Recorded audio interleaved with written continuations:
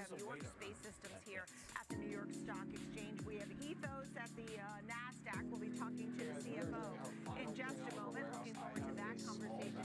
The Dow is up 63 points. The S&P is up 10. The NASDAQ here is on the move. And there's a look at some of the different groups there. Healthcare under some pressure there. So that's something worth noting. Gold is still up $225. The safe haven of gold still definitely a trade. And we did see the 10-year bond yield click higher. And right now it's at 427. Bitcoin, not a story still. 87,000. All right. So be patient, I guess, in that crypto world. They've had a very tough 12 months, I would say. Joining me now, Diane King Hall, ready to kick it off with a lot of these big movers. And it's great to see you, and we're looking at IBM to kick it off. Gosh, big rally for IBM. Those shares up more than 7% off the back of its quarterly results.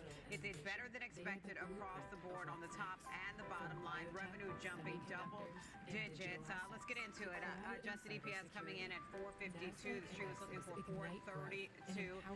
Revenue jumping 12% to $19.69 billion. We'll call that $19.7 billion there. Again, the street really liking what they're seeing here. It was strength across the board. Their guidance, they're expecting full year revenue growth above 5%, so that's ahead of consensus.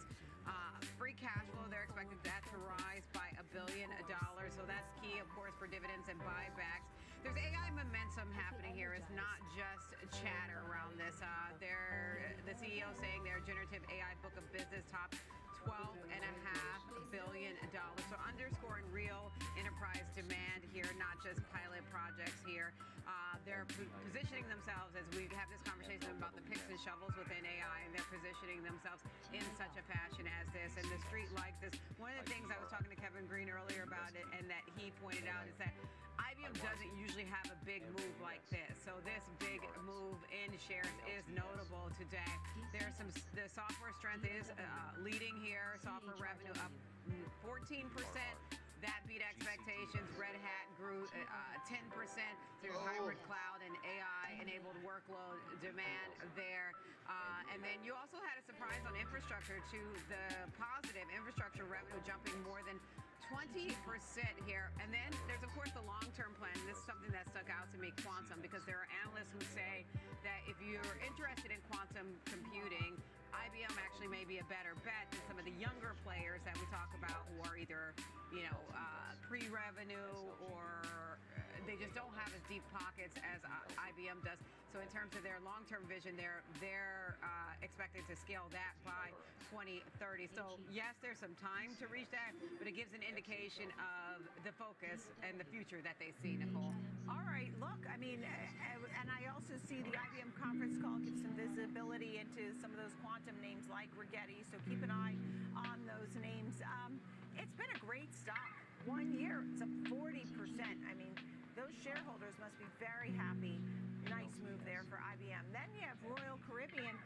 That has enough arrow. Oh, my goodness. Setting sail this morning for Royal Caribbean. Hats off to Jason Liberty, the CEO over there, who I've had the chance to interview in the past. Great quarter, or great forecast, I should say. The quarter came in line with expectations. Adjusted EPS 280. Revenue $4.26 billion, so just hitting the mark there. But really, it's about what does the forecast look like? Are people holding on to their experiences? And that's exactly what we're seeing here. Management saying that demand for future cruises is as strong as it has ever been. Adjusted EPS for 2026, they're forecasting between 1770 to 1810. That is well above what the street was looking for. Revenue growth, they're expecting that to be in the double digits. That's ahead of the growth that the street was looking for. They were expecting about 9% growth. So there's the confidence and demand momentum, and of course pricing power, because it wasn't just about buying the cruise. It's about how much passengers are willing to pay while they're on the cruise. Ticket revenue up when they're on the ship. The things that they're buying, that increase as well. They said that for 2026, about 2/3 of capacity is already booked out and at record of pricing. So it shows that that experience economy, at least when it comes to Royal Caribbean, is still holding up strong. As you mentioned, those shares rising double digits, Nicole. All right, last but not least, let's take a look here at Lam Research, how that's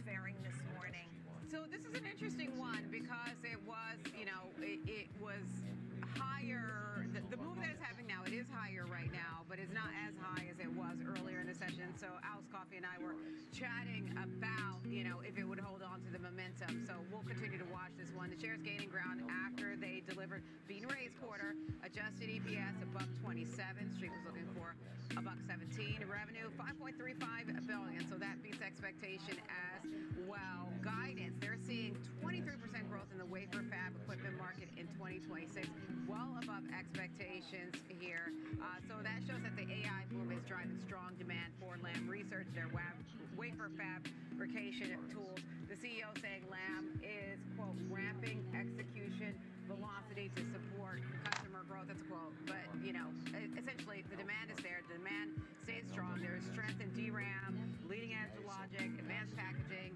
Lam Research benefits from this. The guidance looks good, and the street likes it. All right, Diane King Hall, thank you so much. You got Good it. look there. 3 key names on Wall Street. We continue to have all the coverage for you, wall-to-wall coverage of all the earnings, record highs, and new listings. Because coming up next, we're talking to Ethos, the CFO from the NASDAQ, will join us. This, as life insurance and annuities is growing exponentially, $140 billion of new premiums annually. And think Jay-Z, Will Smith, Kevin Durant, and Robert Downey Jr.? What? We'll be right back.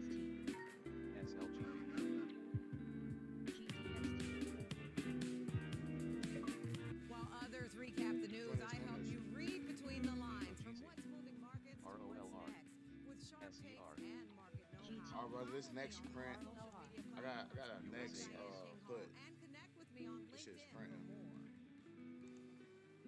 RKLZ. Hip hop fan. Last year, my dad had a stroke. Big shock to see this person that I've always seen as a force in our family be vulnerable. Wait, had a stroke? CALC. Yes. Now we're in the car together almost daily. I started to realize, what can I pick up from my dad? He's been with Schwab for a long time. Jim, my financial consultant. I programmed that 20 years ago. Jim's really been there to answer any questions I ever have. See how Makes far a this huge can go difference when down. you have someone that actually cares. I got this running like Live 15% insights, actionable yesterday. data, and market-moving That's a analysis. put at the top. Schwab Network connects the headlines to the why in real time. Watch got free some more room to go 24/7 down at eventually. schwabnetwork.com. Welcome back to Opening Bell, and we're talking life insurance. I just mentioned how huge this industry really is. When you look at life insurance and annuities, Yeah, let me get growing my about man $140 here. billion a year annually. sleepy, but- I'm getting those stats from Ethos, which begins trading today. It's an IPO at the NASDAQ. Bro, I And joining finished me my right project now, last Chris night, y'all. I was up. Capozzi, I finished my CFO of project. Ethos Technologies. Can't So wait to tell y'all, congratulations show to you y'all and about your it. team. You're really making insurance easier for folks. What is this about? Tell us a little bit about your firm. Good morning, and thank you for letting me join you.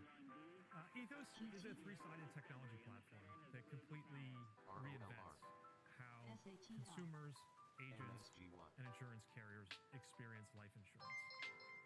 We transform the purchasing experience for consumers, the selling process for agents, and the underwriting process for carriers. I don't know if you've ever applied for life But why in insurance, the world would but it if you start did, me you down there, probably bro? experienced an antiquated and friction-filled My application trader be process. tripping, bro. Forced You see it interface started down there. between agents, They put the spy at underwriters, 100. medical Why would they professionals, start the spy down exposed to medical examinations, blood draws, and a process that takes anywhere from 6 to 8 weeks. And that's assuming that you get approved for coverage, because if you don't, that process starts all over again. With Ethos, we have transformed that process that could take weeks and months down to minutes. We've used disruptive technology to essentially make purchasing life insurance as simple as buying a plane ticket on your phone. You can do it in under 10 minutes with no medical examinations.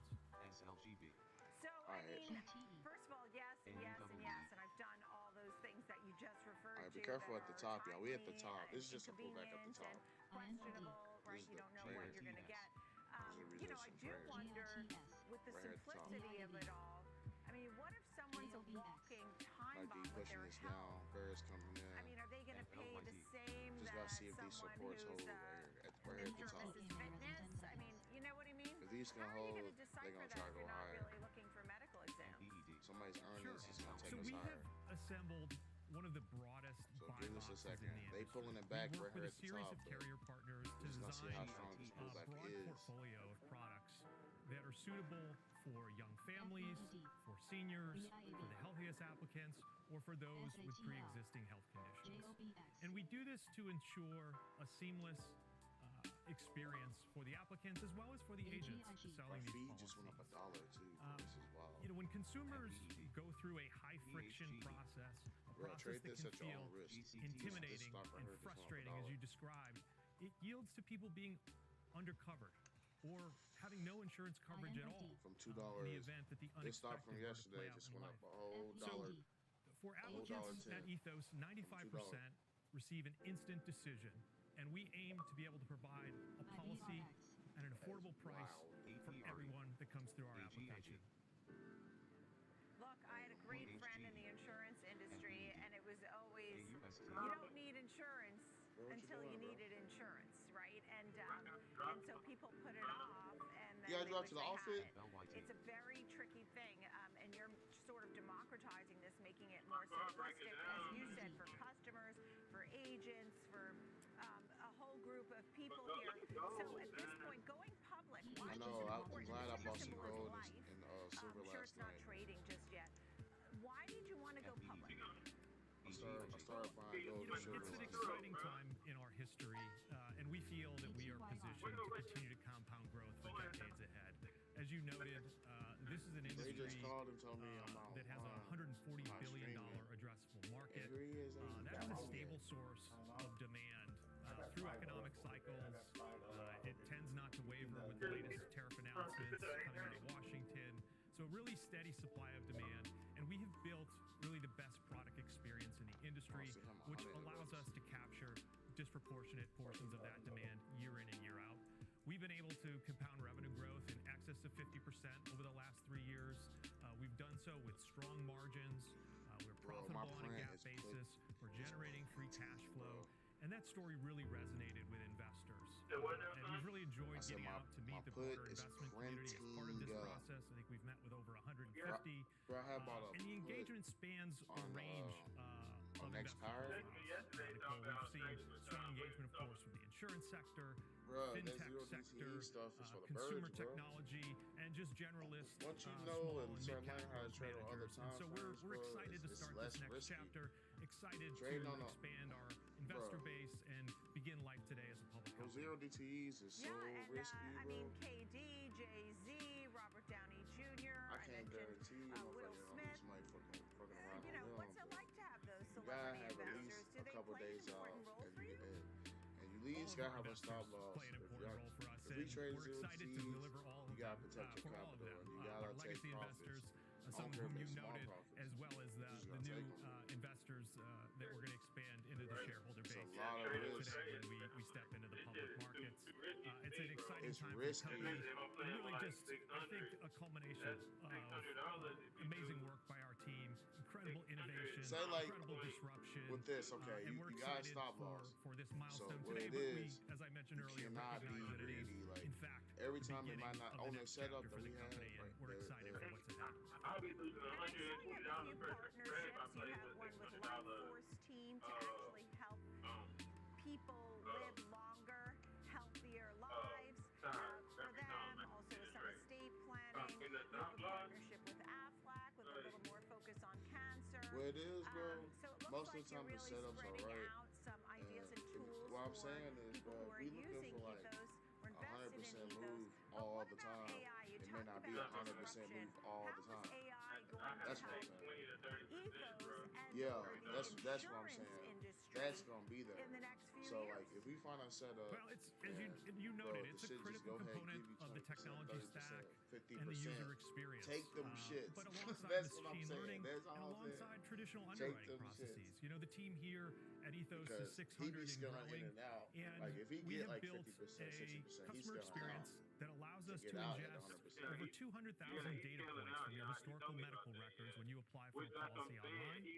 We then normalize that data, take it from an unstructured format to a structured format. We then apply tens of thousands of underwriting rules to arrive at an underwriting decision in under 10 minutes that provides you as a consumer with That's affordable what it coverage is. for your family and also So for our carrier partners, to You know what I'm saying? provide He can them guide with us as much appropriate as he can guide risk-adjusted us, bro. returns. Anybody can, but it's just on Well, us to have take the fun profit. today. Enjoy your Have a big target, day, have a Chris. plan or whatever. And we look Thank you forward very to much. speaking Just go to ahead and you take profit, again and then soon. Please just touch stack base the with us. profits. Thank you, Chris. And bring some of the That's all it really celebrities. is. You know, Will they do. can sit Have a right great here day. on the Fucking around desk with trying you. to Chris get Capozzi, 300%, CFO of 200%. Ethos It Technologies. may be there, it may not be there, but Kevin, it's time. Key race to watch on the charts. We have our own celebrity. And that's Kevin Day Spacey trading here like today. it's my second job. This niggas can do $100,000 a year just day trading. Oh, I got yeah. a whole nother job.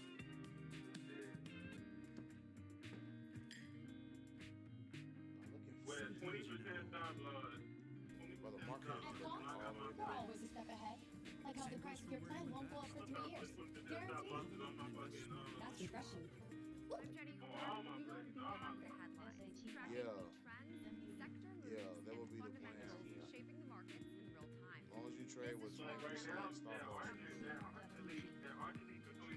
Like 22% down right now. Live from Chicago, this is Trading 360. I'm Marley Cato. We track macro forces, market trends, and company news that shape investor decisions, all with expert analysis and actionable details from inflation data to sector rotations, earnings. The market is dying. We're going to view of the market every trading day. Trading The 360, market is in-depth dying. Bro, market why I coverage say, straight from Chicago. why I Weekdays say at 11 a.m. Facebook Eastern was on on the Bob print, Network. right?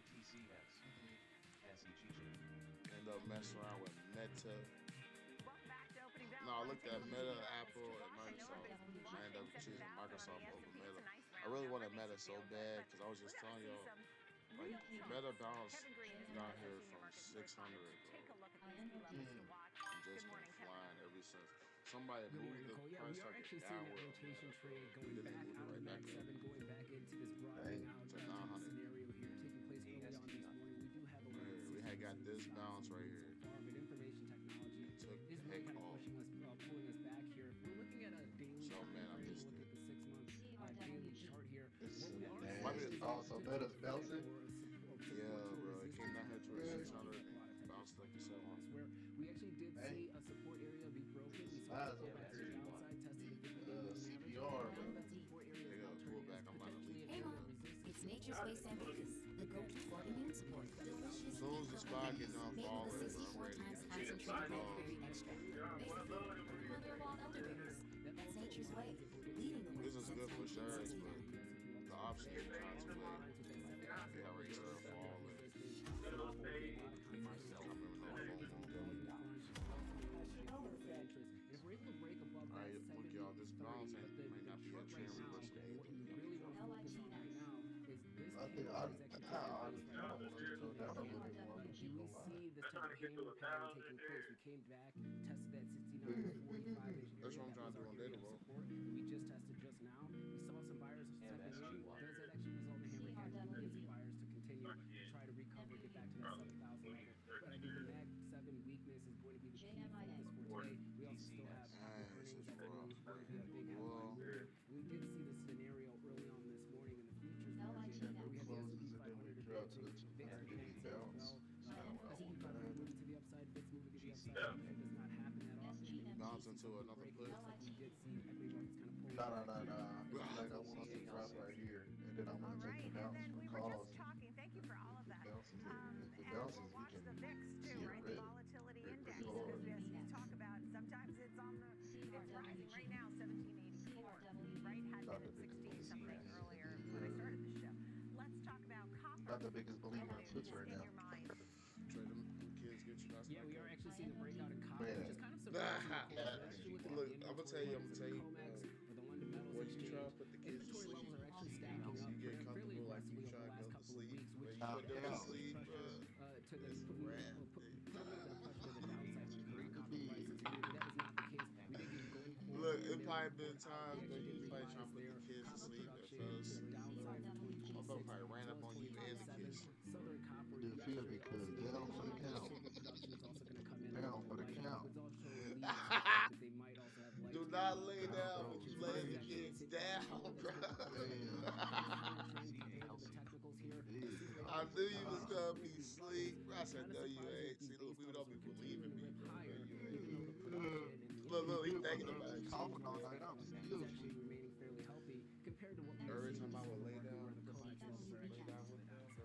so All right, tired, Kevin bro. Green, it's great to see you. Thank you Don't so ever lay much. down. I And told you stand you gotta by put that here because rain we have on. our market meetup panel. Alex Put Coffey that and rain Kevin That on. Hanks are rain with on me, it, and I I'm would have been looking at, sleep. I definitely would have been sleep Royal past Caribbean No, up you lay them down and put the 15%. rain on. Shut the Earnings door. season Leave is it. so much fun. With no Let's go rain. through the winners for the people that It's are along. We crazy. have Royal Caribbean, I'm Southwest, serious. Meta, You leave them in there with Carnival, that rain. IBM, Don't lay Lockheed down Martin, with them. also many Whatever. others in the Blessings, bro. green today. Alex, some of your thoughts on what's going on here today? Yeah, if you're an That shit individual is funny stock as picker hell, and you bro. pick some of those names around earnings, you're having quite the nice session. But for those who are a little bit more macro Look at this focused, as I rejection would rate, kind of bro. slot Like they want to go myself, lower. today's a Microsoft story. Microsoft has, as I kind of thought it would, not necessarily this move necessarily, but I thought it was going to be the biggest factor into this week's price action. And I think comfortably I can say that so far it has been eclipsing the Fed, eclipsing Meta platforms as well. Its near $50 move lower is contributing about 43 points worth of downwards pressure to the S&P 500. Well, I'm looking at Now, S&P just 500 went, right now, it's bro. only down 28. So if you took What Microsoft else is out up on the over day? the Everything S&P is 499, fast. it'd be Dropping. quite a Well, nice I don't session. want We'd to look probably at be the. I don't back want to look at near VIX, but I know.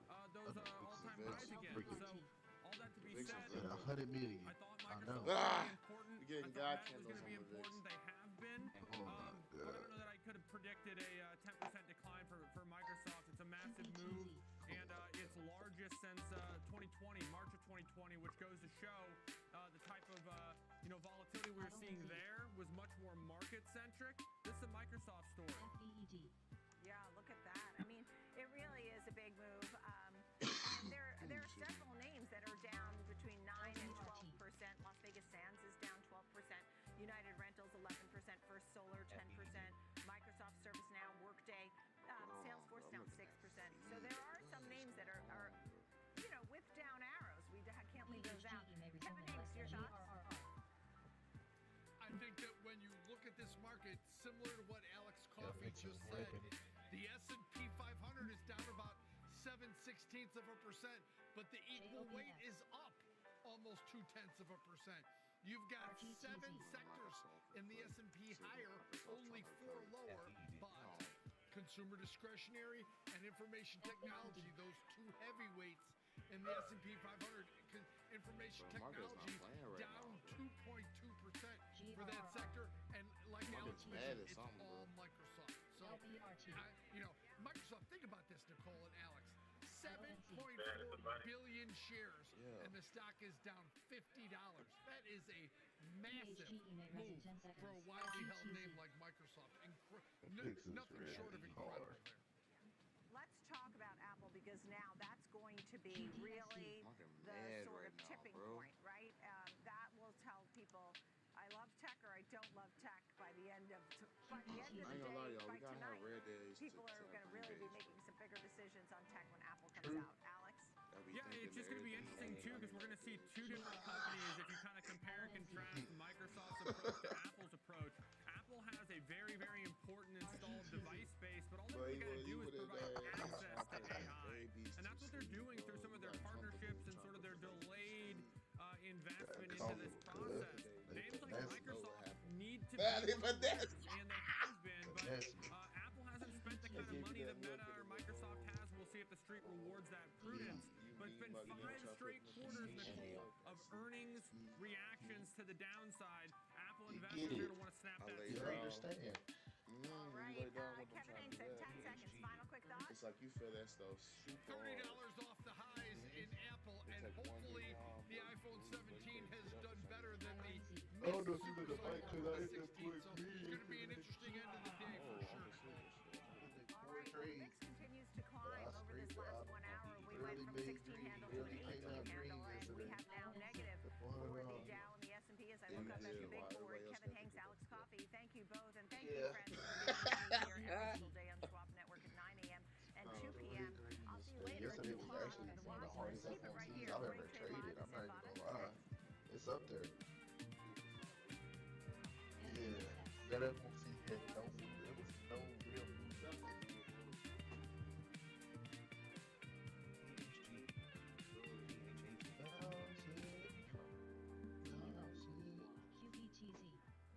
This stuff because it looks like it was different than what it was. Yeah, he doesn't. So Schwab Bank Investor Checking, the checking account built for investors, named highest in client satisfaction by J.D. Power for 7 years in a row. With Investor Checking, you get the award-winning features of our checking account, plus cash management solutions, all designed for investors like you, with unlimited ATM fee rebates for cash withdrawals worldwide, no overdraft fees, and enhanced security features to keep your money safe. Also, because your Investor Checking account is linked to your Schwab One brokerage account, you can manage your checking and investing in one convenient location. Moving funds between your accounts is easy.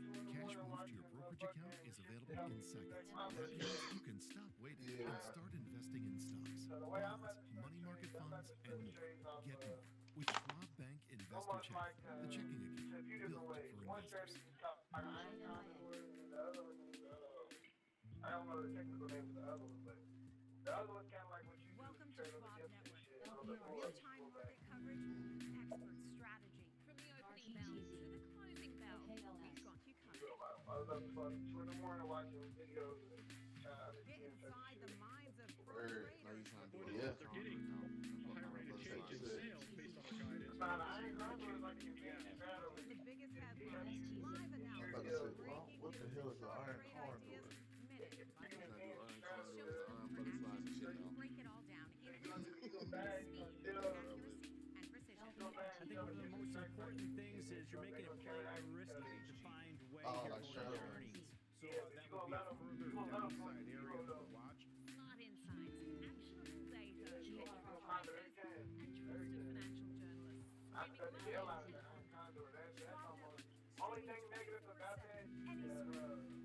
your risk is low, your reward is low, but you ain't losing no money on that at all. My grandparents moved here. Did they know what our family did? They don't even know if they could envision it to leave everything behind, literally come I across thought that the he was entire crazy. world. He Think was that letting them we motherfuckers can inspire. get what their He wishes let me were. understand, like, Schwab has been with us for almost 25 years through purchasing of houses, opening up our business, having children. They've always been there for us. I want to invest in a company that can help me give my family a happy financial future. I'm glad I caught that. Stay connected to what moves the market. Download the Schwab Network app and stream anytime wherever you are. Every stop. Yeah, All that's the stops. deleted. I need us to drop. Here we go. Here we go. What y'all calls? No, not in anything right now. I wanted us to touch this MDMA, which we just did.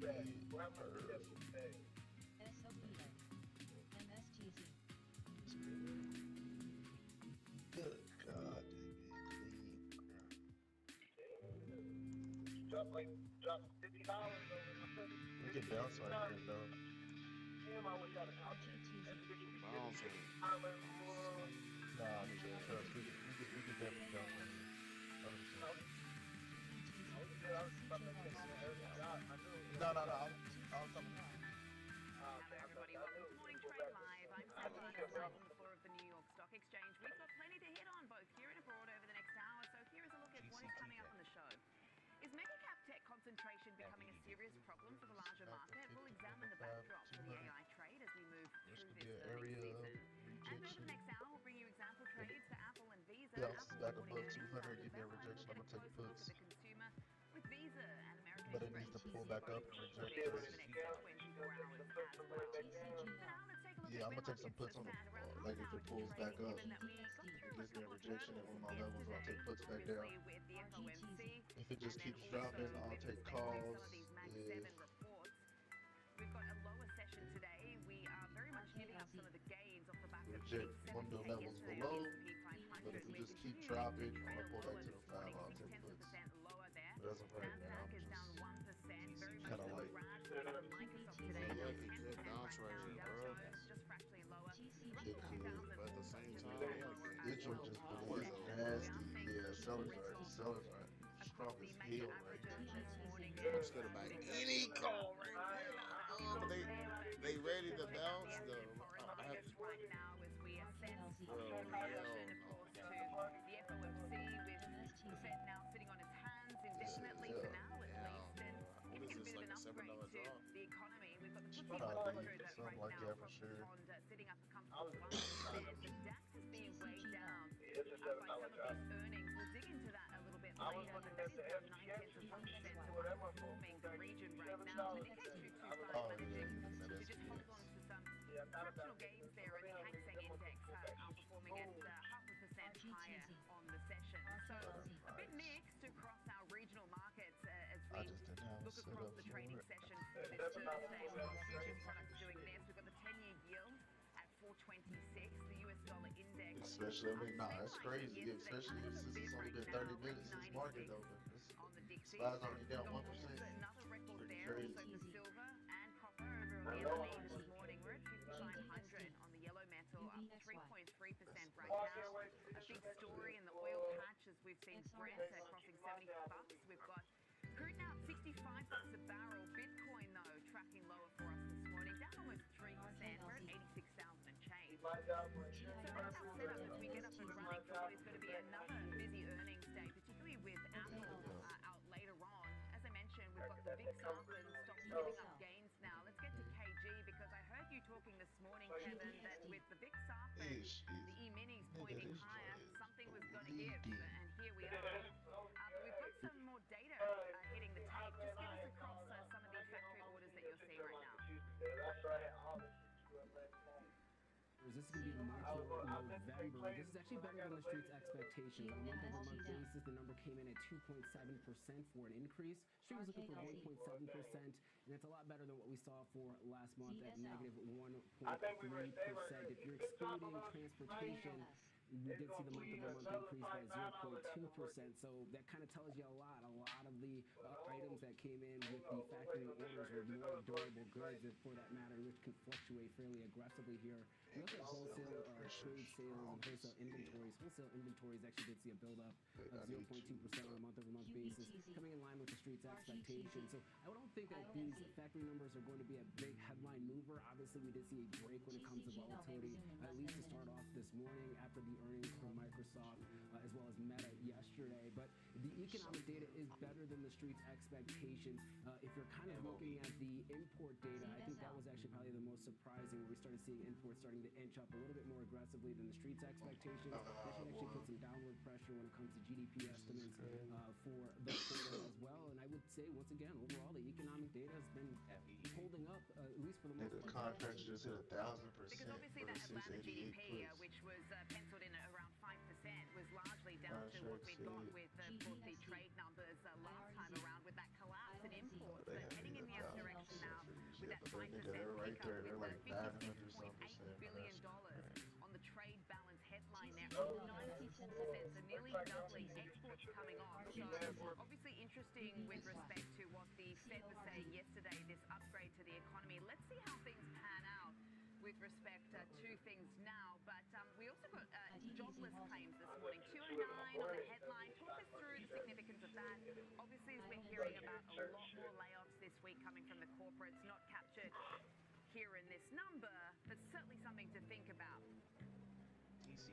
Yeah, so for initial claims, it's still at a fairly low level if you're looking at it at a historical basis. It did come in hotter than the street's expectations, coming in at 209,000 for last week. Street was looking for 206,000. We did see revision for last week's numbers as well, revising that up to 210,000. Previously, that was at 200,000. But if you're looking at the 4-week moving average for initial claims, somebody called it EMS, my nigga. For that number here, so relatively low.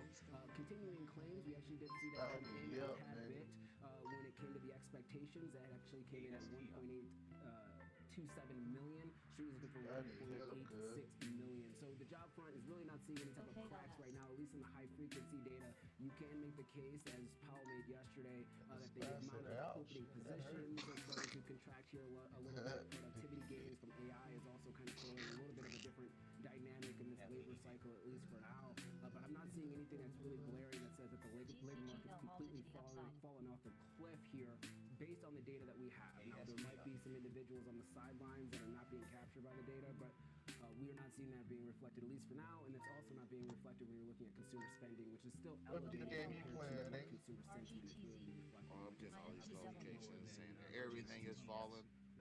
Right, and I mean, Powell sounded a little more optimistic on the jobs market. Obviously, a little bit of an upgrade there with respect to how they're thinking about the downside risks to the labor So I'm market. thinking about calling Why they're Microsoft. seemingly going to sit on their hands indefinitely for now. very much data dependent, as you mentioned, and obviously going to take this Oh, meeting by you meeting. thinking about So that taking a was call on obviously Microsoft? one I of thought the you were saying hurdles you're that we thinking about cleared calling yesterday with Microsoft. respect to what the That market too, was looking because for. they liquidated Obviously, me. a few unanswered questions around All Fed these independence, stocks the is dollar, liquidating all me questions right that he would now. not answer. He's He really falling. wanted to just But they stick get ready to bounce. with That's what the they crazy were thing. meeting Yeah, give me a about bounce. this week. But what about the earnings? You and I were breaking down these numbers yesterday. Obviously, we are aware of the stories here, but what do you make of the reaction? Because it couldn't be more What's of that? a Here they tale come. of two Put them back. quarters this morning with Meta and Microsoft heading in falling. opposite directions. I would also just throw in there as far as this so-called What's the software stock? meltdown. We're R seeing SAP down is 15%.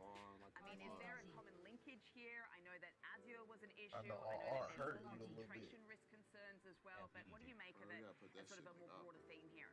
So if you're looking at the overall trend for the S&P 500 companies that Oh my have God, chop a hole reported, it's coming up a position, little bit put it late in when the you're dot. Nah, talking it's about crazy. revenue, but AMC the is adjusted a earnings per penny share stock and now, EPS but I numbers remember are niggas actually was exceeding the trading street's expectations. So AMC like to revenue death. I was could be like, a well, you sign niggas that better maybe stop things are trading slowing that, over the boy. next couple of quarters, but this is just one quarter, at least for now, that we are not, we Niggas are better stop obviously not trading able AMC. to make a definitive trend at that moment here.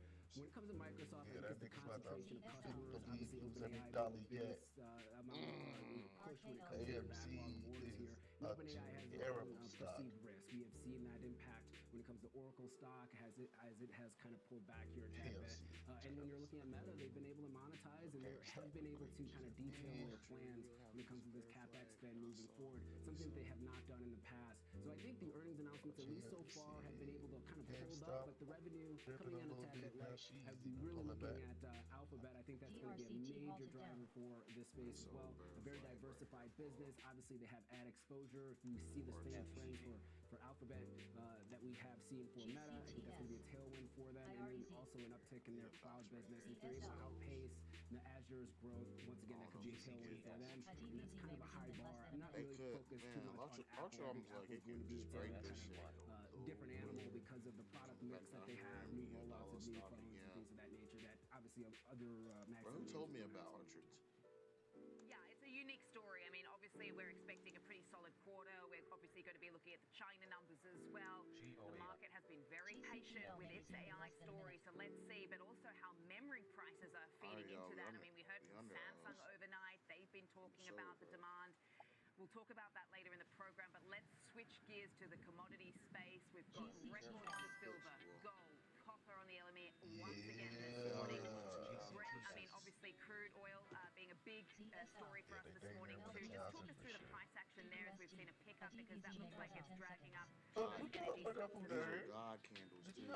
You are seeing crude oil catching a pretty decent bid. This is on the geopolitical risk, as well as maybe some of the logistics and production issues that we might see here in the United States over the next week or so because of that massive storm. But the AP is reporting that Iran has actually once again notified some of these shipping companies here that ship through the Strait of Hormuz that they're going to do a live fire drill within the next week or so, which is actually very interesting. So that obviously is putting a little bit more risk when it comes to the oil flows. Now, the Strait of Hormuz controls around 20% of the global oil flows, but really it's going to have an impact on the Asia markets, where the Strait of Hormuz is around 80% of the total traffic when it comes to oil going to the Asia Pacific markets here. So you are seeing crude oil move to the upside. We also have this BWET, or this Amplified Oil Tanker Shipping ETF. This really tracks tanker rate futures. So we have seen that move aggressively to the upside. Not only in the Middle East, but also happening in the Black Sea here. And will continue to move higher, up about 4.5% today, those tanker rates, because of this particular warning. So keep your eye out on some of these shipping stocks, or these tanker stocks like TK. Those could actually catch a pretty decent bid over the next couple of days in the event that we do see this actually escalate and it's more than just a live fire drill. Right now, we can't say that's going to be the case, but obviously tensions are rising there when it comes to the U.S. and Iran. Gotcha. KT, really appreciate unpacking all of those stories for us this morning and some of the data. Thank you so much. We'll check in with you a little bit later. Coming up, we will dive into the impact of the mega cap tech rally is having on the larger market, or I should say the earnings, as we continue to get these report cards from the biggest tech firms. Morning Trade Live is back after this.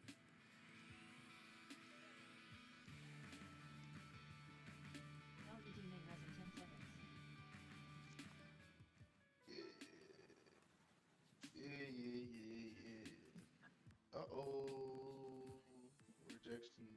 rejecting. It's rejecting. JMIA. OKLS. In the streets are pure gold. Cause I have it set up good.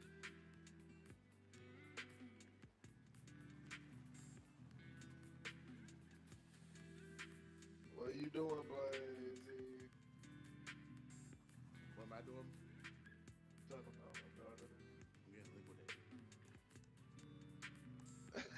What are you doing? Let me look at it. Yo, shit, I'm getting tapped right now, good. Yeah. DRCT may resume in less than a minute. Cause No, I got a put right now that they're trying to recover that too. I'm about to probably take some calls here in about 2 minutes if we can I'm reject. Nicole Pedalides at the New York 6:30, Stock Exchange. Live interviews, market movers, and real-time coverage right from the floor. Subscribe now at schwabnetwork.com.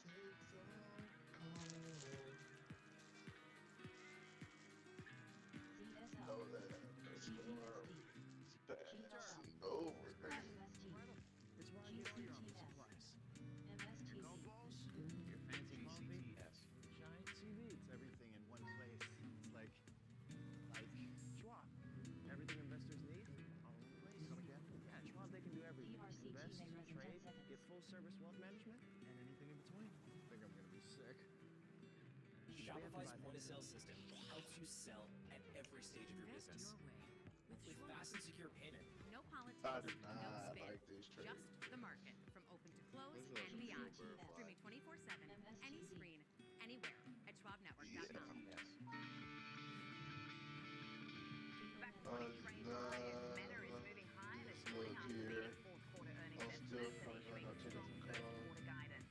Meta ended the quarter with more than $3.5 Hey, billion cuz if I daily snipe this bottom, cuz users I'm and expects cold, CapEx to cuz jump I'm as not much gonna as lie to you. $135 billion this year. So we are trading high by 7.7% If I snipe this, on good. this name this morning, which is a very different story to what we saw the previous quarter. It's one of our top performers on the S&P 500. Here's the rest of the leaderboard. You've If got and a lot only of if I snipe earnings-driven this, stories, a lot of I will be optimism one of the coaches. in the guidance here coming from the folks over at Royal Caribbean about the future of travel. Southwest Airlines, you can sort of bundle that in there as well. 11.5% higher. Oh my Martin is up 7.5% right now Well, I as don't know well. about So the touch some calls. nice double-digit gains across some of our travel stocks this morning. And then there's the laggards. We've got First Solar, which is down Nigga, 12%. what's wrong? Look Vegas at the Sands markets. is It's falling crazy. about a similar amount, down 13%.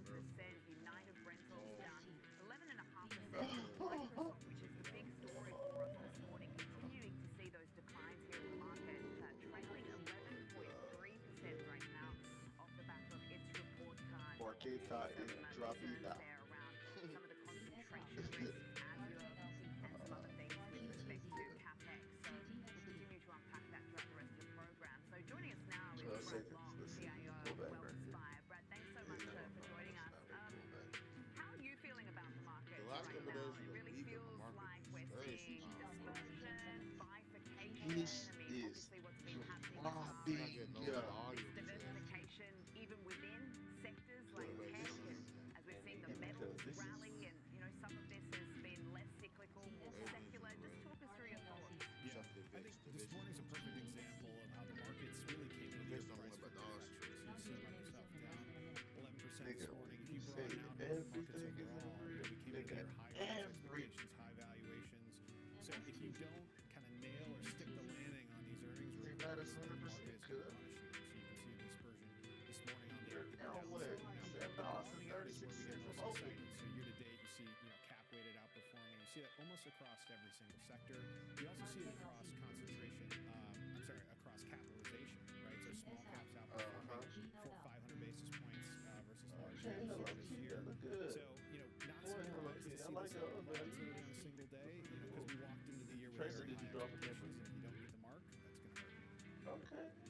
Okay, but everything sort of starts with the Mag 7 good, as man. far as that broadening out That's theme really that we're good. hearing about, because everyone's been talking about the picks and shovels, these sort of backdoor kind of adjacent AI themes, the way to play this without obviously having to jump into the more sort of expensive told y'all don't trades. mess But with when day you hear traders. about some of the concentration risk and He you said see you the want results to we've what? seen from I told Microsoft you about the today, messing with day does it traders. still build the case Who? for that rotation trade, or do you start to question that as well? Hey, We have a lot of clients stay that away, really, bro. they'll ask the question like, hey, I want to get into AI. And the first thing is you got to Stay start away. with It wasn't facts. such a Like, You know our what I'm saying? analysis, He about out here 40% of straddling the S&P is directly That's or because indirectly exposed to AI. So that's past people you know, shift that previous way. peaks. People don't have patience. 2007, It's like you I had mean, human technology, nature to have patience. So people financials, just 20% do of not the have S&P. patience. Like me, I haven't 1999, taken tech not was one trade. 34% of the S&P. So there's already a big bet there. I So haven't taken it's one not so much trade. about getting in. So To your point even on though market's broadening red on out, the day, that's nigga, going to I'm be critical. It's more about zero. I managing haven't the taken a risk trade. rather than getting in. So I this ain't year, made money, but I ain't we lost it either. have pretty material positions, mid cap and small caps with down capitalization. We see the benefits that AI, the LLMs are accruing on those balance sheets and the Okay, earnings you don't expectations in feel small me. caps, Yeah, definitely I'm trumping old large caps here year to y'all date. getting touched That and also shit. applies outside of the United States. A lot of opportunity outside of trying New to York think, to like, what I California. should And frankly, the weakening dollar has been a nice tailwind there as well. I mean, where Yeah, I want to talk about should that I because it really seems like start? some of the AI bull case has actually shifted to Asia. I mean, take a look at Across the South street, Korean living in coffee. I mean, it's up like Back to 25% year to date. We haven't they even said finished with the January box. yet, and this is a Got lot two to do phones with some of waiting the to try. high-flying memory names. I'm just wondering, you know, as you mentioned, with the currency crosses and then everything else Maybe a that's pullback going to the on 5 year with base respect is a to weird the more looking sort of cyclical indicators setup with we got right here, bro. AI technology, how you're thinking about certain pockets of the international market and where you're looking. Yeah, international is definitely an attractive area. We've really been moving into both developed international and emerging since November of 24. So 25 clearly, both on a local and currency adjusted basis, did well. We're seeing a big, strong start here out of emerging markets, both in Asia, as you mentioned, South Korea really letting it rip. You know, in LATAM, obviously Brazil is doing very well here. Some of the saber rattling around, you know, minerals and Greenland, et cetera, you know, putting a bid into those prices. And so we do think long-term, structural, right? There are definitely opportunities outside of the U.S. that has been the large, you know, kind of winner over the last decade, with the exception of 2025. And we think that that will continue through 26. And then what about the macro backdrop? You know, when you think about investing here in the US, given what Powell and Co had to say yesterday with this sort of upgrade to the economy, not so worried about the jobs market, sitting on their hands indefinitely for now. And then, you know, obviously with some of the trade numbers we got out this morning with the whole onshoring efforts, where the dollar's at, what we're seeing in treasuries, jobless claims, these corporates announcing big cuts to their labor force. I mean, how are you tying it all together? Yeah, I mean, look, we could spend an hour on all of those things. If you start to cut through, right, macro backdrop looks pretty strong. The economy has been noise resistant. Last year we threw it at Liberation Day. We threw it at a closure of the government. We, you know, did everything we could to slow it down. GDP is very strong through 2025. Got some good data last week. Inflation, not exactly where the Fed wants it, but also not in bad territory. Sub 3 is still, you know, about where we would expect inflation to be. And so the only real weakness here is on the kind of shorter or higher frequency data around the labor market. You know, Fed kind of, Powell took his foot off the brake there of concern yesterday, and then obviously walked into. Man, we're watch not the blood. we're not surprised that they Come over paused here to the yesterday. market. But we do think that the economy continues to chug refer along the here, and market it's going to be around. one of the I'm solid definitely not backdrops taking. for I haven't taken 26. no trades. Well, how do you invest around that when you've got expectations of an acceleration of growth sans jobs, or perhaps even a labor Definitely market getting in bloody for recession? sure. Well, you know, if you look at the labor market itself, where the real weakness is actually in the youngest of cohorts here in the United States. It's not overall, and so that could be part of the AI trade, right? If you think about the knowledge that's coming from AI, you would think of it as kind of the junior professional on your staff coming straight out of college, not the senior professional that's interpreting the information. You know, the long-term and lagged effects of AI and labor might start to be seen recently here in some of that weakness. Now, in aggregate, right, even though you have Amazon coming out with Alright, a layoffs, small some part of of these them big said numbers, take where puts their right AI here. policies are starting to catch up to some of the COVID binge hiring and retention around employees. You don't have to see kind of this washout in labor. You will see, you know, we believe you'll see continued economic growth, but you're going to have, you know, kind of some of these slow pockets of labor because of the stop AI which is a great Good to put it in context. Brad, really appreciate it. Thanks so much for the chat. Brad great. Lyon, CIO of Wells Fire, joining us there. Coming up, we'll get a closer look at the big picture from the team over at Morning Trade Live. We'll be right back.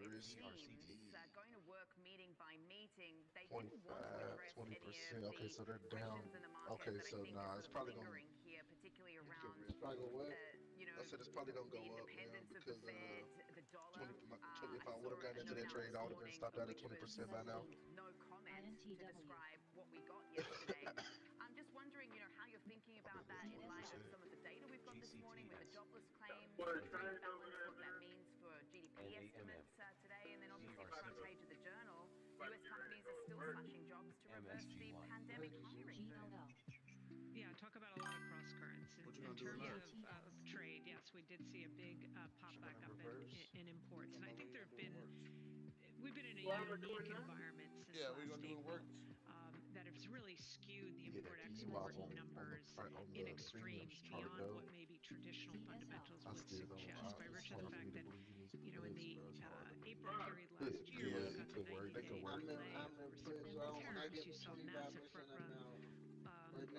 pre-ordering of inventories of imports that built up inventories at a low-cost basis. Then we ultimately saw a big drop in imports, now a big pickup in imports, and the import-export relationship, the way that works into GDP calculations, suggests that becomes a hit to GDP. So we might start to see some lower estimates. I think looking at earnings on a going forward basis, I think there's an interesting focus, and there should be, on the productivity story. Are we seeing it in the numbers? How much of it is tied to AI? And are we seeing it in the profit margin story? I think the downgrade to the profit margin outlook in the case of Microsoft is one of the issues that's in play in market performance on a day like today. I'm ready to get out of here. Got you. And as far as some of the things that you're seeing, obviously, how long you think we were for that? Story that we've been No discussing telling. over the last couple of months or so has been very much shifting to international. I mean, EM has been outperforming. I'm just wondering, what you're seeing as far as some of those flows into the emerging markets and also other developed international markets as well. Yeah, so for instance, the latest week of data available on exchange rate flows, which is typically the way we track flows these days, just because they're so much more popular as vehicles relative to your traditional active mutual funds. And we did see a big outflow this week that's available out of U.S. large caps, and a continued push and flows into both emerging market exchange traded funds and developed market exchange traded funds. So I think that has been, I often get comments around how the market has been so resilient to all of this geopolitical instability and some of the headlines associated with that. But money has been moving in reflection of that instability. It hasn't just been a whoosh down on the part of the S&P 500, but I think the flows into international, obviously parabolic move that we've seen in precious metals, both gold and silver. I think that and the weakness in the dollar, that's where you're seeing a reflection of this macro instability and uncertainty. Yeah, and some of that has, of course, been predicated on the AI trade as well as these sort of cyclical indicators, like, as you say, the metals and some of the EM markets. I mean, now becoming more sort of secular in nature. We have the market there, Liz Ann. Always a pleasure to speak to you. Thanks so much for that this morning. Liz Ann, I see that motherfucker back to weekly lows, maybe monthly or something for sure. Coming up, it's time for the morning trade. They still got your tags on that fool. Today's earnings report. Morning trade live. We'll be right back. Yeah. That motherfucker might lose. So I can go to CCC by April. What? Trading Pro is powered by Ameritrade, giving traders even more ways to sharpen their skills with tailored education. You can An easily lose expanding library filled with new online videos, webcasts, articles, courses, and more. All crafted just for traders. And with guided learning paths, stacked with content curated to fit your unique goals, you can spend less time searching and more time learning. Trade brilliantly with Schwab. This mic right here, I'm gonna go with some Schwab calls. Network delivers real-time market insights, live from the NYSE, NASDAQ, SIBO, and beyond. The From market earnings to fighting economic data, we cover what matters as it happens. Streaming 24/7, anytime, anywhere, free on SchwabNetwork.com. Whether you're an experienced investor or just getting started, Charles Schwab No, offers this a these webcast contracts right I'm for looking you. at. I'm about to Are you a try to find it out long-term too. investor? Our There it investing goes. webcast series breaks down different investing Like, I've been starting to understand all that shit a little more good. income, and more. Best of all, Delta you crucial. I was looking right past that shit. Notification code. Yeah, you wanna know how much you gonna make per dollar move. Yeah, check that thing again. The chance that, well, another way of looking at it is, it's the chances the Lord goes into the money. Percentage that you gonna go into the money, into that money.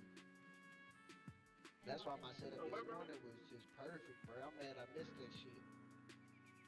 I just got a nice little bit of that pullback, but I'd have got it when I really Iconic trading floor in the world. This is Opening Bell with Nicole Petalini. I'd be up probably triple. Stock Exchange. I'd be up to 400%.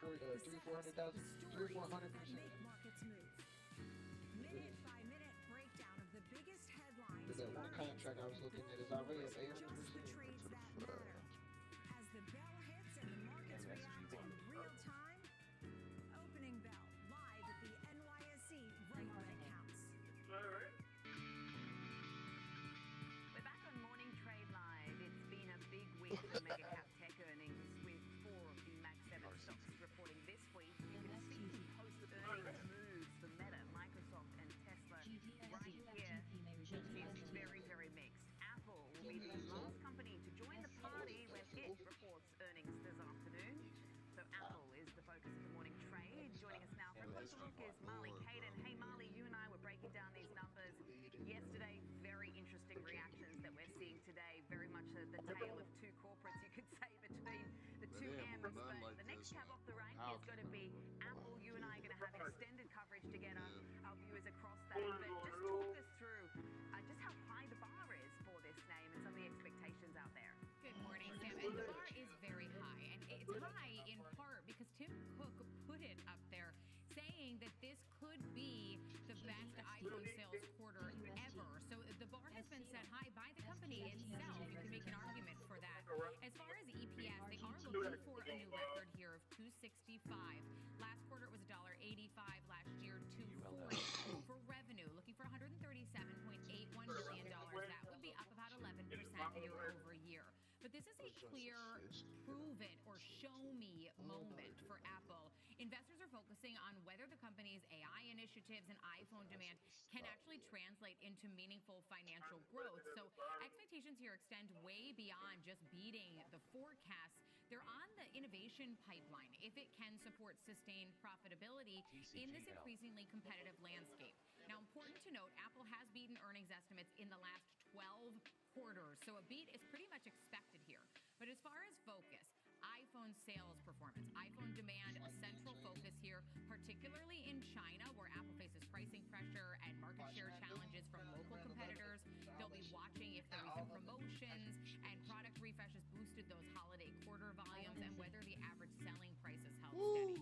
Holiday quarter, typically one of Apple's strongest, especially for consumer electronics. So that will be important for their annual revenue. Services segment, again, expected to be the primary stabilizer and margin driver, with high margin offering subscription payments and digital services, leveraging its large installed base to cushion those earnings when device sales wane. But we already know some of those early iPhone numbers, and we don't expect any waning numbers there. But they are expected to also announce that formal partnership with Alphabet to integrate Gemini into the ecosystem later this year. So any updates on that AI strategy, I think, are going to be integral here, Sam. And it's one of those things where the numbers may come across, but any commentary on that may be the thing that moves the market. Also a part of this are several analysts, JP Morgan, UBS, Morgan Stanley, citing these memory chip shortages and if those could weigh on margins. So that's another thing to keep a close eye on. Yeah, and as we say, investors have been credited with being very patient on this name. So let's see if we get any update on the AI story, as we say. And a bit of a show-me kind of moment, as you say as well, Marley, like we saw with Meta. Let's see if we see the same sort of reaction. But you can catch Marley and I with extended coverage on MOC later today at 3 p.m. Eastern. We'll break down those numbers for you as and when we get them after the closing. Didn't mean to scare you there. Let's trade it now with Joe Tigay, portfolio manager of the Rational Equity Armor Fund. Very good morning to you, Joe. So an example trade for us this morning for Apple, trading just lower today, just fractionally as we await direction from these numbers. But what's the approach? Yeah, thanks for having me. What an exciting day. I mean, really all over the place, seeing a lot of big moves in some of the precious metals, seeing some really big moves in the software names. following some earnings. So it's really fascinating to watch this market. Maybe a little rotation out of software names. Very interesting to see. It's hard to understand how this happened so quickly. Maybe it's a little overdone, but we'll see if that pulls back anyways.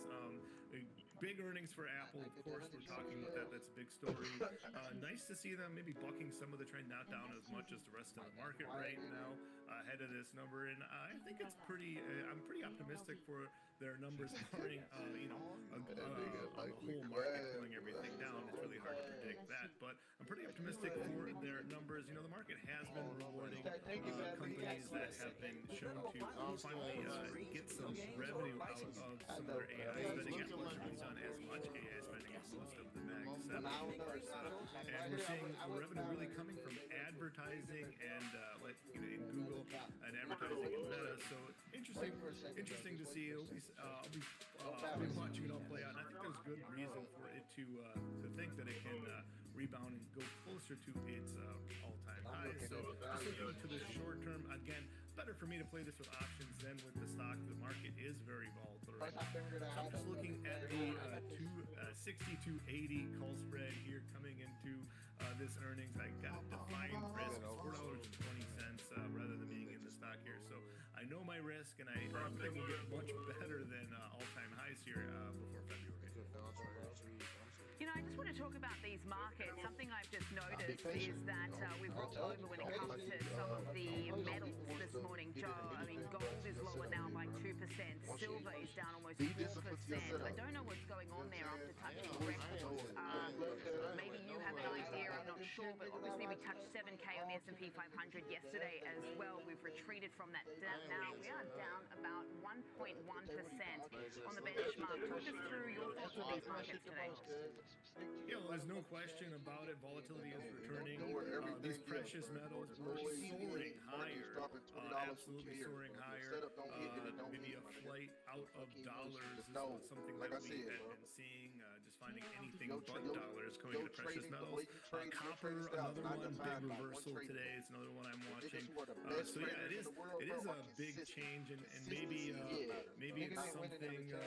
Maybe we're going to be coming back into the dollar. Maybe the dollar had gotten too weak this week. It was kind of offside there, but absolutely it was a very crowded trade in this precious metals. It makes sense to see the fast move, unexplained fast move upwards in some of these precious metals, which nobody really thought was justified. Of course, gold and silver is worth what anybody is willing to pay for it, obviously, but it just came too fast, too soon.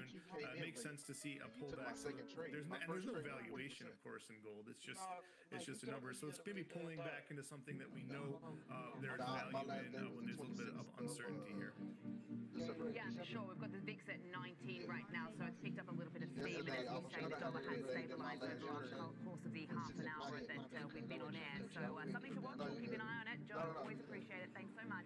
Joe Tigay, Portfolio Manager of the Rational Equity Alpha Fund. Coming up, we'll take a closer look at the sectors on the move this morning in the earnings at moving markets overseas. This morning, Trade Line. We'll be right back.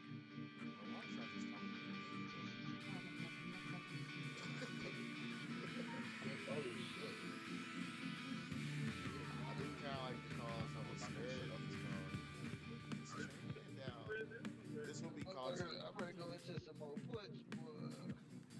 It dropped below this right here. I'm back more. Well, they should get a bounce. They should get a nice bounce. There's some crazy support right here where it's at. Where it's stuck at, where it's kind of where it's lingering at. There's a support right there. And like that bounce was a rejection. It was, wasn't it? 680, 688 is a nice little support area. Maybe a little higher than that actually. Might be where it's at now, 687. Well, this shit gonna fall off now. The drop below the 687, I would definitely go into more puts for sure. What's up, man? That's what I'm going to do. Go into drop below the 677. Yes, sir.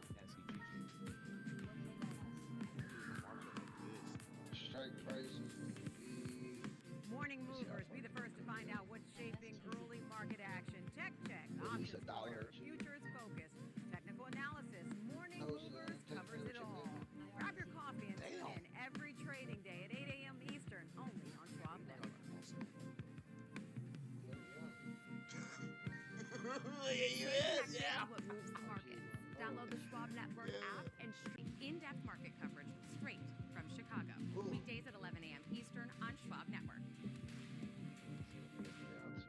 Mom, when my grandparents moved here, did they know what our family would become? I don't even know if they could envision it, to leave everything behind, literally come across the entire world. I think that we totally met what their wishes were. Schwab has been with us for almost 25 years through purchasing of houses, opening up our business, having children.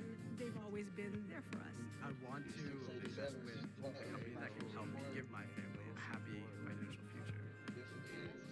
Looking back farther, the jobs below Welcome back to Morning Trade Live. I'm Sam Barnes coming to you live from the New York Stock Exchange. It's time now to look at the sectors that are moving markets this morning. Alex Coffey joins me now. We're seeing quite a move, in fact, to the downside just over the last course of the half hour or so, Alex. We've obviously seen things coming off with the equities. I've just seen, obviously, a move in metals, too, that I mentioned. We're seeing most of the Mag 7 underwater now, all but metal. We know the story there. I don't know what catalyst there is out there, whether it's Iran headlines or something more technical at play here. But just talk us through your thoughts and, obviously, the sector breakdown here. Yeah, I think this is a Microsoft story, Sam. And as we take a look at the heat map, I think it's going to help illustrate that. When you look at the S&P 500 heat map today, about 55% of the components are actually still green on today's session. So this was some big macro event, some big fear around geopolitical tensions, or pick your poison when it comes to headlines. I don't know that would be the case, but if the team can zoom into the software subsector of the IT sector of the S&P 500, what you're going to see is that's that corner of our heat map there that's very, very bright red. And it's going to be, of course, headlined by Microsoft today, which on its own, I have not seen this. It's contributing 50 points worth of downside to the S&P 500, but it's also dragging down all of its peers with the exception of, I think it's AppLovin there on the screen, which we know trades in its own way. This is the story today, Sam, that software stocks under tremendous pressure. Getting absolutely smoked. We are seeing this software meltdown, which was not just today. This is an extension of the trend that we've been seeing. I mean, some of these companies have really been struggling, Microsoft included, and then we've got this 12% move to the downside now, and we're seeing a lot of them getting pulled down as well. We've got that SAP story out in Germany. I'll get to that a little bit later, but for now, we've got the technology sector down almost 4%, so very much the drag here. What else stands out to you about these markets as far as obviously the big switch has picked up? We're at 19 right now, and anything else that sort of has caught your attention this morning? Look, I don't want to, add to the fear, but this to me illustrates what's been the primary risk for markets going back to 2023. Here's a one-day look at VIX, steadily climbing throughout the day, which I think reflects that.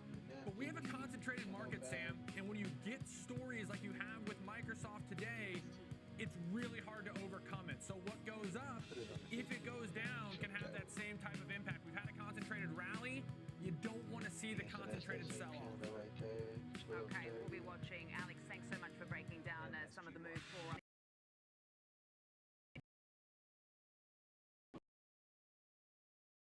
Down 15%. Out today. It also said its cloud backlog growth will decelerate this year. Deutsche Bank reporting record profits and in-line revenue. Fixed income and currencies were a bright spot there, having their best quarter, but corporate activity, investment banking and capital markets growth was slightly softer. The bank was searched today by authorities over an investigation into suspected money laundering, so shares in the German lender falling over 1%. And Samsung seeing its profits more than triple to a new record as it continues to benefit from the memory shortage and demand from the AI infrastructure build-out. Shares rallied initially, but then gave up gains to end the session down 1.5%. The company says while higher memory prices have been good for the chip business, they're expected to hit the smartphone business in the future. Its capex was down for the year as it took a conservative approach, but it plans to increase investments in memory this year.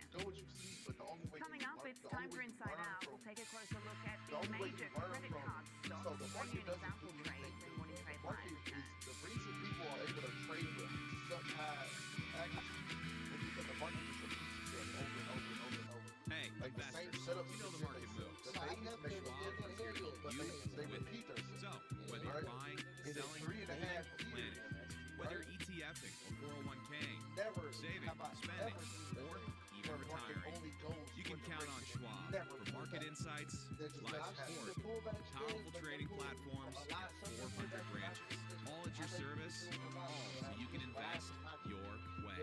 Sounds nice, right? I'm Alex Coffey. And I'm Jenny Horn. This is Next Gen Investing, where we track the trends shaping tomorrow's markets.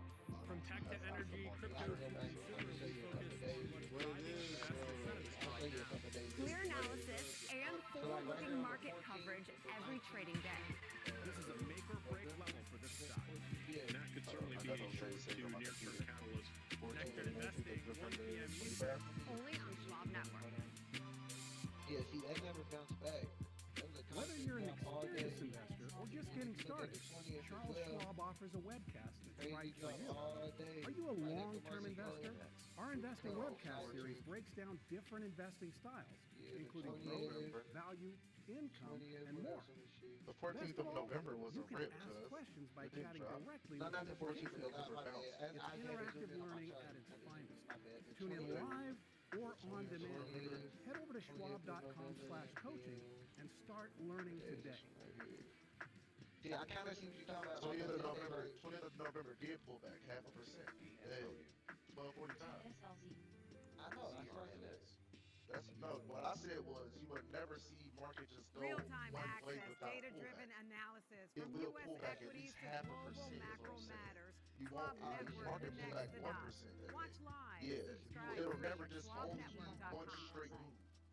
You will have a pullback because once market drops in direction, We're back on Morning Trade Live. We'll get a closer look at the consumer over the next 24 hours when we get earnings from Visa and American Express. So here is a look at the last 12 months for some of these names. Visa, AXP, MasterCard and Capital One. American Express and Capital One are in the green over the last year. Visa and MasterCard, though, are modestly lower. So let's go inside out on some of these credit card stocks. Joining us now is Rebecca Walser, President Walser Wealth Management. So nice to see you this morning, Rebecca. Just talk us through what we're likely to hear from these guys. I mean, look, as far as the airlines are concerned, as far as the cruise lines are concerned, people are spending, they're booking.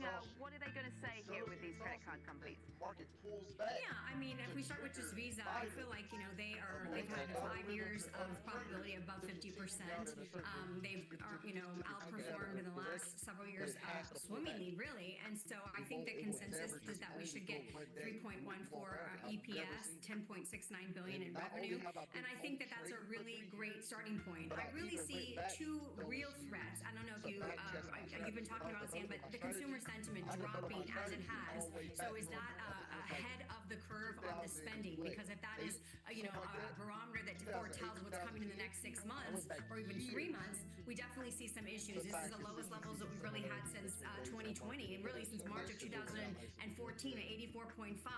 And that's the Consumer Confidence Board, down 9.7 points this month. So, Trump basically saying he wants to maybe limit credit cards, his 10% for a year, like a moratorium of no more than 10%. The average credit card rate right now in our country is 9.61%, 19.61%.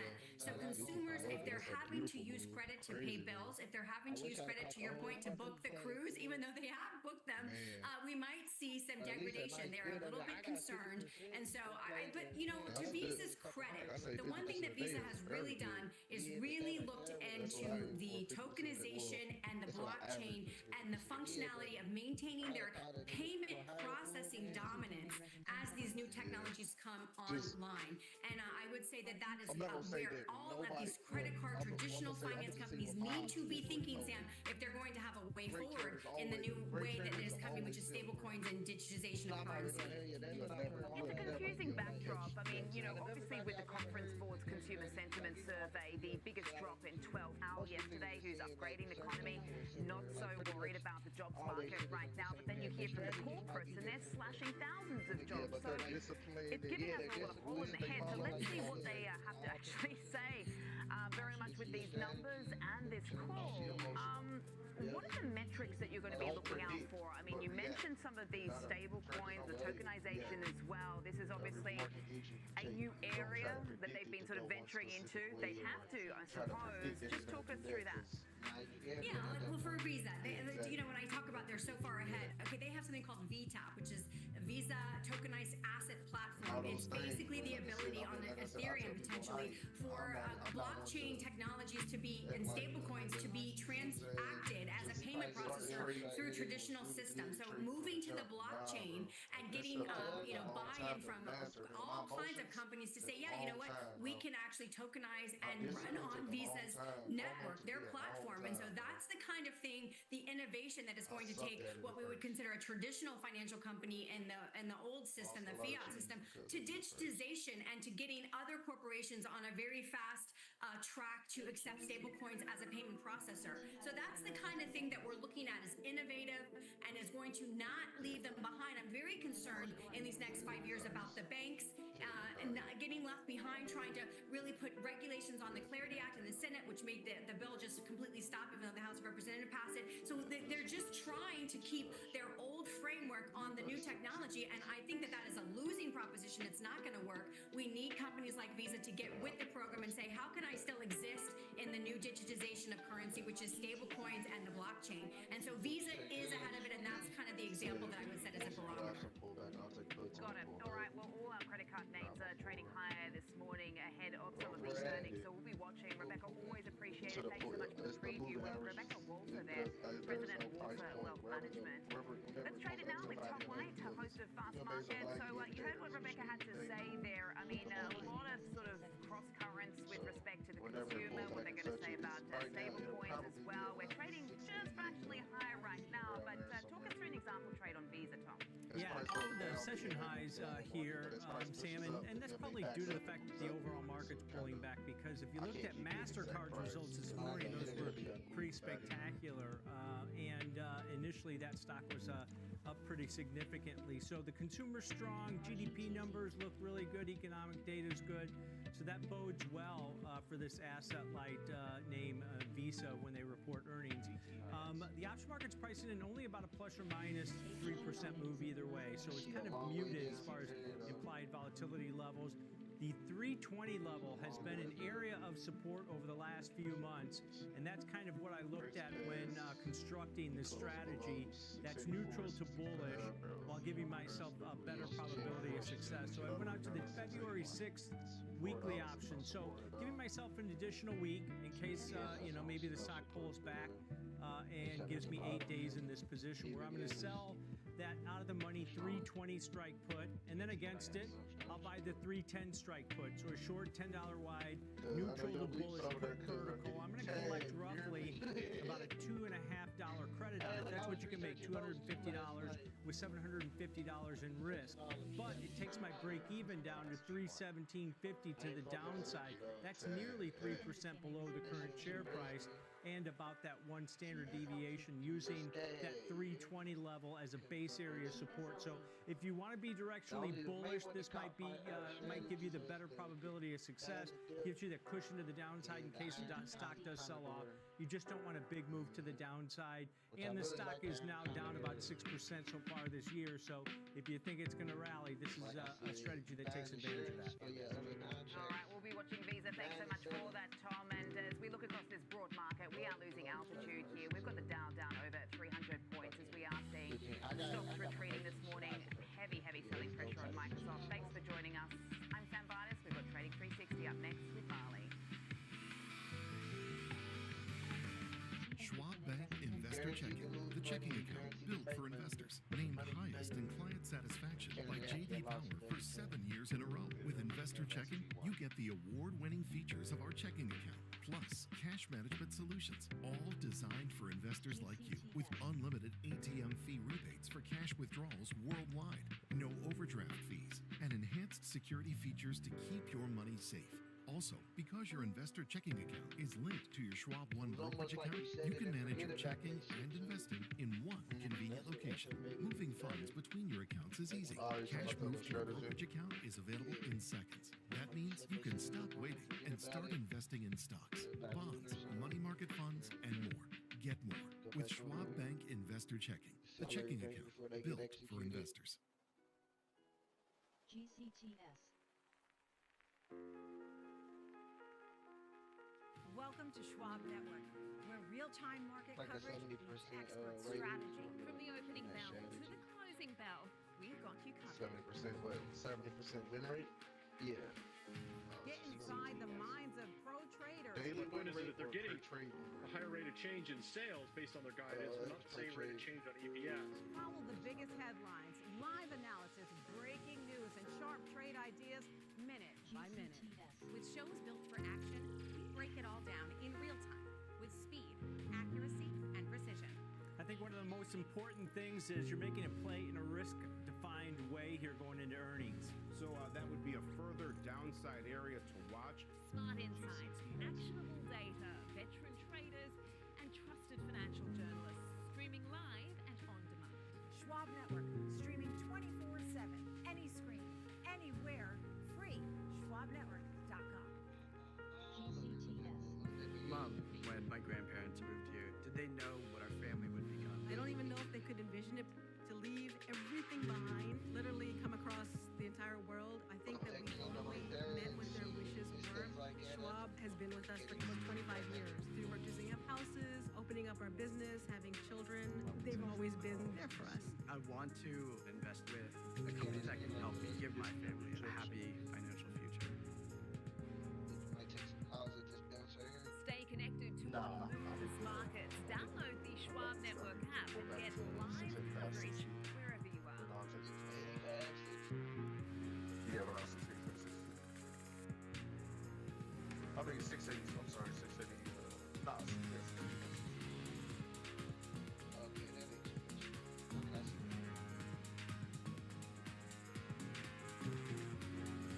Oh, man, I don't like this shit.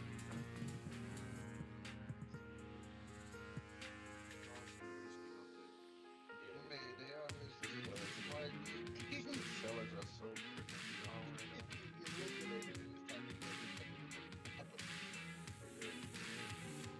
you can make some good money though with this too, right? That's why liquidated, but you gotta have a stop loss, bro. You get in a market like this, you gotta stop loss. Good morning. We're 90 minutes into the trading day, and welcome to Trading 360. I'm Marley Caden, coming to you live from our Chicago headquarters. Here's what we have coming up for you in today's show. Gold hitting record highs, many of them so far in 2026. We'll highlight the precious metals rally and discuss what it signals for the broader economy in our 360 spotlight. And SanDisk is today's disruptor ahead of its earnings after the close. Shares have rallied more than 125% just this year alone. George Tillis will preview their report and also give us an example trade in our disruptor. And despite mixed earnings, Tesla is moving higher today. We'll go through the report and highlight the numbers that you need to know in our 360 wrap. Before we get to that and more, though, let's take a look at how the markets are faring this morning. We do have red across the board here. As we take a look at the S&P, we're at 68.82. That's down 1% and thirds so far this morning. On the NASDAQ, we're more than 2% lower, 25,456. On the Dow, 48,726. We've shed almost 290 points so far this morning. And the Russell 2000 at 2624, down more than 1%. Taking a look at the 10-year, also slightly lower. We're at 424. The dollar mostly unchanged, 96.32. For gold, which we'll be talking about later in the show, seeing a 2.5% decline. We've come off that 5,300 level we hit for the first time yesterday. We're at 52.0610. Crude oil higher today, 3.5%, 65.43 a barrel. And Bitcoin falling more than 5%. We're now down below 85,000. They were trying to get above 90, 84,540 right now for Bitcoin. I do want to bring in Alex Coffey, though, and talk about a mover that we're seeing post-earnings. Talking about IBM here rallying after the earnings. Walk us through this report and how much it mattered for IBM. Yeah, so it's a good report. It is a company that is slowly becoming much more software-oriented, so I would watch this intraday. as this rally has come off, if it can hold, as that is really ground zero of markets volatility today. Still up over 5% though in real time. The software segment was the biggest contributor to revenue. Over $9 billion in software revenue, grew 14%. $19.69 billion in revenue on the whole, which grew 12%. Both of those better than expected. From an earnings standpoint, operating EPS of $4.52 was better than expected. Free cash flow grew 23% year over year. They provided revenue at a constant currency guidance for their full year at a 5% or over 5% growth rate.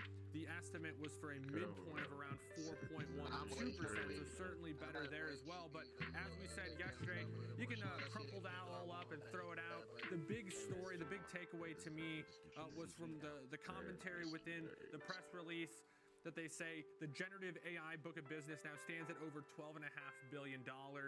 We know that so many of these companies, particularly legacy tech firms that are trying to transition in this new world of Gen AI and beyond, they got to show that they're either going to be a winner or an investor. IBM trying to put itself in a winning camp where it's generating significant growth from that cohort of its business, and $12.5 billion puts pen to paper just how much.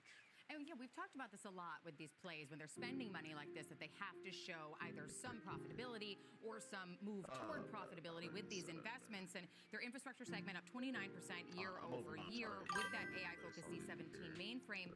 What are analysts saying about this? I know we covered these on air together yesterday on Market on Close, and it was very much like good numbers, good numbers. Then we saw that number come across for the AI, and it was sort of like no one cares about the numbers. Are analysts sort of agreeing with that sentiment that that was the big primary reason we're seeing the 6% move to the upside here? I think that they're also encouraged by the numbers, though. So you see Evercore ISI, they say the results are strong, driven by positive growth across all three primary business segments, including strength in software and infrastructure. They say strong free cash flow is an upside and a highlight of the report, provided also that they have an impressive outlook. You see RBC Capital Markets, they have an outperforming a price target of 350. They say IBM delivered a strong quarter overall with beat driven by infrastructure and a strong ongoing refresh cycle, as well as upside from software driven by continued strength in automation and an acceleration in data segment. Bloomberg Intelligence, though, did talk about how they had an addition of over $12 billion in AI bookings in the fourth quarter, but that didn't completely offset some of the, let's call it, challenging consulting sales growth aspects that they have. So mixed from Bloomberg's intelligence team, but for the most part, analysts impressed by the numbers, and then that cherry on top with the AI bookings. And the street likes that we're up 6% right now. Alex Coffey, co-host of Next Gen Investing, thanks for breaking that down for us. IBM moving higher following their earnings report yesterday after the close. I do want to take a broader look at the markets, though, as we've gotten quite a bit of earnings. We've got more earnings coming, important earnings, big companies, as well as that Fed decision. Joining us now, Ahmed Riesco, the Chief Investment Officer at Insignio. Ahmed, great to see you this morning. You've come to us on a very, very busy week. We're seeing a bit of red across the board for our indices in the wake of some of the Mag 7 earnings we got yesterday, getting Apple today, the Fed decision. What are some of your takeaways from the action we've seen so far this week? Look, we've seen dispersion across the board in the tech space, which we think is a sign of a healthy market. A lot of people have been calling for, big drawdown in these names. We don't think they're going to be the star performers this year. We haven't thought so for a while, but we also don't think that they're going to be falling out of bed anytime soon. I'm much more interested with what I'm seeing in the gold market and some of the commodities market, because I think you're seeing some froth potentially coming off of these segments. Now, I want to be clear, we have been for a very long time structurally very bullish on gold.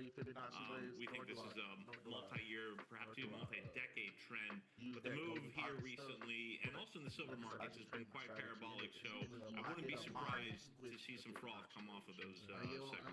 Yeah, we'll be having an in-depth conversation about gold with Joe Cavatoni from the World Gold Council in just a few minutes, actually, because as you've said, a nearly parabolic move in precious metals, but a lot of that tied to some of these geopolitical concerns that we've been seeing so far in 2026. Now, we've seen gold move so much higher, but the markets seem to almost be shrugging a lot of these concerns off. We see a knee-jerk reaction, and then we just see it as if it was never there. Why do you think that the markets seemingly are willing to look past all of this and just sort of stay focused on earnings and data? I think it's because the market is, doesn't get emotional and doesn't read headlines too much. The geopolitical risk is out there, the geopolitical noise is out there, but the bottom line is that the fundamentals of the U.S. economy and the global economy too are quite strong. And actually coming in like they're coming in stronger. We're seeing some good news in the labor market. We're seeing good news on inflation, right? Lost in a lot of the Powell speak yesterday was his comments of how benign inflation trends are going, how disinflationary they are. So when you get past the headline noise, the bottom line is that the market fundamentals, the economic fundamentals are quite robust and getting slightly stronger. So you're constructive on the backdrop here. What do you think is the most underappreciated part of our economic setup right now? Because I have conversations where people are flagging things under the hood that they have concerns about, but you're saying, inflation mostly stable, growth accelerating. We heard from Jerome Powell that they're, feeling relatively stable about where things are yesterday. Yeah, so the part of the, let's say, the U.S. economy that I'm most concerned about is the labor market. And like I said, recently we've had good, let's say, good information, good data, although I don't think we're out of the woods quite yet. So we do think the U.S. labor market needs lower rates. We hope they will be coming sooner rather than later because you're in a precarious balance in that market. If that market were to falter, it would potentially drag the U.S. economy into a worse spot. So that's really where we're focused on because that's where we see the greatest vulnerability. And so if we need some rate cuts to have some stabilization in the labor markets, what's your base case for this year when it comes to the Fed? How many cuts? When will we see them? And how important is this new Fed chair? So I think, the getting somewhere close to 3%, I think, is where we should be. I think that will bring some stability to not just the labor market, but also U.S. consumers, right? U.S. consumers need some lower borrowing costs. We need some help on the housing side.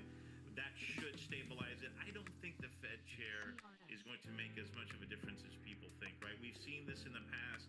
Fed chairs or would-be candidates say a lot of things to get appointed, and then once they're in the institution, the protections and barriers around the institution insulate them from a lot of political noise, right? And, Trump is not the first U.S. president to put pressure on a Fed chair. He certainly will not be the last.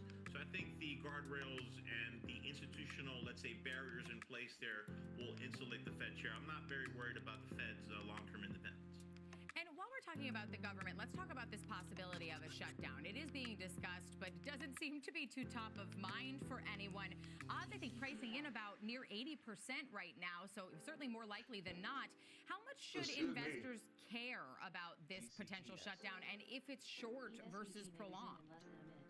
Yeah, well, that's the key part. So let's address two parts there, because one is key, which is that this is not going to impact debt payments, right? And so that is off the table. So that's the worst case scenario. That is off the table. This government shutdown, if it occurs, and I agree with the poly market and the betting markets that the chances have certainly increased, especially with what's been going on in Minneapolis and the Democrats sort of feeling renewed confidence in their electoral chances in November. I don't think this is going to matter much for either the economy or for markets, as long as it remains a pretty short-lived shutdown. We already started getting some news that Schumer and Trump were potentially nearing a deal.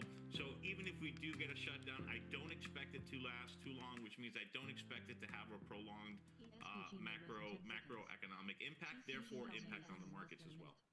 The one place where I think there could be concern about it is if data gets delayed again, because we've already seen the damage that this can potentially cause with the last government shutdown.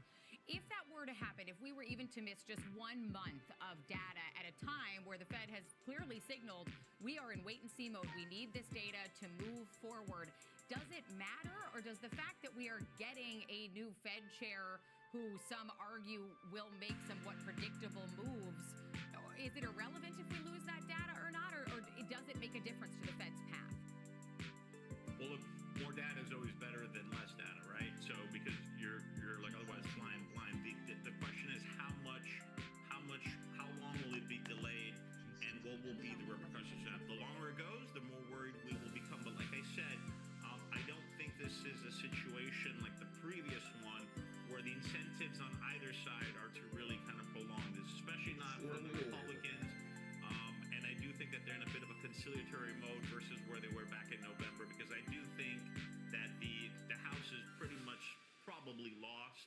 for the Republicans in November. I think they know that. And so I don't think they're in as strong as a position as they were in November to really sort of dig in their heels. And I think the Democrats, at the same token, sort of are feeling good about their chances in November, so they don't want to risk a prolonged shutdown that would have, economic and deleterious. The Fed here, Ahmed Riesco, Chief Investment Officer at Insignio. And we've got plenty more for you today on Trading 360. Next, of course, we've got the big three coming your way. 3 stocks, 3 charts, and we've got trades, too. Rick Ducat will take us through the technicals, and Joe Teague will take us through the trades for Palantir, ExxonMobil, and Alphabet. That's next on Trading 360 on Schwab Network.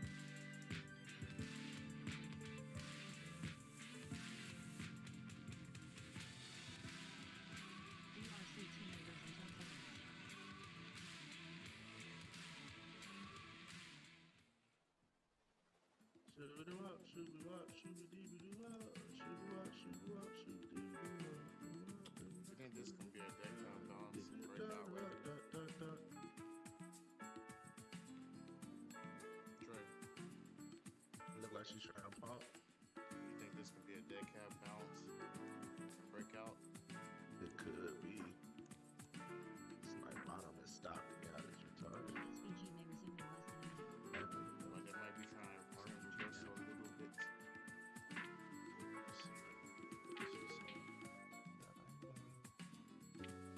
I'll be like, bang, bang, gang, gang.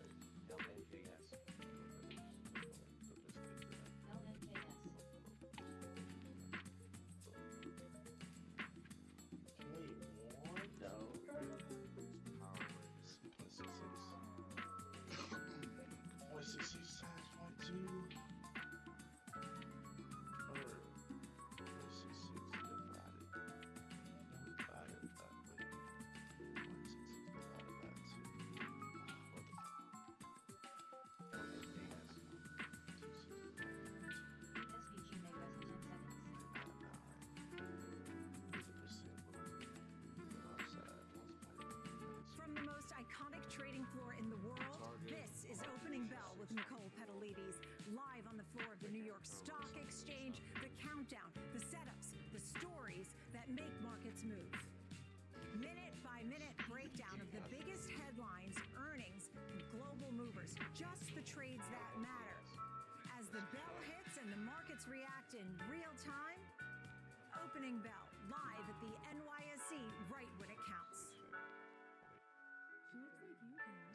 Aw, she's got your smile. Carl. Yep, your #1 broker's here to welcome your new little dependent. Actually, we invest with Schwab now. We have everything we need all in one place. I can set up her college fund. I've been learning about new trading strategies. Schwab helps me generate retirement income. All this Schwab as everything you need is making me cranky. Does somebody need a nap? Schwab! Invest your way with Schwab. Welcome back to Trading 360. I'm Marley Caden. It's time for the big three. We've got 3 stocks, 3 charts, and 3 trades for you. Rick Ducat here to take us through the charts. Here to take us through the trades is Joe Teague, portfolio manager of the Rational Equity Armor Fund. Great to have you both with us, Joe. Wonderful to see you. Would love to start before we dive into your picks today with some thoughts on the action we're seeing today. Yeah, this is a big move, and I think we should take notice. We got volatility up in a big way. This is something that is to be expected this time of year. Volatility has a tendency to peak in February, as well as later on in the year in October and September. So this is not a surprise. This is something we should have been expecting. Maybe warranting adding some protections when you see the market at all-time high. That's something that we do very often here at Equity Armor Investments, of course. But yeah, it just makes sense to be very cautious. Now, I know maybe a lot of this news is geopolitical. There's certainly that feel in the market. Most of the time, the geopolitical news is a buying opportunity, but there are the times when, of course, it is not. So it's just something to be careful of and cautious of, and just make sure you're diversified and protected at all times. Well, at the same time, just recognizing that we're still in a bull market here. Things can move fast. There's volatility happening to the downside, but also to the upside. All All right, so with that, let's take a look at your first pick here. We're talking about Palantir, certainly a popular one to talk about in terms of headlines and outlook and prospects, but we have seen a pretty significant pullback in Palantir of late, and even today, down almost 5%. So walk us through this pick. But I couldn't catch the Yeah, there's no question about it. Big sell-off today. Big sell-off today. Probably I don't know. Software names. Like I said, big I have, sell-off. I have a rule about Microsofts of the stopped out. world, Once I get stopped out, ServiceNows of the world. Just maybe a repricing here. Now, this is a name. If somebody like myself has been holding it for a couple of years now, you can just say, yeah, maybe $200 or above $200 was a crazy valuation. It was a crazy rich price for people to be running in and buying it, and it made sense for it to kind of consolidate around these levels. Of course, the lower the price goes, the better a buy it is, and it's a company. Yes, the stock price is one thing. Their growth is another thing. Their earnings have just been phenomenal quarter after quarter after quarter. As an investor, I can't really control what the street is going to put the multiple at after the quarter, but what I can watch and I can just be excited about is their continued growth. Now, if that changes, if that story changes next week, we'll see on earnings. Maybe my view will change, but there's been nothing the company has done to make me think that it won't change. Now, that said, I'm sure looking at the chart, it is really ugly. Technically, I'm sure Rick is going to point out it might look like a head and shoulders topping pattern. He's going to point out we're below the 200-day moving average. So there's a lot of things to be worried about right here for Palantir. And I think it makes sense to me, being a person who likes the potential upside, it makes sense to get into the name with a call spread, have a little bit less risk on the table, understanding that we could pull back further here. On the flip side, there could be volatility to the upside. We could go right back. Did you take those cues when I took calls, or did you get it? All right, Rick, so as we take a look at the technical setup here, are you seeing potentially what Joe highlighted? Is it ugly? Well, I think we're at a potentially critical tipping point here. And it is not the greatest looking chart here from a technical perspective. But one thing that I would very strongly emphasize here, 148, this old level here, repeatedly was a low point here. That's about where we've held on so far. So for now, we're hanging on at this critical juncture here that could represent the door to further downside. So if we were to move lower, 130 stands out, old highs, subsequent lows. Also, this range bottom here that we saw. So 120 to 130 could be the next supportive area to the downside. To the upside, though, 169, our low point after we had a gap to the upside. It was around where we saw lows multiple times from there, and then also highs. So those would be the two shorter term boundaries. But more broadly speaking, we did have this more symmetrical triangle type shape from which we have broken down to the downside here. So another sign that things perhaps have taken more of a shift toward the bearish territory.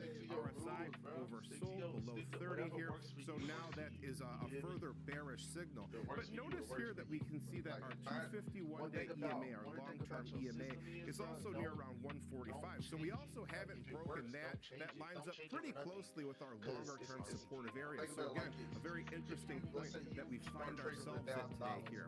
Volume shows that volume profile shows that we have nodes here and here.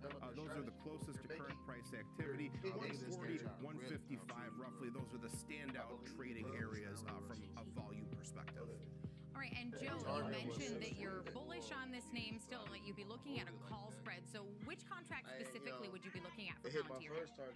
Yeah, just looking at the March 160, 180, just a simple vertical. Give me some time for it to play out. It's a lot less risk, of course, than owning the underlying. We're talking about 130 potentially to the downside, where we could see this going if the bad report or the street, for whatever reason, thinks that it falls short of their expectations next week. So, yeah, that makes a lot of sense to me. Now, if it's a good report, I think it's very easy to think people will jump back on board saying, hey, this is oversold, there's overshorted, etc. So I think this is a name, perfect name to play with options, perfect name to expect some volatility given this environment, but also given the potential earnings next week. Yeah, so they have their earnings, but I'm not going to glaze over that you said you've been at Palantir for years, so that means you got in under 50 at least, maybe well under 50. So good for you, Joe. Good find on that one. But ExxonMobil is your next pick here. Energy, obviously a big conversation as a part of this AI infrastructure build out and the immense energy needs that are going to be required here. Is that a part of why you have Exxon in the big three today? 100%, but it also covers me with a little geopolitical risk. We're seeing people rotate out of the precious metals today into energy. This is kind of a forget what you want trade, buy what you need. People, of course, need energy. They may want gold, but something they're going to need to survive, of course, will be energy. A very interesting trade, of course, oil. The beneficiary today in some geopolitical headlines, but it's a good part of the portfolio regardless. We're seeing Exxon having a great year so far this year. I expect that to continue. Another potential options trade for me, so I'm just looking to get upside with another call here, limiting my downside risk. And of course, oil could retreat off these levels, obviously. So I'm just looking at knowing my upside risk. This is another chart that looks like, boy, this could be risky to jump in here and buy it at these levels. But I could have said that about silver. I could have said that about gold 3 months ago when it was starting their big run and then just continued to astronomical levels. Certainly possible. I think people who thought about gold and jumped in are very happy with that decision right now. As every day I'm talking about another record in gold. But we look at Exxon, you can see where the Venezuela conflict happened. That's when we started the sharp move to the upside. What are the technicals showing us now, though, Rick? So that sharp move to the upside also coincides with another prior price level. You can see we had these old highs here. You can see then we had this kind of gradual build up here where we kept making higher and higher lows. Then we ultimately had the heavy breakout that has given us this rising wedge type shape here. Very narrow, very steep shape where our two trend lines are converging toward each other. Actually, we had an upside breakout from that. It's typically regarded as more of a bearish type of setup, but really it's not some crystal ball that tells you which way price is going to go, as you can see here. Though it does have more of a bearish bias, we do have earnings to consider as well. So that could really rewrite this story as well. But still, an interesting situation to see such a strong move to the upside as we head into this event. Our moving averages here, 5-day EMA is about the closest here. Our weekly EMA is dark blue. 137 lines up pretty closely with our trend line. Monthly EMA in teal there, 130 roughly. That could be another supportive area. RSI still overbought, still quite strong, but not quite matching up with our trend line anymore, despite being overbought above 70. So kind of a mixed signal in that regard. But again, earnings will most likely just kind of rewrite that story anyway. So I wouldn't make too terribly much of that. Heavy volume areas include here and here, near about 130 and 135 or so. Those are the standout areas. Notice very heavy volume spikes recently occurring as well. And we're going to hear from Palantir on February 2nd on Monday. So, Joe, as you look at a potential trade here for Palantir, what are you focused on? Is it for Exxon? Sorry, is it tied to earnings or is it a longer term play here? Just looking out into March, just looking slightly in the money calls. This would be if I'm initiating a position today. Of course, I do own Exxon, and I've been watching this run higher, but I'm just kind of giving an example trade at today's levels, given what I know about the oil price and why it's spiking higher today. It gives me something to protect the portfolio, but also gives you potential upside if it continues to run here. So yes, looking slightly in the money in March. Exxon's currently trading like 140-ish, so those calls are $5 in the money almost, and they're about $8.20 now, so it gives me maybe $3 of premium risk right here, but only risking $8 instead of $139. All right, and right now, just right about 8 cents below 140 right now, trading at 139.90 for Exxon. And sorry, I had Palantir's chart open when I was asking you about it. Their earnings earnings are actually tomorrow morning, so we will have details from them coming up. But your last pick we're going to hear from next week, and this is certainly a highly anticipated report. We're talking about Alphabet here. Laughing with you, my bad. Yeah, Alphabet is one of my favorite stocks right now in the market. I love talking about Alphabet. They're getting hit today with a lot of the other software names. They're getting hit with tech today. Risk off day, to say the least.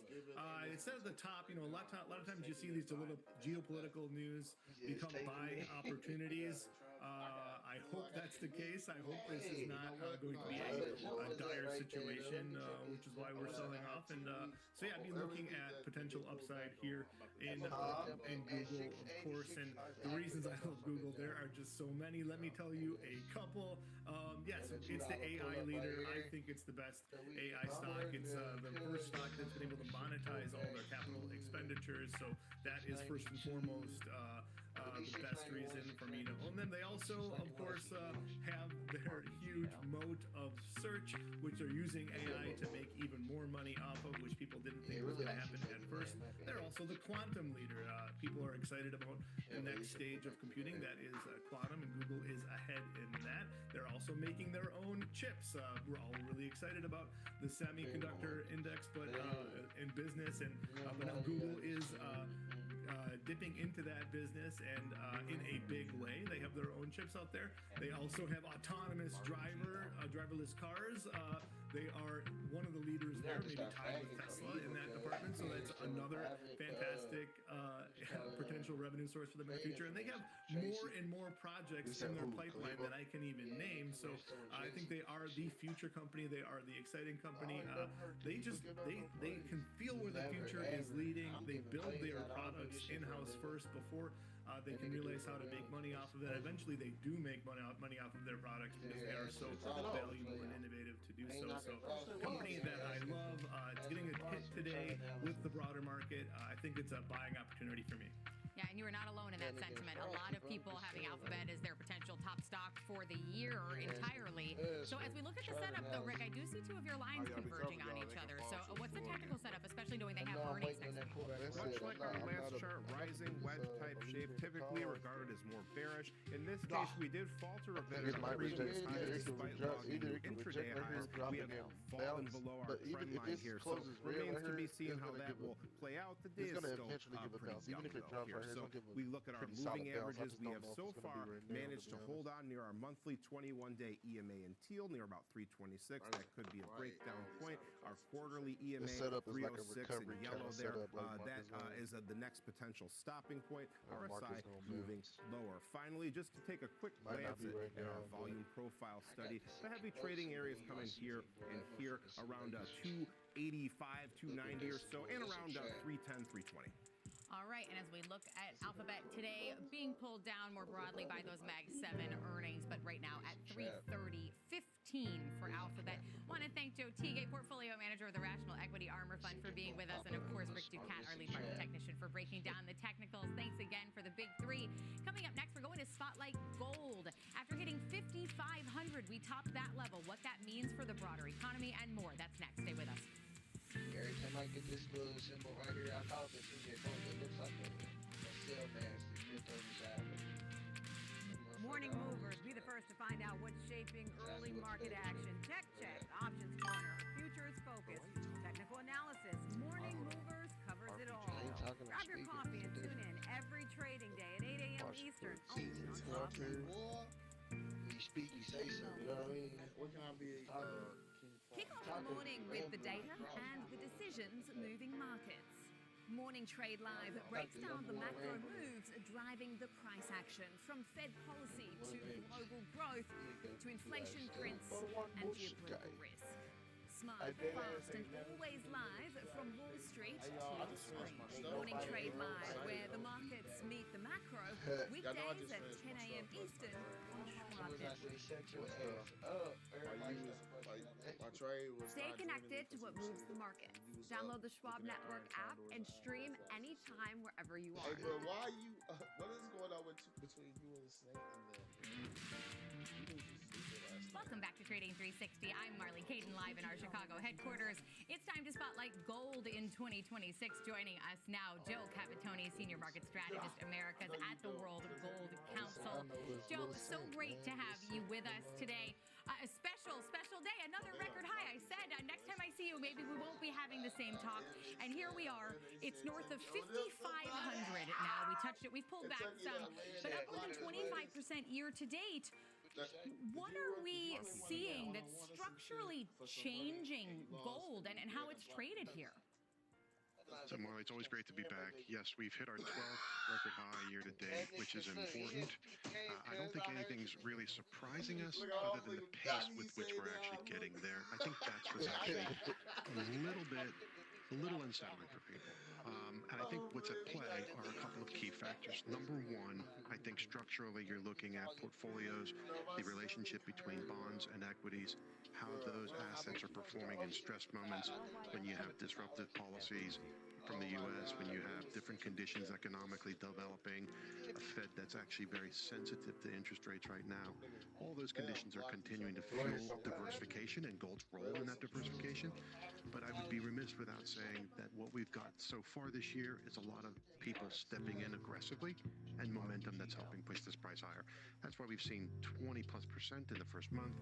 Probably not going to see that all year long. But look, again, fundamentally, conditions are right for diversification by investors on a global basis. And Joe, does any of this aggressive nature and the speed at which we're seeing this rally move concern you at all?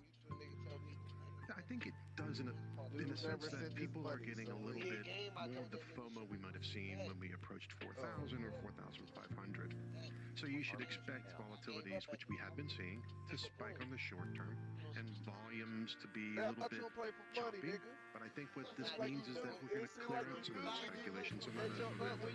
So people should be thinking again structurally around where gold fits in a portfolio, how it helps diversify, and think long-term in terms of their holdings. You know, we were just hearing from others on your program about how short-term they're thinking about this and oil and other assets. When you think about gold, you need to think about it structurally long-term in your portfolio. So look at the momentum, look at the price moves. If it feels a little bit choppy, then you can step back and continue your allocations at a level that you're comfortable with. But look at it broadly. And Joe, we've talked about this, about reassessing your portfolio and your allocations here, but also assumptions are sort of an important part of this conversation as well, because I think there are some conversations that need to be had around the changing assumptions when it comes to bonds and the treasuries market and traditional safe havens. How do you see those breaking down as it pertains to this rally in gold that we're seeing? So it's a pretty simple assessment. When we look at what roles the bonds have been playing in your portfolio in the past, it was always stable, income-generated assets that actually perform differently to the risk assets of equities that you might have in your portfolio.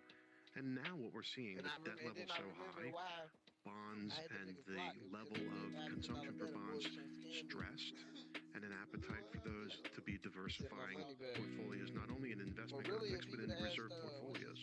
Under pressure, they're actually correlating more with risk assets. And that's, for us, we look at this and simply say, okay, we're not suggesting anybody stop investing in bonds. What we're looking at is how much more gold could be a part of your portfolio to balance out that complexity of risk that bonds are having when they're part of a broader portfolio. And look, it's not only just a U.S. Treasury condition, it's a condition that we're seeing at other sovereign levels as well. It's because the number of bonds in issue, the debt levels at such an excessive level, people's behavior around how they own these assets is questionary now. And they're thinking, do I have more appetite for it or not? So you need to understand that that's where gold can help you out. And Joe, we've seen this move sort of driven by these geopolitical shocks that we keep getting and the weaker dollar because of those. How important are those headlines coming out to keep gold supported? Or is there just enough general uncertainty right now that gold doesn't actually need those headlines to continue this rally? That's a great question. I think what's really behind us the most with the tailwinds that continues to drive our asset north of where we are today are the conditions of economic outlook globally.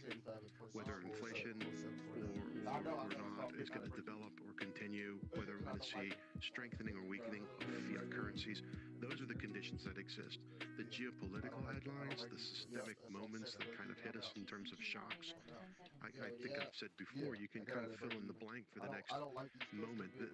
Those conditions will be persistent. It's a question of which one is next, which one is unexpected. I mean, if you just look at the U.S. over the next 12 months, we've got a decision still pending from the Supreme Court on tariffs and how that's going to impact us. That's a moment that could hit us. We've got a meeting between President Trump and Chairman Xi. We've got an announcement around who's going to be the next Fed chairman, and you've got midterm elections. These are all types of conditions that will shock the market, give us more volatility. They're all going to help make gold better understood and actually more important in terms of its role. But again, underlying all of that is the condition of economic uncertainty and those fundamentals in economies which are moving people to the right diversifier, which is gold. Joe, it's always wonderful to talk to you. I don't know where gold will be next time we speak, but I've said, I think, the last 3 times, it probably won't be a record high, so I'm not going to say it this time. We'll just see where it is. But great conversation. Thanks again for being with us. Joe Cavatoni, Senior Market Strategist Americas at World Gold Council. Coming up next, we've got the Disruptors. We'll be taking a look at SanDisk ahead of earnings this afternoon. Stay with us. Market falls a lot.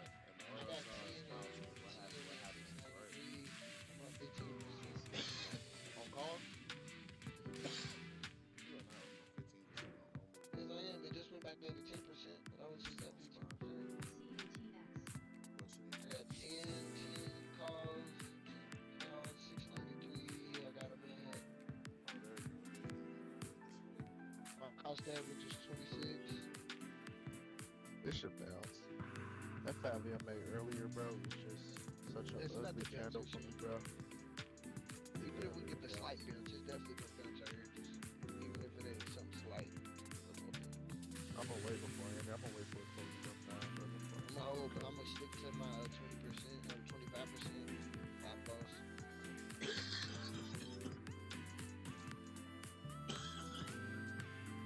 You got it over there, boy. Tobacco. No weed in there. Bah. Hey, cuz. No Stay joke. connected to the markets, the Schwab Network. Tune in 24 hours a day, 7 days a week on SchwabNetwork.com and on all your favorite streaming services. Schwab Network. Anytime, anywhere, on any device for free. Whether you're an experienced investor or just getting started, Charles What is why they saying that, Chad? Y'all heard them? Do you like using charts when analyzing your stocks? Our technical analysis webcast series breaks down different charting techniques like trend analysis, price patterns, moving averages, oscillators, and much more. Best of all, you can ask questions directly to an education coach. It's We talking about making money in there, but Tune in live or on demand. Head over to schwab.com/coaching we here and for start this. learning today. They talking about that. You know what? Even like that incense. Where can he man, bro? We talking about this. They doing that. Welcome back to Trading 360. I'm Marley Caden here in our Chicago headquarters. Let's head out to the New York Stock Exchange for a check on the markets. Welcome in Nicole Petalides, host of Opening Bell and the Watch List. Good morning to you, Nicole. We're a few hours into the trading day now. We're seeing this reaction from the earnings that we got yesterday. A move to the downside. What's sticking out to you most? Rip that shit. I told you ass to So much of it is Microsoft. The selling that we've seen, we haven't seen selling like this in a name like this, in Microsoft in particular, in years. It's a huge sell-off, and so with that, I'm actually curious to see where it is right this second. It's at 425, and that is such a key level according to G. Woods. I mean, the stock is down 11.7%. It was the cloud numbers that really weighed. I mean, everybody is AI spending, so that's one way, but it's really the cloud that really is weighing. And while you're seeing Meta here gaining in a big way, so what a differentiation between the two. I know we're going to speak about Apple in a moment, but this is what is in focus, these tech names, because you might have one or the other, and so people want to know, is tech in, is tech the play or not? Tesla's really realigning what it's doing, moving more to humanoid robots and things like that, trying to cancel out the X and the S, not really going to have those anymore. Those cars, a great run, but saying, look, they're refocusing. So there's a lot of big stories that are happening here. Of course, we hit 7,000 on the S&P S&P 500 this week. You just had a great guest talking about gold and the records that we're seeing there. And Christina Hooper really said it best. She said there's two sort of trends going here. There's the FOMO trade. People want to be in it, and that's why you see 7,000 on the S&P 500. And then there's the fear trade, and people are running to the likes of gold. So there you have it. Yeah, very interesting market action today. In advance of Apple, we're going to hear from another Mag 7 name here. And as far as what is expected here, I know the bar is high, but how high is it? What are analysts saying? What are investors most focused on? The AI initiatives. What is the AI play for Apple? I know they made a great partnership with Gemini earlier this year that helped to push Alphabet Google to the $4 trillion market cap mark, but it really didn't make much of a dent or move for Apple. I mean, the shareholders of Apple have seen 7% gain in 1 year, and so with that, we're waiting to see what we'll get for today, and 7.32% for 1 year for Apple. Today, we're waiting on GAAP earnings per share of $2.67, revenue of $138 billion plus. But there are some concerns, tariff risks, margins, pricing, the memory chip costs that have been on the rise to the tune of about 170%. No, But there are some pull bright back down spots. There's to the no doubt 5 they've before seen going back some up. great iPhone Yeah, sales, it'll probably go record up, iPhone sales in the fiscal it'll go first up, quarter, and then come strong back down. 17 upgrades, and the demand that they saw Yeah, in that's China why really right away. People were saying the 17 yeah. saw more demand than the 16, and there's been continued demand in China. Of course, the USA is number one with 59 billion likely. Two would be Europe, 36 billion plus. China, number three, 21 billion. But watch for other things like wearables, 12 billion, Mac, iPad. Those are the other things that we'll also watch. But really, it's the big picture on the AI They're gonna fall down initiatives. that Dan far Ives and so many and others then be overbought. want to know As what soon as are they the go I up a told little you where bit. it was Ray Bells. I ain't gonna lie. I I did mean, not a like new that trade AirTag there. is But out. If you're an like I AirTag said, person, an that AirTag was my 2 first apparently trade has of the day. 50% And I farther knew it was like a bounce capabilities, right there, bro. a We was too louder speaker, and overextended, can sync bro. up Way with too your overextended. Apple I 9 knew watch. it I mean, was there's right that's there. something cool. There's always something cool with Apple, but we really need to see what their strategy is, and the demand I has get to been Target, pretty be ready set to to sell. Yeah, a lot of questions. We'll have expanded coverage on Market on Close today to cover Apple's earnings live. Nicole, we appreciate you previewing them for us. That's Nicole Catalidis. It's time now for the Disruptors. George Tillis, our senior markets correspondent here with today's company. SanDisk up more than 120% this year, hitting new records every day. We'll also have those earnings on Market on Close today. But as far as expectations, George, what are we looking for from SanDisk? 689. Well, I think, first off, the move has been just tremendous since the April lows last year, over 1,000%, so 10x. This year alone, as you mentioned, more than double. I think this is certainly a pure play when it comes to NAND flash memory and storage solutions. One of the things you can expect is that pricing power seems to be the culprit as to why we're seeing such a huge move in companies like SanDisk, Western Digital, Seagate, Micron. If you look at the EPS estimates for SanDisk, they're estimated to earn $3.50. Now that's higher by 280% compared to last quarter. So sequentially, this is a significant move in terms of EPS because last quarter they earned about $1.22. And for the quarter as well, they're expecting around $2.69 billion relative to $2.31 billion last quarter, which is only higher by 16%. So this is suggestive to me that they're basically looking at lower cost, higher output prices in terms of supplies. And the stock trend has just been tremendous. It's been trending quite a bit to the upside, as you can see, since April of last year, based on the demand that we're seeing across the board for edge cloud computing, data centers, artificial intelligence across multiple industry spaces, including the automotive segment, industrial segments, data centers, and of course the supply constraints that are challenging this market, including the Korean manufacturers like Samsung and SK Hynix, which are having trouble keeping up with demand, and prices just continue to move higher. Earnings estimates also continue to move higher. If you just look at the estimates going into 2027, at over $27.60, it's more than double this year's estimate of $14.70. I mean, it's just wild to look at SanDisk up from $27 April of last year, and seeing where we are now. I mean, at trading at the levels that we're at, knowing that we've seen so much so many gains over a short amount of time, George. How do you structure an example trade, and how much do earnings play into that? Well, I mean, it's a lot. Just look, in the last 15 minutes, the stock has moved $30 higher. So, again, things change quickly. So, in essence, what I'm going to do is I'm going to skew a neutral bullish trade, an iron condor here, a bracket trade, with, of course, the market maker move in mind, which is over $40 a share. Keep in mind, again, the market itself, the general market is relatively weak, so that could put some pressure on SanDisk post-earnings, but it also could just continue to move higher relative to the 10-day moving average, which it's trending above quite nicely. So in essence, I'm going to sell expiring tomorrow, so you only have a narrow window here, a $580, $600 call spread. Once you that's start above getting the like current comfortable price with and your below setups, you can tell a which setups 460, 440 put big spread. trades and which Now setups altogether, are you could not gonna be harvest big around trades. $6 a share or $600 You know what I'm saying? a Like, you'll be able to be contract. like, all right, yeah, this So is in gonna essence, run. Or you we be like, want nah, this trade is we just a want to be scout. Like, bracket this is, capped, you know if what I'm you saying? will, between the Like two the short day strikes, traded with a the day I 580 and traded with you, you came in 460. late. That early 586 trade, is I your knew break that even trade on the was high, gonna and of be like course a 40% 454 trade, low. and I ended You're up earning catching $6, and 38%. these are $20 The wide second trade spread, that I so ended up your taking risk with is you that ended up $14. losing, I didn't have a Not lot of only faith occur in if that the stock trade, so I breaks was above the in that trade $600 like a level or the You know what I'm saying? 440 Like, I level wasn't on the in that trade downside. So again, much. I wasn't you'll in have that a trade narrow much window at all. here. Your risk is So like, $14 as a you get, share. you So know just a what I'm saying? general rule of Once I thumb set up, you'll know. is, portfolio risk of 0.5 to 1%. Again, conditioned upon that $14 per share risk. All right, well, SanDisk, like you said, up more than 2.5% now at 541.81. I think when I was writing my notes, we were around 516. So a huge move to the upside here, and we'll have their earnings after the market closes. George, thanks for being with us today for the Disruptors. That's George Tillis. Coming up next, we've got our 360 rounds. We'll take a look at Tesla after it had earnings yesterday. Stay with us. That's why I was like, shit, I'm gonna move my shit to 25%. Get off what I was seeing the last couple of days, I swear. It's Trading at almost like the Schwab market is knows powered by what Ameritrade, 20%. unlocking the power of think or swim. So The award-winning trading platforms.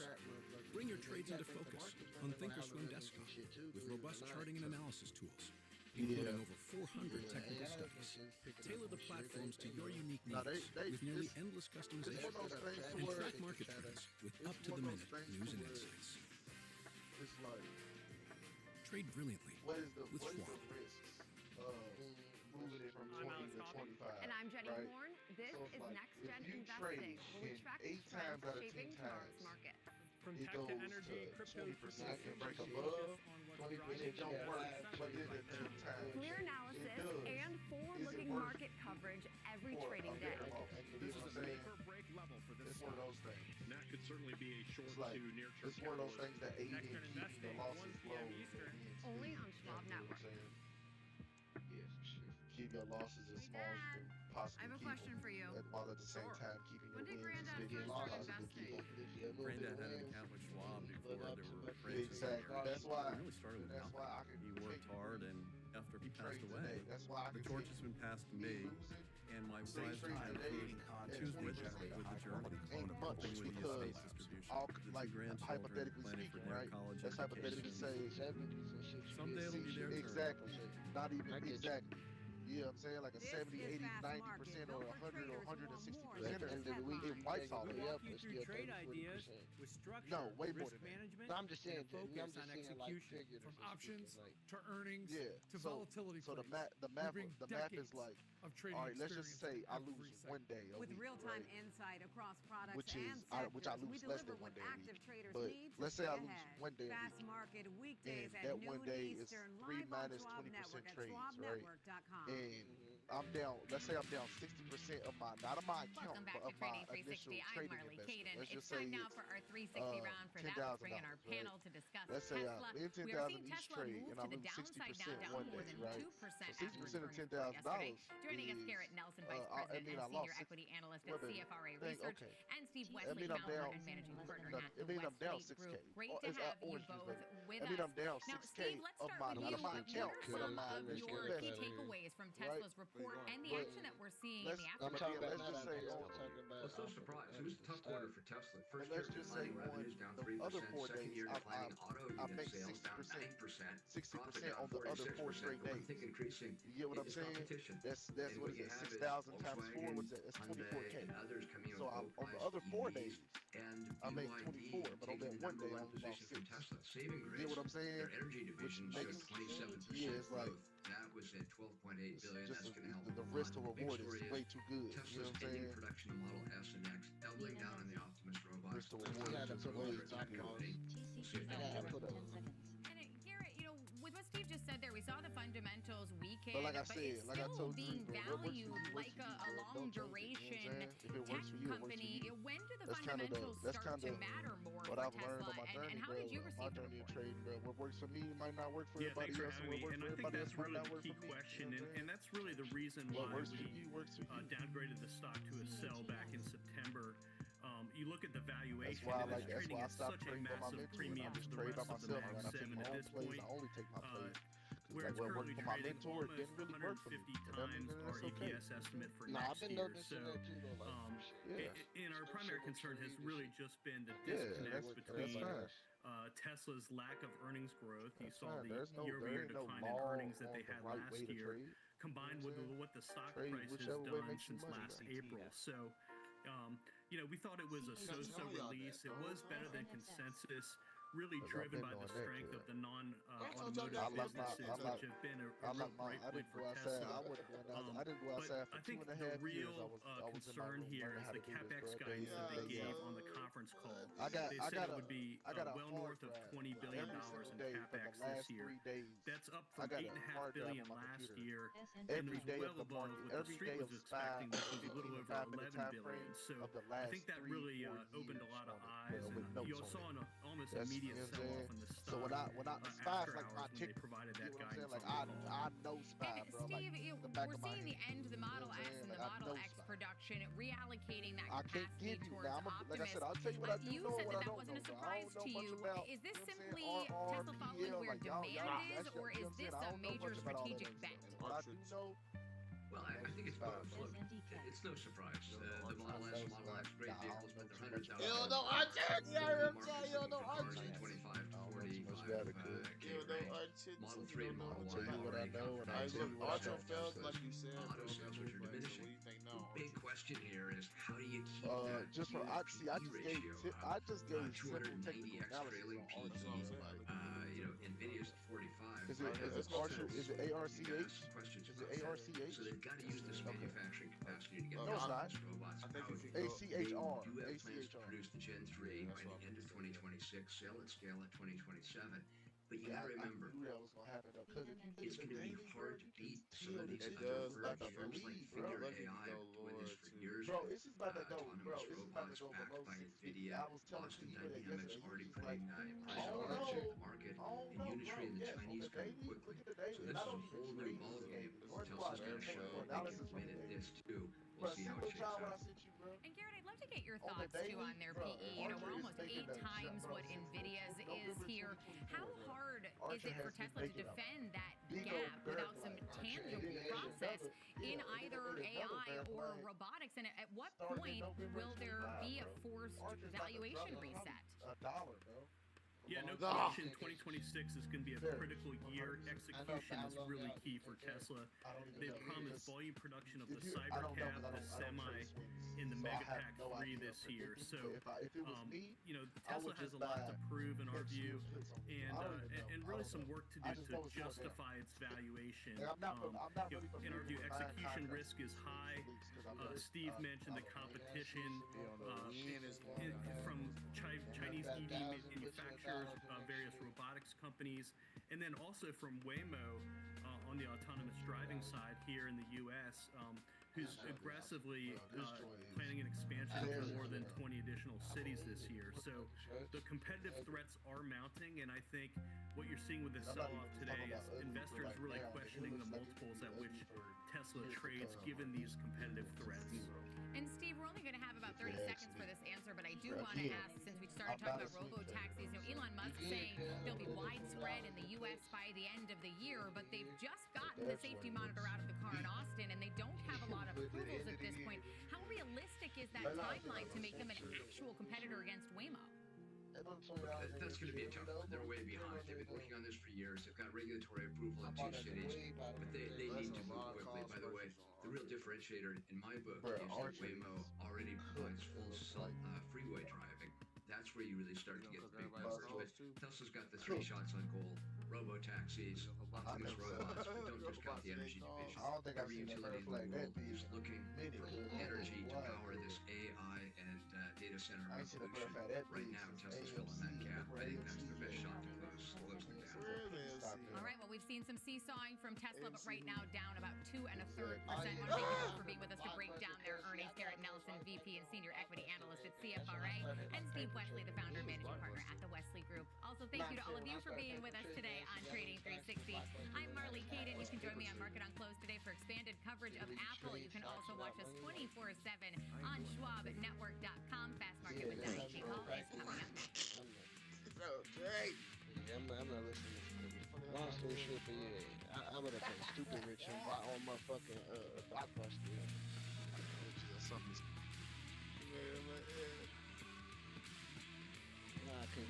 Schwab Bank Investor Checking, the checking account built for investors, named highest in client satisfaction by J.D. Power for 7 years in a row. With Investor Checking, you get the award-winning features of our checking account, plus cash management solutions, all designed for investors like you. With unlimited ATM fee rebates for cash withdrawals worldwide, no overdraft fees, and enhanced security features to keep your money safe. Also, because your Investor Checking account is linked to your Schwab One brokerage account, you can manage your checking and investing in one convenient location. Moving funds between your accounts is easy. Cash moved to your brokerage account is available in seconds. That means you can stop waiting and start investing in stocks, bonds, money market funds, and more. Get more with Schwab Bank Investor Checking, the checking account built for investors.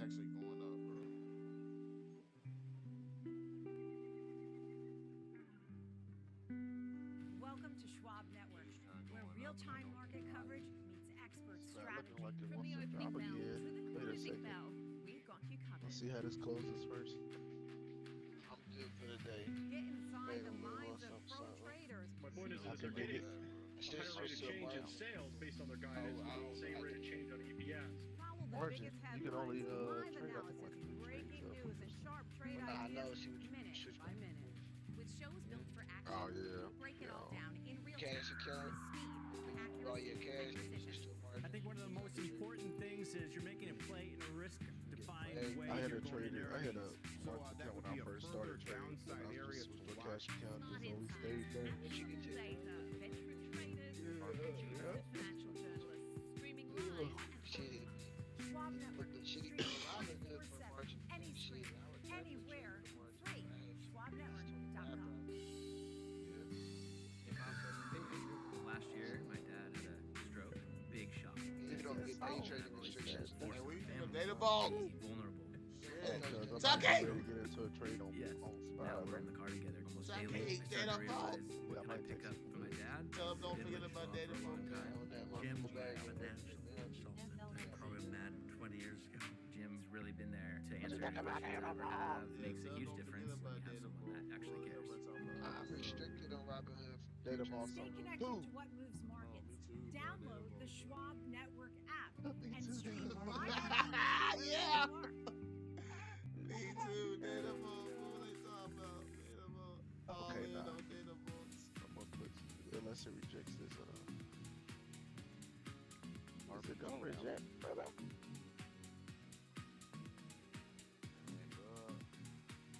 Bro, what are y'all talking about? What are you talking about, huh?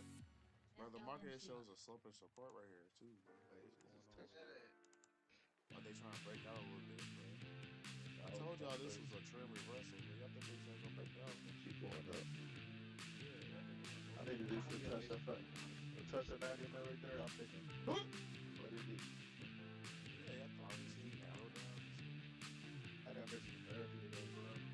I get physical therapy and then after physical therapy, stop. Welcome to Stop. Fast Market here on Schwab Network. I'm Diane King Hall. Noon Eastern here. Yeah! Pantry day, yeah! I can't take them people's stuff, bro. We've been watching this reversal here. Let's get into it with check on your major indexes. The S&P 500 now off by about 1% now. Information technology really weighing on the broadest benchmark of U.S. stocks. The Dow lower by just shy of 0.25%. NASDAQ 100 suffering the worst drop, off by more than 1.5%. Russell 2000 lower by a little bit more than 0.5%. Here's the roadmap for today's show. We'll look at example option strategies for Apple. It is the next member of the Mag 7 set tour. We got a handful of them already out today, and that's what Sophie's been digesting. Plus, the team from Lightfolio will be along with fresh consumer data on Visa and Western Digital also on our radar today ahead of its earnings. Now that we've got the roadmap for today's trading action, it's time to bring in my co-host. We've got Tom White in our Chicago studio and Kevin Ings joining us live from the SIBO. As you know, we've got you covered from exchange to exchange and beyond. All right, let's get into it with the metals first, guys. Earlier you had gold hitting a new all-time high, approaching $5,600 an ounce. Like equities, it's actually reverse course. Silver jumped above 120 before also backpedaling. Tom, what's your take when you look across the metals? Yeah, geopolitical uncertainties putting a bid into metals, central bank buying, that might be on the radar. The weakness to 4-year lows in the dollars also helping support that. But it's almost become like a meme trade, to be honest with you. Is it based on fundamentals? If you think there's a lot of uncertainty globally, then maybe it's not, right? Or the dollar, if it continues to fall, that'll lend some support. The diversification from investors trying to get into this. I just feel like, you know, you see a big red candle like you're seeing today in gold. Brother, go hard right now, bro. You know, we're off $300 from the session high in gold. It just seems like it's a meme trade a little bit. You know, that's not to say that they won't continue to move higher, but there's a lot of volatility in there. There's a lot of movement in some of the products that are used as proxies, whether it's ETFs or whether it's the futures. So I think this is just one of those trades you gotta watch, because the dollar's finally starting to base out here a little bit. Maybe that'll create some headwinds here. But yeah, when there's demand and it's trading the way that it is, it's going to be a volatile trade on a daily basis, intraday, and a weekly basis. But yeah, I mean, you can't push back against rallies like this, because it just feels like there's so much momentum built into it that something needs to break. I don't know if today is going to be that catalyst, but yeah, you can't knock the demand out there from investors, whether it's the retail investor, central bank buying, or others.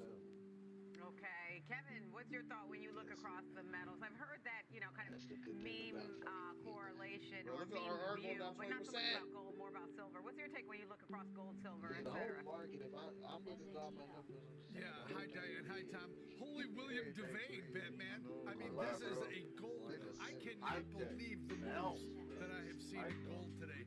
Me waking up this morning seeing gold 5% higher, and then if you look at right around, let's say 8:45, 9 o'clock Chicago time, just dropping off the cliff to go from up 5% to down 2%.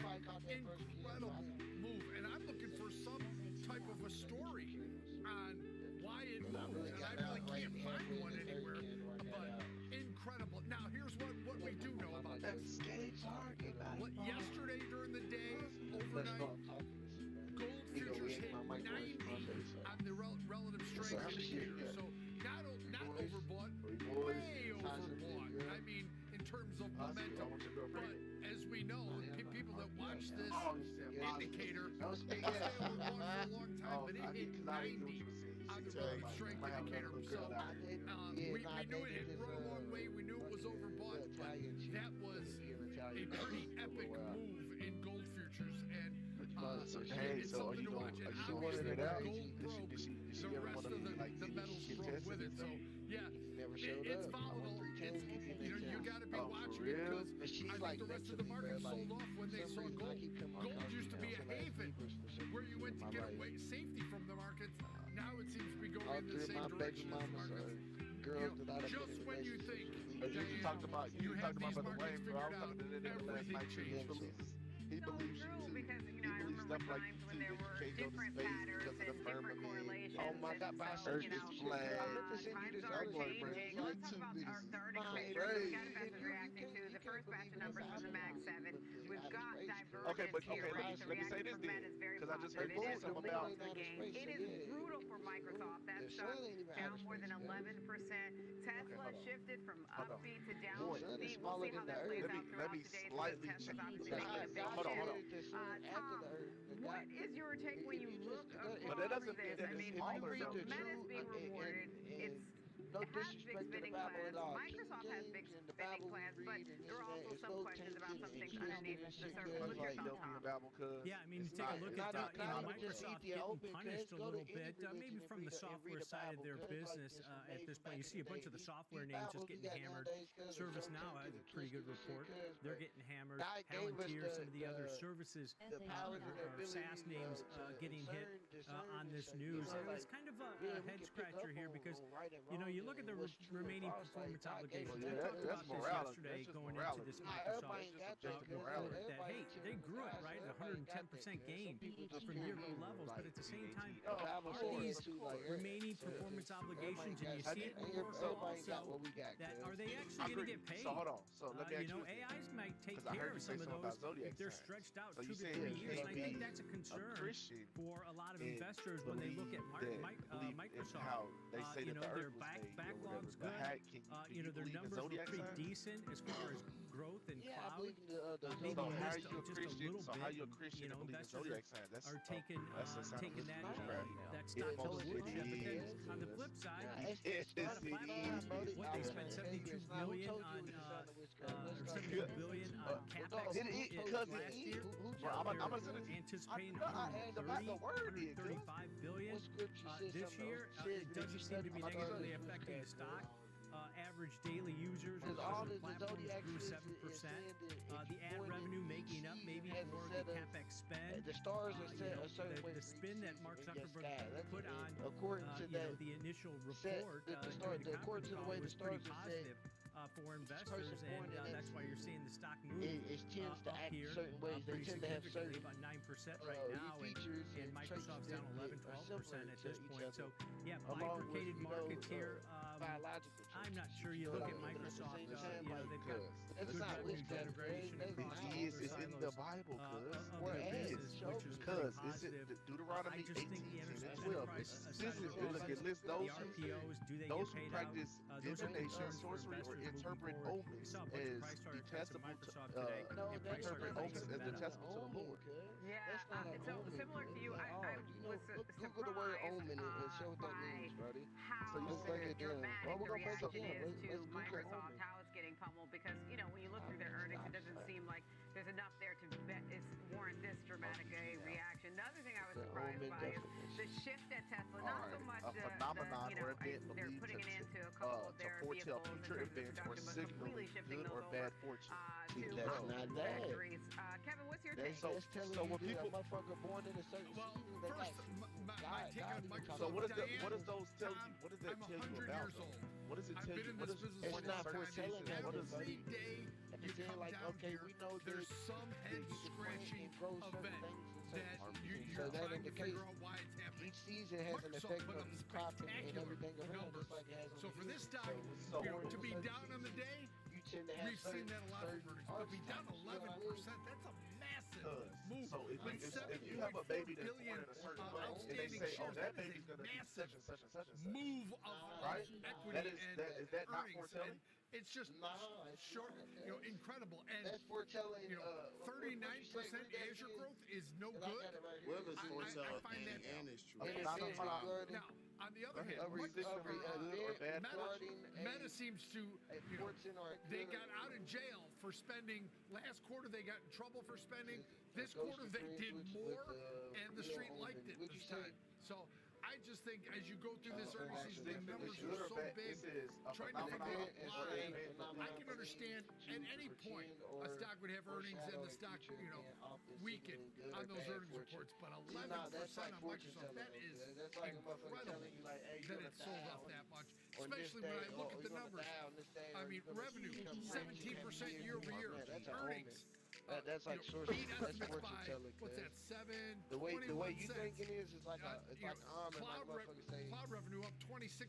I mean, the only thing that you can look at is 37.5 billion in capital expenditures, up 66% year over year. Maybe the street didn't like that. I guess it's evil or it's just one of those things. It's nothing short of amazing. I don't think when you see these stocks sell. I wouldn't portray that as that. We keep trading, we keep watching. I mean, this is the business that we talked about this year. And Apple coming up after the bell is going to be another big one, Diane. We're taking a look at the heat map now. It does not look good for the Zodiac Nasdaq. signs and horoscopes are on From the information saying that NVIDIA, Amazon, and Microsoft are in talks to invest as much as $60 billion in OpenAI. Now look, NVIDIA and Amazon coming off their lows, but still under some pressure. Tom, how do you read the tea leaves on this? Well, before we get into that, you had the heat map up. In the S&P 500 sector indices, we've got 7 of those names that are actually positive, but over a 3% drag down in information technology is hitting the market. So let's keep that into context when you look at this heat map. Yeah, we've got financials are doing pretty well.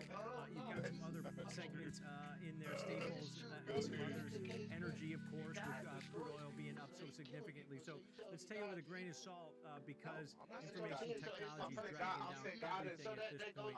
But if you take a look at NVIDIA, this stock is $5 off of its intraday highs. It was trading above $193, now trading $188 at this point. This report out of the information that, hey, NVIDIA is going to invest, $30 billion out of the $60 billion that between NVIDIA, Amazon, and Microsoft are looking to invest into OpenAI. The investments still keep coming for OpenAI, and I think they need it at this point because OpenAI is one of those firms, or is the major firm that has all these deals across everything. Where, hey, I'll invest in you if you invest in my chips, something along those lines. Jensen Huang in China trying to get that licensing deal finalized, waiting for approvals from the Chinese government. That should add, another revenue stream. There was an interesting note that came out of Morgan Stanley after the Open that checks remain very strong for NVIDIA, getting stronger. The potential share that they have in this market's not going to go down. They said that they've got no great rating, $250 price target on it. And they're surprised at the underperformance from the stock, so they'd be buyers at this point. They don't report earnings until the end of February, so we won't get any context or clarity on it. It just seems the price action in NVIDIA has been bad. Every time it shoots up above 190, it seems like there's sellers coming out of the woodwork on this one.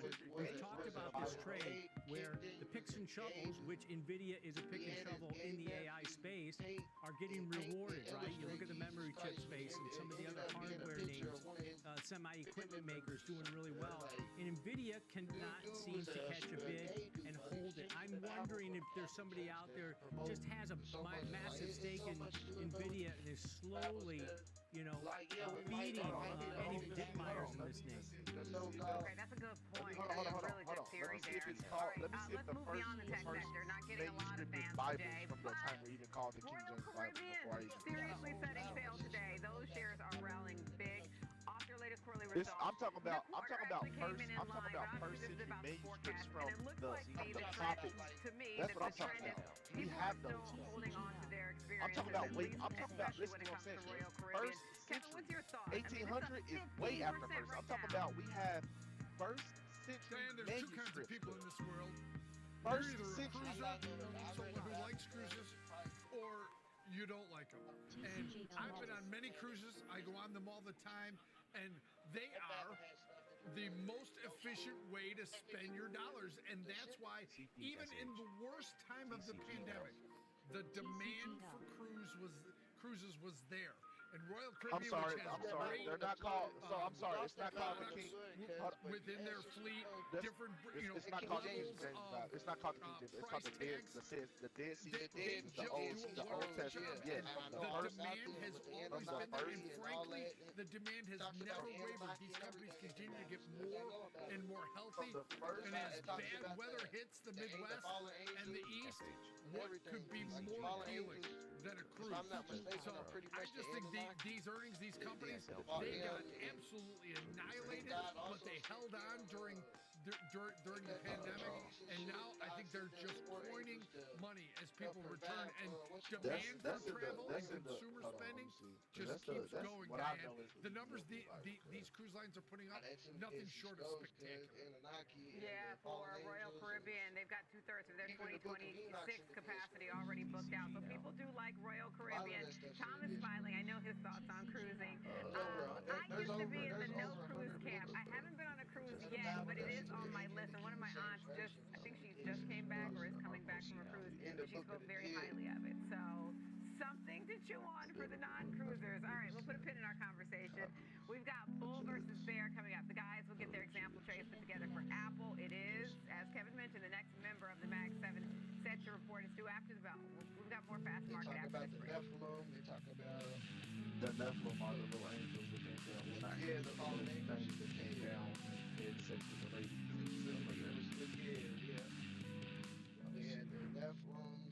Cause you gotta, I'm gonna put you onto this dude named God Logic, bro.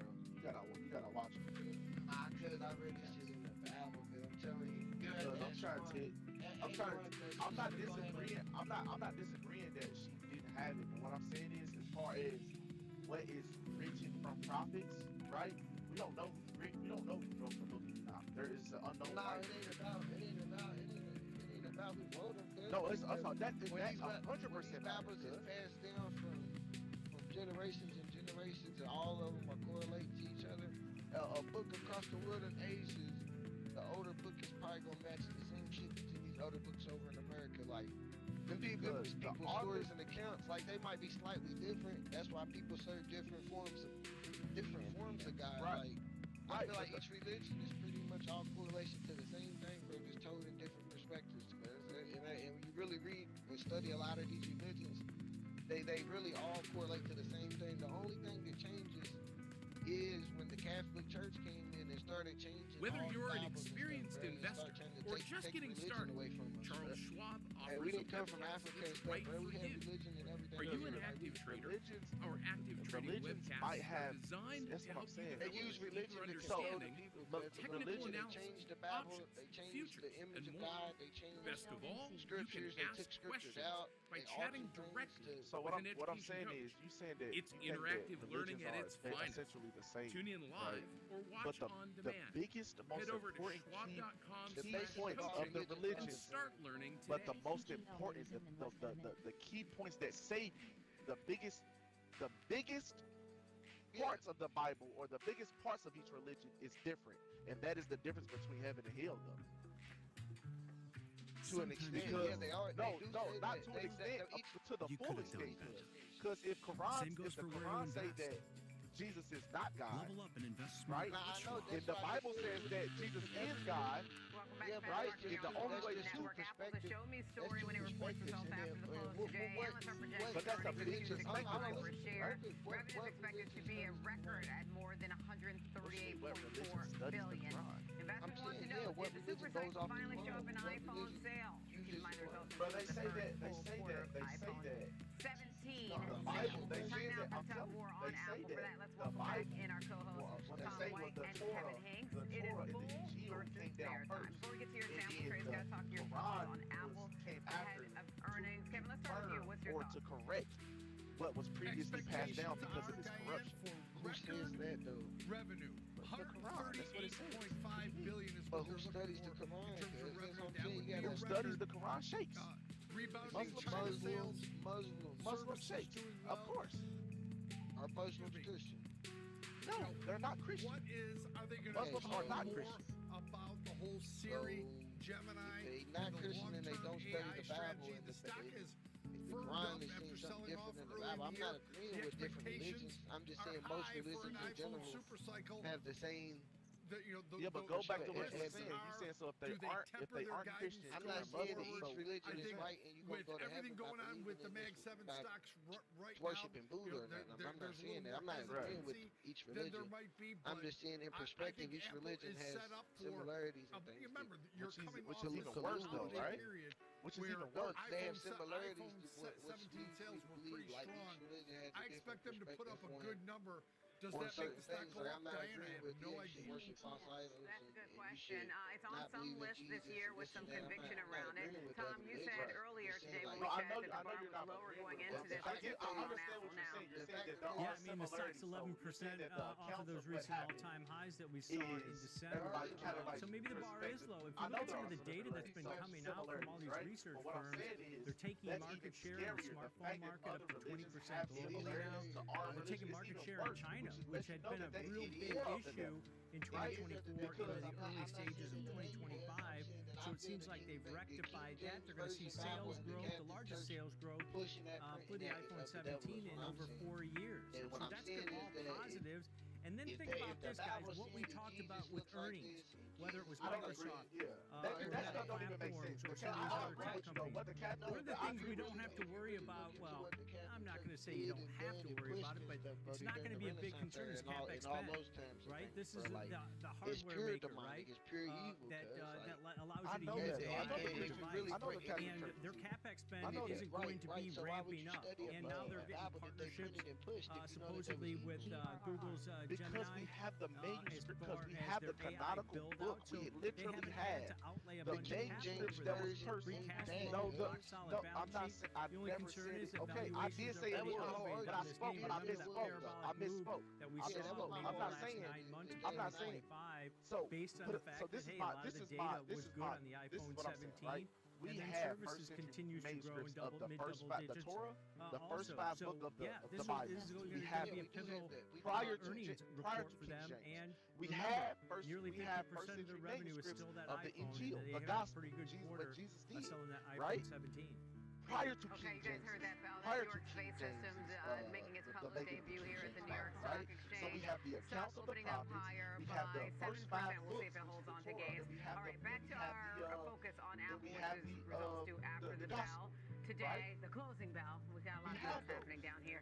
Let's get into the example trade. So, Kevin, the one main final part bell of the there Bible, for, kind of a celebratory bell for the IPO here. Okay, Kevin, example trade. Apple, what's your approach the today? gospel of what Jesus is. My example trade, Diane, time is of a bullish posture. It is buying the at-the-money call in the February 13th. Now a 2-week call diagonal. Buying February 13th, 255 call.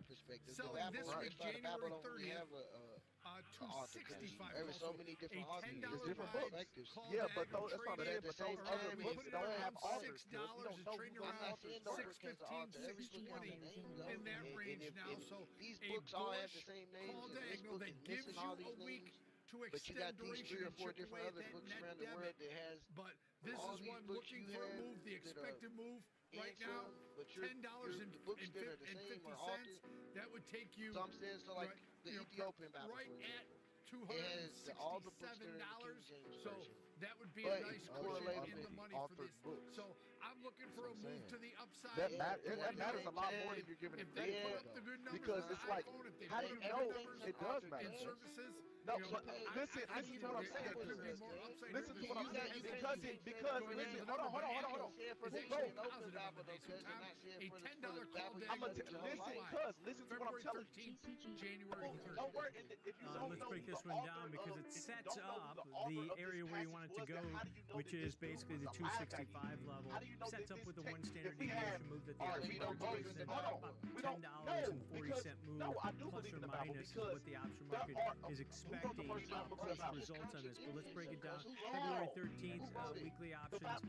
that expire in about 15 everybody days that or wrote so. it, but everybody Buying the that wrote it 255 strike calls basically at the money, Because you're just not- slightly in the you money talk- at this you don't point, talk to listeners. and then I've selling the noticed that. January You're not 30th listening. weekly No, options that expire in just I'm one day. not. $265 So strike who calls. wrote Bullish, $10 wide call diagonal, paying roughly about a $6 debit. The debit No, you it's pay not. is the risk, No, it's not. $600 No, it's not. per spread, There but you are- pay less than the there are width verified of this authors. There bullish are verified call authors for diagonal each on book in the here. Bible. Anything Everybody know- above people know who maybe wrote each book in the 258 is going to be Bible. There are profitability, the author of potential the Enoch, the book profitability of on Enoch this, is and you can see the unknown. apex of Nobody knows who that profitability guy right is. at or So near why that you know, why 265 is strike. credit? Why As can you Kevin take? mentioned, Hold on, as you that's what I'm close your saying. I expiration can't the even next get day, you have that Okay, go opportunity ahead. or potential to roll or adjust that short option on the 265 strike to the next week. Now, Now remember, I think this is a good point for us to bring up, especially on calendars and diagonals when you're adjusting the short strike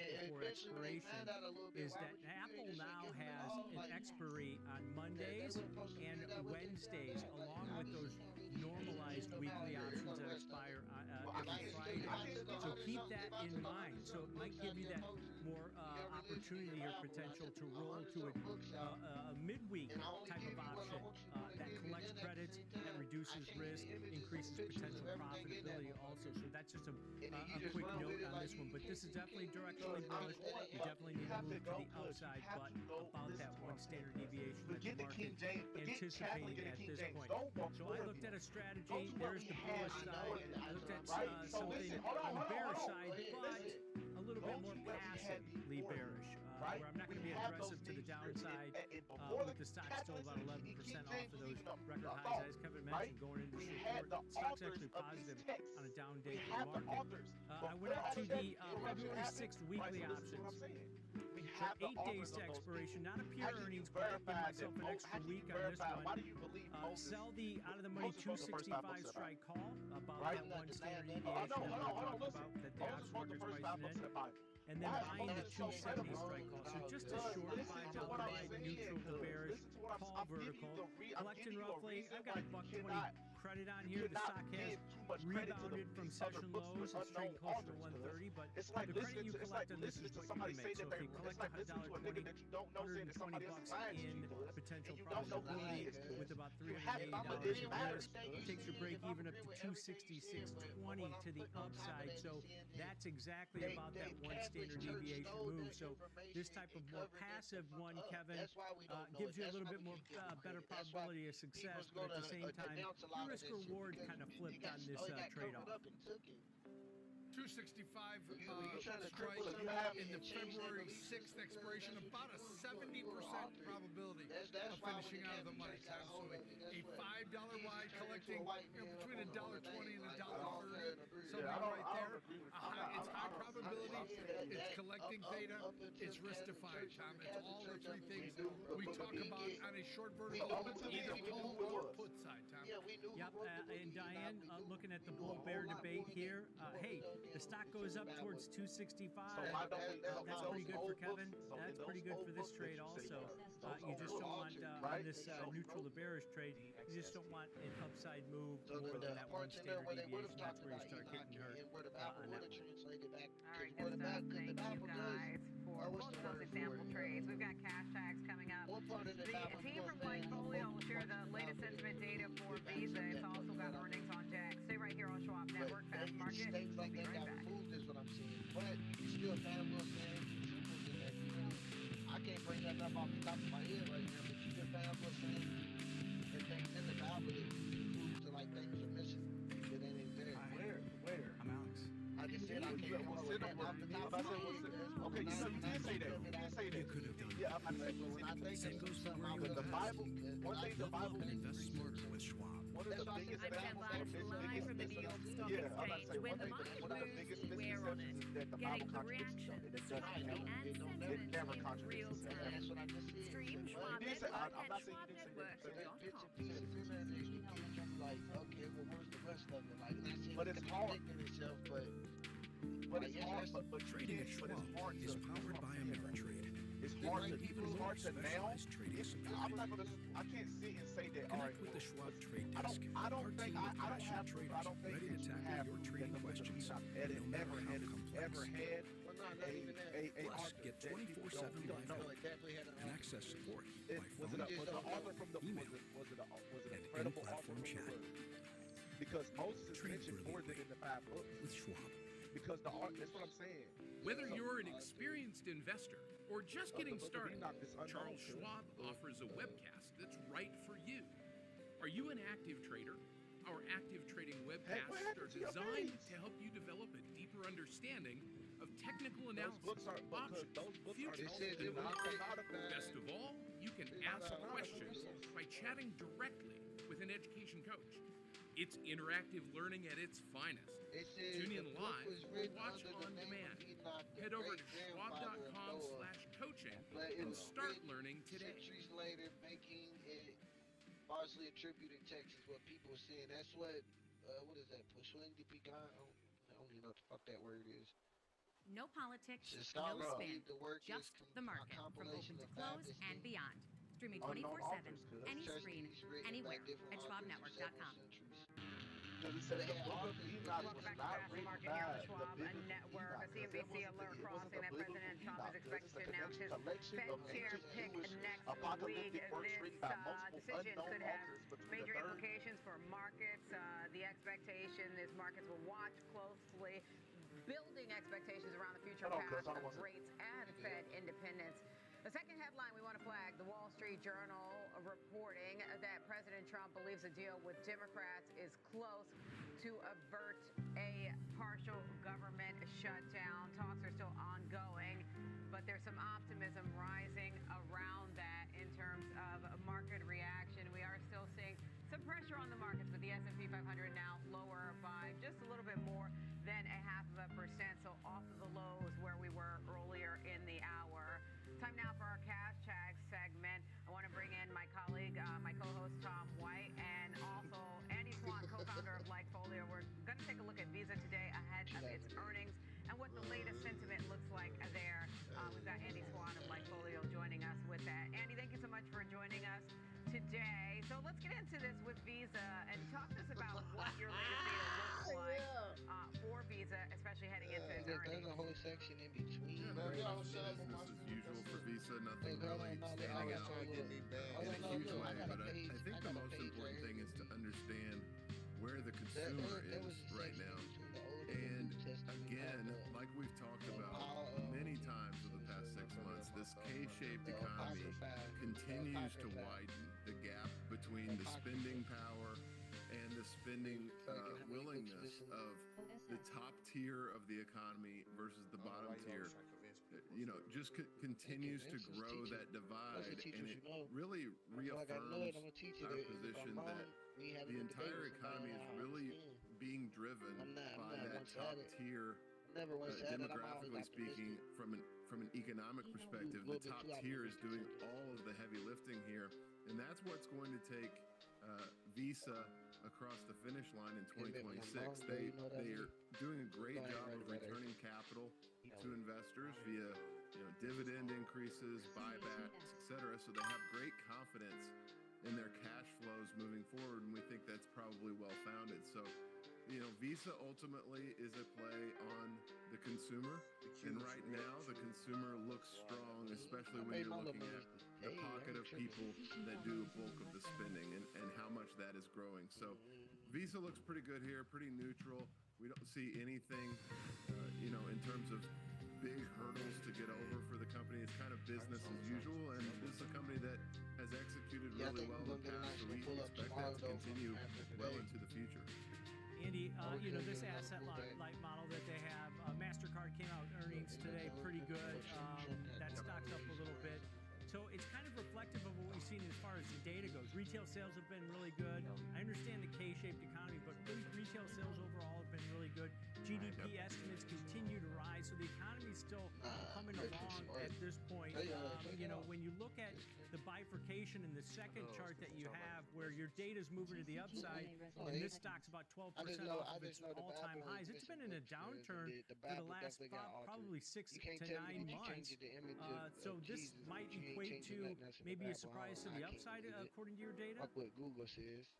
Yeah, it could be. I don't think, I think it's more important to understand that most of the risk is out of Visa at this point in terms of an earnings call. I think they're going to have a pretty optimistic take, especially going into, just like you guys were talking about coming into the segment, a new Fed chair that will probably be, more loyal to the president that wants lower rates than probably is, appropriate. But the reality is the new Fed chair is going to be someone that Trump believes will lower rates aggressively.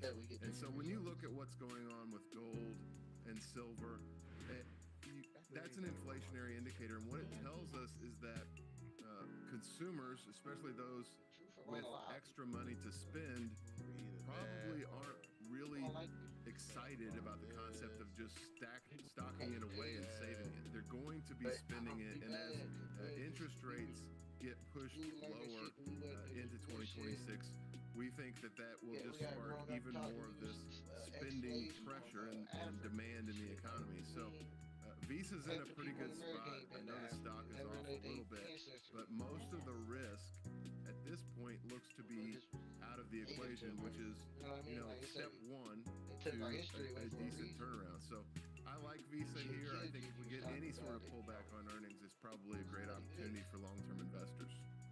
Okay, and Andy, I'm curious to know your thoughts on this. If this showed up in any of your data, the proposed cap on interest rates. Visa got hit like others when that proposal was put out there from the Trump administration. It is one of the pledges that the president made during campaign, but there have been calls from the banks that this is going to be more hurtful than is expected. What's your take on how this feeds through Visa and impact there?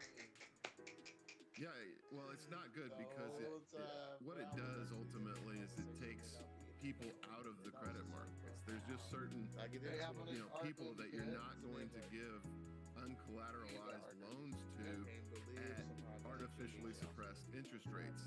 And so it shallows the pool that Visa can pull from.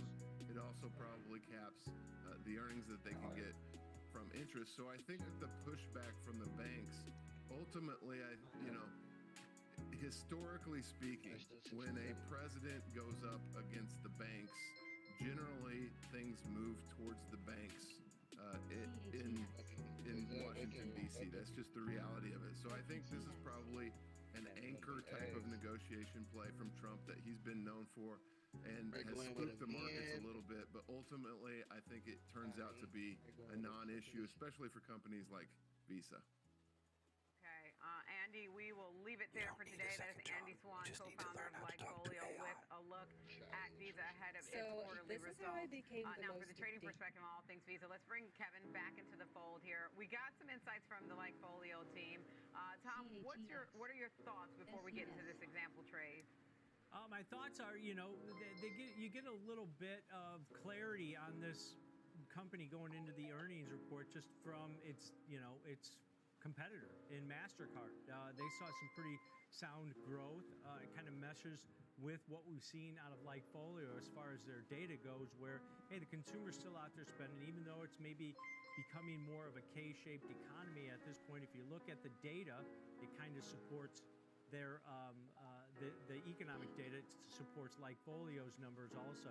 So you have to take that into context, and pulling 12% off of those record highs, maybe it gives, the bar's pretty low. But Kevin, when you look at this 320 level has been a big area of support for Visa over the last couple of months here. What's your outlook here on an example trade? This is a stock that's sold off because of feared interest rate caps, right? And maybe some competition. But the interest rate caps don't affect Visa. They make money off the swipes, right? So it's kind of a myth. American Express, you can make a case that capped interest rates will help them. So what I did here is look for a way to buy the dip in Visa going into their earnings. So what I looked at, Tom, is just a 1 week, buying the February 6th, selling the January 30th, 335 call calendar. And so I looked at it, it was about $1.75. Now it's about $1.80. But this is an opportunity, knowing the expected move is right around a little over $9.25. That takes you, up towards, $340. Can we put this in when it was about $325. So it's holding pretty steady there, Tom. Could you put in maybe a 340? Yeah, you could, actually. But this is one that plays for a modest upside move, Tom, targeting the 335 strike. Like I said, looking at where the stock has rallied to and looking at the expected move, you might want to switch that strike to a 340, Tom. Yeah, let's break this one down. You mentioned the anticipated market maker move in here, plus or minus about $9 either way. IB percentile rank only about 28%, but near-term implied volatility really elevated at this point, and that lowers the price on these calendars when you're buying something further out. But you're buying the February 6th weekly options that expire in 8 days, the 335 call, selling that same call in the January 30th weekly options that expire in just 1 day, paying roughly about $1.75 debit. The debit you pay is going to be your risk, so $175. But you can see here, this gives you upside exposure for maybe less than maybe buying a call vertical or buying a call outright.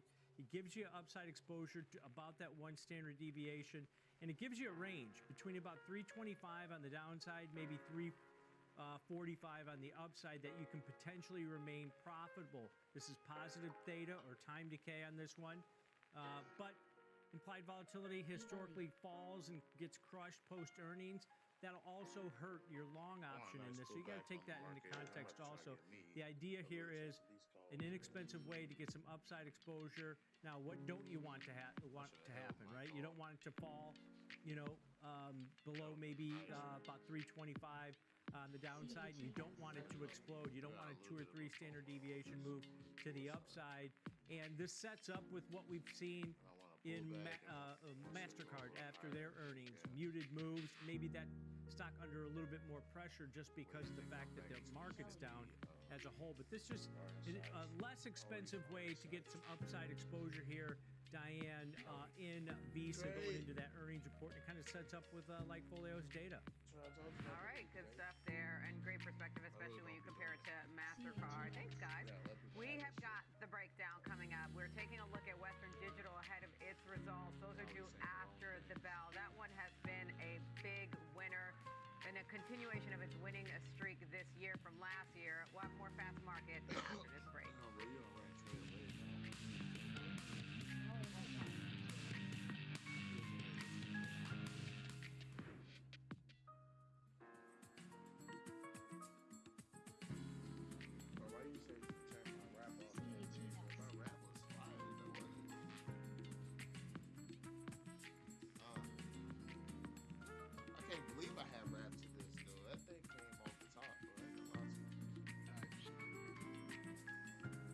Sometimes I be having it, sometimes I don't. But when I have it, it be there for a good couple minutes,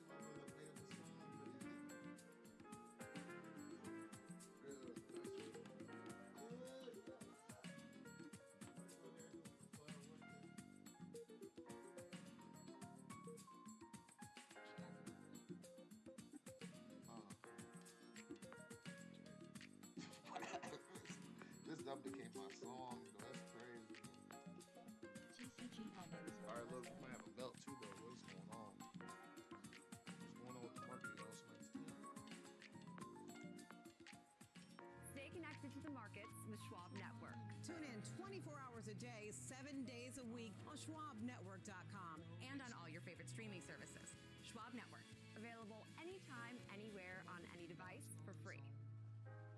Whether you're an experienced investor or just getting started, Charles Schwab offers a webcast that's right for you. The Platforms and Tools webcasts are designed to help you broaden your knowledge of platform features and resources available from Schwab. You'll learn tips and tricks to help navigate Schwab.com, Thinkorswim, and mobile-based platforms. Best of all, you can ask questions by chatting directly with an education coach. It's interactive learning at its finest. Tune in live or watch on demand. Head over to schwab.com/coaching and start learning today.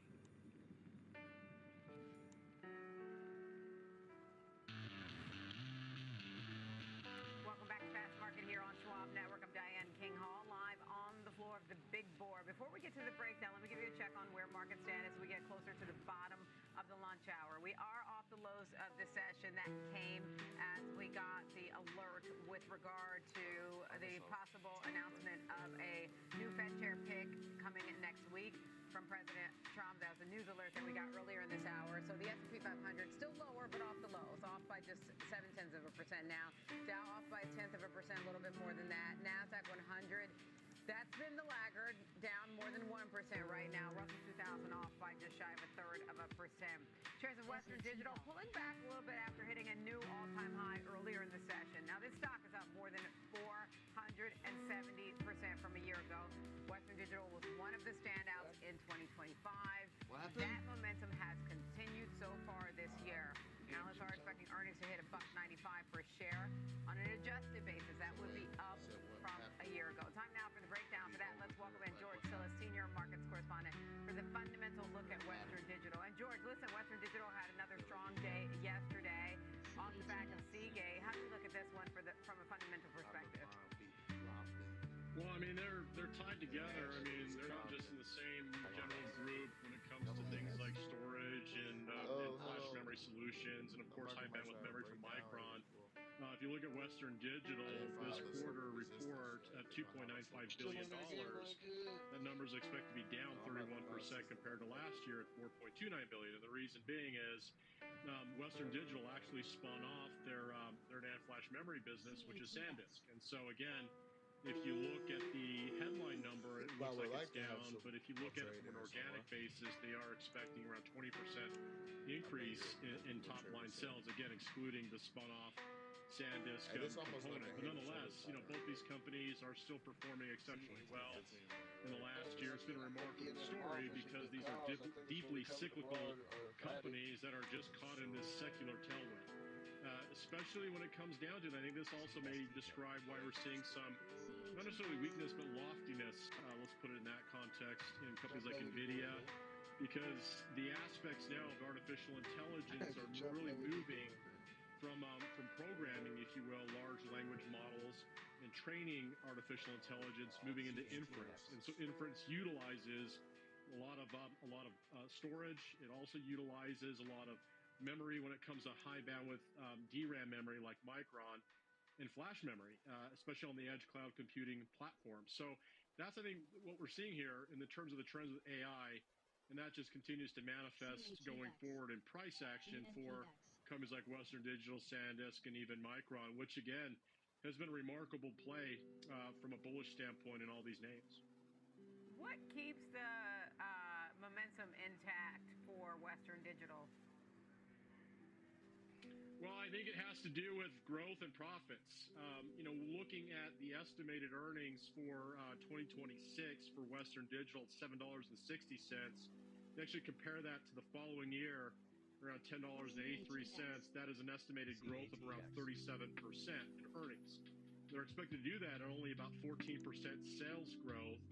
Now, again, in context of any company, that's still good growth, but you got to put in context the valuation. And right now, if you just look at valuation for the name, it's trading around 30 times next year's earnings. So it's trading at a discount to the rate of change in earnings growth between this year and next year. So one would say on a PEG ratio basis, irrespective of the fact that Western Digital has made this monumental move in the last 52 weeks, it's still cheap. But you also have to keep in mind that, like I said earlier, these businesses are very cyclical, deeply cyclical in nature. So if there's some challenges to pricing power, and if supply comes in line from other competitors, either domestic or international, that can present some challenges. But most likely price will tell us that first with some breaks of key moving averages, maybe both the 20 or even 50-day moving averages. Okay, so challenges to pricing power. And any final thoughts you want to leave us with, George, as we get set up for Western Digital today? Because I think back to Seagate, and the initial reaction, there was a knee-jerk, like a little bit of a negative reaction, but then ultimately it was like, no, things are great. Well, that's the thing. Right now, there's a very narrow set of companies. This is the set of companies in the tech stack that are they seem to defy odds. And so again, there's a big, huge push of capital into these names, which can present more prices moving higher. You have to keep that in mind. The trend is extremely bullish. Price action speaks to that. Volume is still very robust. And even though prices are extended or may be extended, doesn't mean they can't go higher from here. I've seen crazy things in the past, over multiple years. This is not necessarily all that crazy, but you can see that there is a lot of movement in areas that are very narrow, whether it's the gold and silver markets or even high bandwidth memory or storage companies like Seagate, Western Digital, and Micron. Great call out with regard to metals as well. All right, thank you, George. That is George Sillis, Senior Western Markets correspondent with the fundamental breakdown of Western Digital. So let's get Tom and Kevin back in here for example trade purposes. So Tom, this time you've got the example trade in Western Digital. What's the approach? Well, you look at a chart like that, the parabolic move, it scares you a little bit. And then you look at what came out with Seagate earnings, and the stock still continued to hit all-time highs. Western Digital, their commitments, sales commitments are sold out through 2026 into parts of 2027. So demand out there for the AI infrastructure build-out is there. And then their flash drive business that kind of spun off with SanDisk also. But yeah, it seems like everything is looking up for these companies because of that commitment and CapEx spend that all these big major tech companies are doing. So George talked about the valuations. Typically this is a really cyclical area within tech. And while it hasn't been for the last year, and maybe it shouldn't be, as these companies grow into these historically high valuations. So that's one of the things that I look at. Stock's pulling back here just about 0.5% from all-time highs that it hit earlier on in the session. So I looked at something that's passive, conservative, while giving myself better probabilities of success if you're bullish on this name. This strategy may work, may not. It just depends on where the stock goes. But going out to the January 30th, weekly options, so just 1 day to expiration. Really short-term positioning here, Kev. Just selling the out-of-the-money 250 strike put. That's about $27 out of the money to the downside. And then wrapping it up by buying the 240 put. Staying risk-defying in a high-price name like this. Collecting roughly about a 250 credit on this. It was trading at 250. It's trading closer to 180 right now, so it has come in. You might want to adjust the strikes on this one. But if you collect that 250 credit, it takes your break even down to 247.50 on this one, Kevin. So you're giving yourself better probabilities of success, Kev. Option market pricing in just under $25 move either way. So this is a great way to have this discussion, Tom. When you look right now, the 250, 240 put vertical that you looked at, it was 250. Now it's below $2, but now it's a 79% chance of finishing out of the money, almost 80% probability of finishing out of the money. That is one of those gauges that you measure. Is that too much? Is that too far out of the money? Are you getting paid for the risk you're putting on? And so, do you want to move the strikes up? Do you want to stay in that 70 to 75% range? That would mean moving those strikes closer, but that brings the risk in. So some people like the 80 percentile probabilities of finishing out of the money, like this trade has gone to, because the stock has moved. So it's always a great discussion. What is your comfort level in terms of probabilities? Because the better the probabilities, the lower the premiums you're going to collect. Yeah, that's a good discussion here, because you can change the strike prices based on that, right? And it's still just over 1 standard deviation move. You're not collecting as much credit for that risk on that one, Kevin, but that's some of those guidelines that you have to, as a trader, kind of look at, like, okay, I'll collect less premium, but as you mentioned, those probabilities start rising, right? So those are the trade-offs that the traders have to make as far as decisions, right? Yeah, because an 80% probability of finishing out of the money, it's not 100, Tom, right? It can still go there depending on the move. So there is always risk for every trade you put on. So one thing we talk about is getting paid for the risk you're putting on. So, hey, listen, the 250 strike might still be the right strike to put on based on everything you know and the potential of moving. So it's something you constantly have to monitor and make mental notes of and store in your database for future trades. So yeah, make trades, make adjustments, and learn from them. Yep, passive, neutral to bullish, short put vertical. If you think the stock's going to go higher, stay where it is, or go lower, but remain above that 250 strike that you sold in that option. Yeah, Diane, there you go. Passive, because this stock has been parabolic. It has absolutely been parabolic, and I'll do a reset on expectations for earnings. Adjusted EPS expected to be $1.95. Revenue expected to be billion for Western Digital. All these memory names have made quite the strong move. And, you know, we'll see if it performs like Seagate performed, because, Tom, I know you had flagged that before, how the initial reaction wasn't great, but then it was everybody back in the boat for Seagate. So it'll be one to watch on our radar today. Good stuff, guys. That's going to do it for us today on Fast Market. I'm Diane King Hall alongside Tom White and Kevin Hinks. Download the Schwab Network app. It's available in the App Store, and tune in 24/7 on schwabnetwork.com. Stick around. You've got Next Gen Investing with Alex Coffey and Jenny Horn coming up next.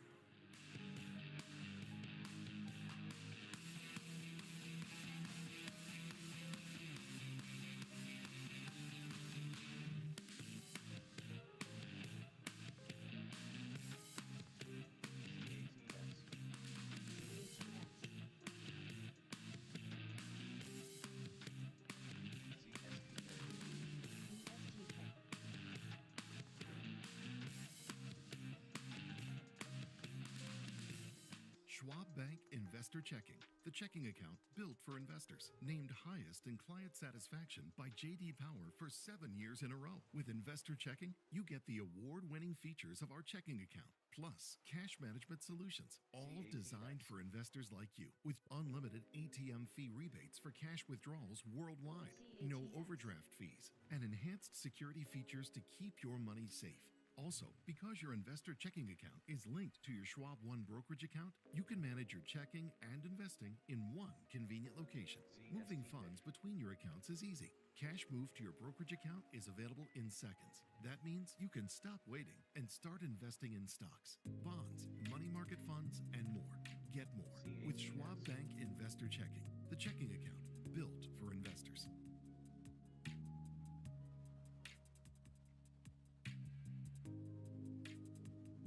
Welcome to Schwab Network, where real-time market coverage meets expert strategy. From the opening bell to the closing bell, we've got you covered. Get inside the minds of pro traders. My point is that they're getting a higher rate of change in sales based on their guidance, but not the same rate of change on EPS. Follow the biggest headlines, live analysis, breaking news, and sharp trade ideas minute by minute. With shows built for action, we break it all down in real time with speed, accuracy, and precision. I think one of the most important things is you're making a play in a risk-defined way here going into earnings. So that would be a further downside area to watch. Smart insights, actionable data, veteran traders, and trusted financial journalists streaming live and on demand. Schwab Network, streaming 24/7, any screen, anywhere, free. schwabnetwork.com. Hey, Pop. Hey, Andrew. Last year, my dad had a stroke. Big shock to see this person that I've always seen as a force in our family be vulnerable. Wait, had a stroke? Yes. Now we're in the car together almost daily. I started to realize, what can I pick up from my dad? He's been with Schwab for a long time. Jim, my financial consultant. I probably met 20 years ago. Jim's really been there to answer any questions I ever have. Makes a huge difference when you have someone that actually cares. Live insights, actionable data, and market-moving analysis. Schwab Network connects the headlines to the why in real time. Watch free 24/7 at schwabnetwork.com.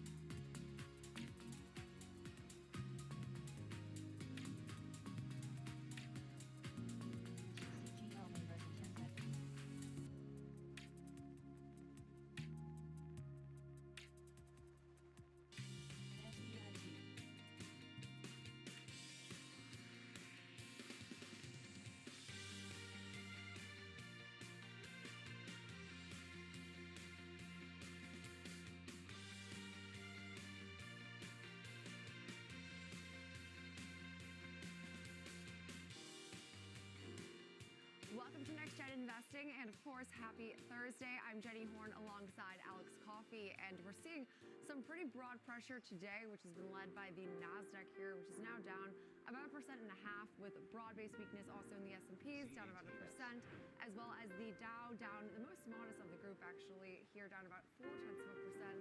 Russell 2000 also contracting about 0.6%. Markets have been, pretty much at all-time highs throughout the week, though. assessment, just simply put, is this a Microsoft drag? I think so, and I think we're vindicated. Didn't we say Microsoft was going to be the biggest determinant in terms of what direction was going to look like this week? And, I couldn't have said that I thought an 11% decline was in the cards. I think it's a surprise even for those who were most focused on this name. But, yeah, I mean, you said broad-based selling, and I guess it just depends on how you define it. 44% of the S&P 500 is actually higher on today's session. But when you look at the heat map, there is a pocket of red, and it's centered in the IT sector, but it's really in the software subsector of IT. And, Microsoft is being felt beyond just the weight it carries. Look at its peers. Its peers look like they're down just as much as Microsoft is, Jay. Yeah, and I mean that's a really good illustration of exactly right now what is unfortunately plaguing this market a bit here. But Microsoft, a substantial pullback. We oftentimes forget because it's not the flashiest, it's not the most volatile, it doesn't also even see the most volume historically I'm not of the group of the Max 7, but it is still, I mean, a huge portion of the overall market, which I think is almost dwarfed by like NVIDIA and Apple and Tesla sometimes. Well, and that's why today when you look at it, I'll pull it up here in real time. The reason I said it matters is because of the market cap. Now, I didn't anticipate a 10% move, but just Microsoft is contributing 50 points worth of downside to the S&P 500. Well, the S&P 500 is down 66, so yeah, it's a Microsoft story. We're not even counting the fact that all of its peers are moving down too, contributing pressure to the S&P. This is a software story, but it's a Microsoft story first and foremost. Yeah, no, it absolutely is, and I would say that this is a report that, I mean, we're talking about very modest sequential slowdowns from a quarter-over-quarter basis for Azure, which is hugely what drove full-size plan for your mini-me. For ease of like looking at the story, it really was not, I mean, like we're talking 39% right, Big Ryan? This is the kind of stuff that would indicate a 12% move to the downside nearly here, but I mean, price right now speaks for itself. No doubt, and I couldn't say it better. I mean, the pressure is, surprising, but it's surprising because there really wasn't anything to be like, it wasn't like they missed. Yeah, it wasn't like they missed. I mean, this was, again, and we're talking like, it's even difficult to find what went wrong. And so that's always a good sign. I mean, we talked yesterday. Well, it's a good sign and it's a bad sign, right? And the reason is because, yeah, you'd rather see a stock go down 11% and it's not because its business is like imploding, right? So given the two, but what does that mean about risk sentiment? What does that mean about these Magnificent Seven names that have driven the ship for this market since the beginning of 2023 in my mind?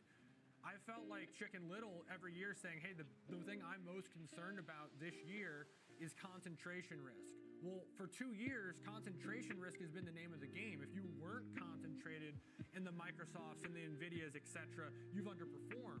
Well, what happens if, and who knows if that if is ever going to happen, these names turn around. I think, today illustrates what that risk looks like, not that it's still going to be a big part of the story.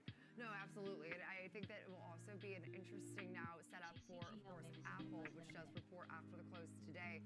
And it's been perceived as really, I mean, historically also speaking, its most important quarter of the year because it encompasses the holiday season as well as the full cycle of the beginning of the iPhone 17 sales. So that does then set a very interesting tone for Apple, which has not really, frankly, been our strongest post-earnings mover of the bunch. But 5 quarters in a row down. 8 of the last 10. It's a great stat. So 5 quarters in a row down. I wonder if Microsoft has also been fairly choppy. And I mean, when you look at some of these names like Tesla, I mean, I guess you could say all of them have been volatile over the last several quarters, but it does feel like, Apple with, again, 5 quarters of some post-earnings downside. So yeah, and to your point on Microsoft, it looks like 5 of the last 7 have been down 2 in a row. And obviously this one by far the biggest move. I mean, this is the biggest move I've seen going back to 2018 for Microsoft in either direction.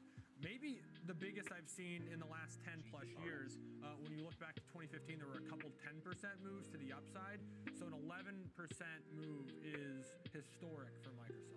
Yeah, and in either direction. I mean, we just don't see this name move with this type of volatility. It's we were even looking at some of the market maker moves yesterday that options markets were implying, saying these are big moves. This is well outside of even what that had been expected. So driving, unfortunately, a lot of today's pressure. But throughout the next hour, we will focus on the rest of the tech world that did have some earnings, as well as just some of these discretionary names that frankly are doing quite well on the heels of their earnings. We will also then be diving into previews of KLA Corp, which is reporting today after the close, as well as SoFi tomorrow morning, and then discuss more on Apple. Expectations here as, again, that holiday season is so critical for the tech giant. We'll also discuss further about ServiceNow, which is seeing a pretty substantial decline after organic growth. The guide did disappoint expectations. We'll also discuss Tesla earnings, as there was a lot to like within the reach of autonomy, becoming more of this pure play into a true tech company, which I know their valuation has implied for years at this point. And we'll close things out with under 30. We are looking at VIAV and some of the overall just strength that we're seeing in that name today, which is now up about almost 15%. So we're seeing big moves today, which again, not totally reflected by this market in either direction, but unfortunately the bright spots are very much dwarfed by the tech heavyweights. Yeah, I think that's well said. And even a name like Now, which we'll talk with Diane on, one has to wonder, like, is Microsoft just the big part of the story even there? So I know it had its own, individual earnings and things, but one of the names we've been watching, and it's part of our movers, and to kick things off is IBM. IBM is much more of a software company now than it has been, and about half its revenues derive from software. I was wondering, could it hold on? If we see this drag on software, could this name hold? So far, yes. Yeah, so far, yes, amazingly. So I keep waiting to see some of these names that are, up 5 or so percent start to trickle down. That has not been the case though for IBM, which did report another real strong quarter of free cash flow thanks to its data and mainframe business, as well as delivering now its third consecutive quarter of a free cash flow beat for the fourth quarter. So they did report revenues that were up 9% year over year, exceeded forecasts on right now non-GAAP gross margin that did improve, and also came in ahead of consensus at 61.8%. Now their earnings from continuing operations came in around $4.52 a share, again ahead of expectations. Their generative AI business continued to gain momentum, with backlogs reaching nearly $12.5 billion, significantly higher than what we saw in the previous quarter at around $9.5 billion. Wedbush's Dan Ives was a note that I love. He credited a lot of the strong demand to these various AI agents, saying that the company is developing strategic partnerships with some of these key data providers to drive a multiplier effect for growth. He reaffirmed his outperform rating, raised his price target to 340 from 325. I thought it was 440, and that would have been really a bullish call. But as far as street coverage is concerned, B of A also noted the strong data growth, as well as the top line beat driven by this infrastructure upside. Morgan Stanley also is another strong bull, again highlighting this free cash flow beat, in addition to, RBC, Bernstein, as well as Stifel, JP Morgan, Oppenheimer, all also a bit more optimistic today following this print. Yeah, and this is a company that for so long could not grow. And when you come to revenue, it's finally turned the corner, starting to beat 5 straight quarters, beating the estimates, but snapping a streak, it looks like, if it were to close here, of 3 straight negative reactions around earnings for IBM. So nice move in IBM shares today. Let's talk Lam Research. This is just a good place to be when it comes to building out semiconductors and anything that has to do with chips. Yeah, and a pretty clean report, topping Street's expectations, issuing strong guidance, really continuing to revive hopes that it can extend its recent rally. So the stock has soared over 197% over the past year, even prior to this report. Now, late Wednesday, seeing adjusted earnings again that topped, revenue rose 22%. For the current quarter, they're expecting now earnings of roughly $1.35 a share, plus or minus 10 cents. That was ahead of forecasts on revenue that also, I will say, was pretty much at the midpoint in line, but would imply some upside, $5.7 billion plus or minus $300 million. But the AI boom has sparked a surge in demand for wafer fabrication equipment made by Lam as well as its competitors. Their CEO mentioned this as they say they're ramping up execution velocity across the company to support their customers' needs and realize their growth vision now for their multi-year performance. And so, as far as performance goes, this has definitely been an outperformer, but it's interesting because some of these names you'd say that there was a pretty high bar going into these reports. They frankly have been able to exceed even the relatively high bar. When you're seeing that memory excitement spill over now, it's not just, hey, the names that are, actually ultimately delivering the final product. It's everything down the supply chain, which to me says there's a real feeling, and maybe the stock price has told us that for a while, but that this isn't just a boom cycle. That this is something a little bit more prolonged. Even if it has boom aspects, there's some staying power here. There definitely seems so, and I guess that this year's price performance will be the real critical test because a lot could change with policy. Yeah, and the stock prices for a lot of these names could turn around, but it seems like the build out, this infrastructure build out, isn't like a 1-year story. This is like maybe a 5 to 10 year story. It seems like. Yeah, that is also very true. And it's been a multi-year story for this recovery to even really see its footing take hold. But now to shift into more of the travel component of some of these earnings we've gotten this morning and yesterday after the close. We're looking at Royal Caribbean here, which is up 14%, rallying towards this now multi-month high after their full-year profit and revenue outlooks were well ahead of forecasts. So they provided that upbeat earnings outlook, saying demand for future cruises is as strong as it has really ever been. We know that agreements for a shipyard in France were announced to expand their fleet of ships, including those for its river vessels. They also expect now, continued strength for their adjusted earnings this year. But right now, revenue does continue to imply about 9% growth for the coming year. In terms of bookings, they said that since the onset of wave season, they've witnessed the highest 7 booking weeks in their history. About 2/3 of their 2026 cruise capacity is already booked and at record rates. So passenger ticket revenue is up 13%.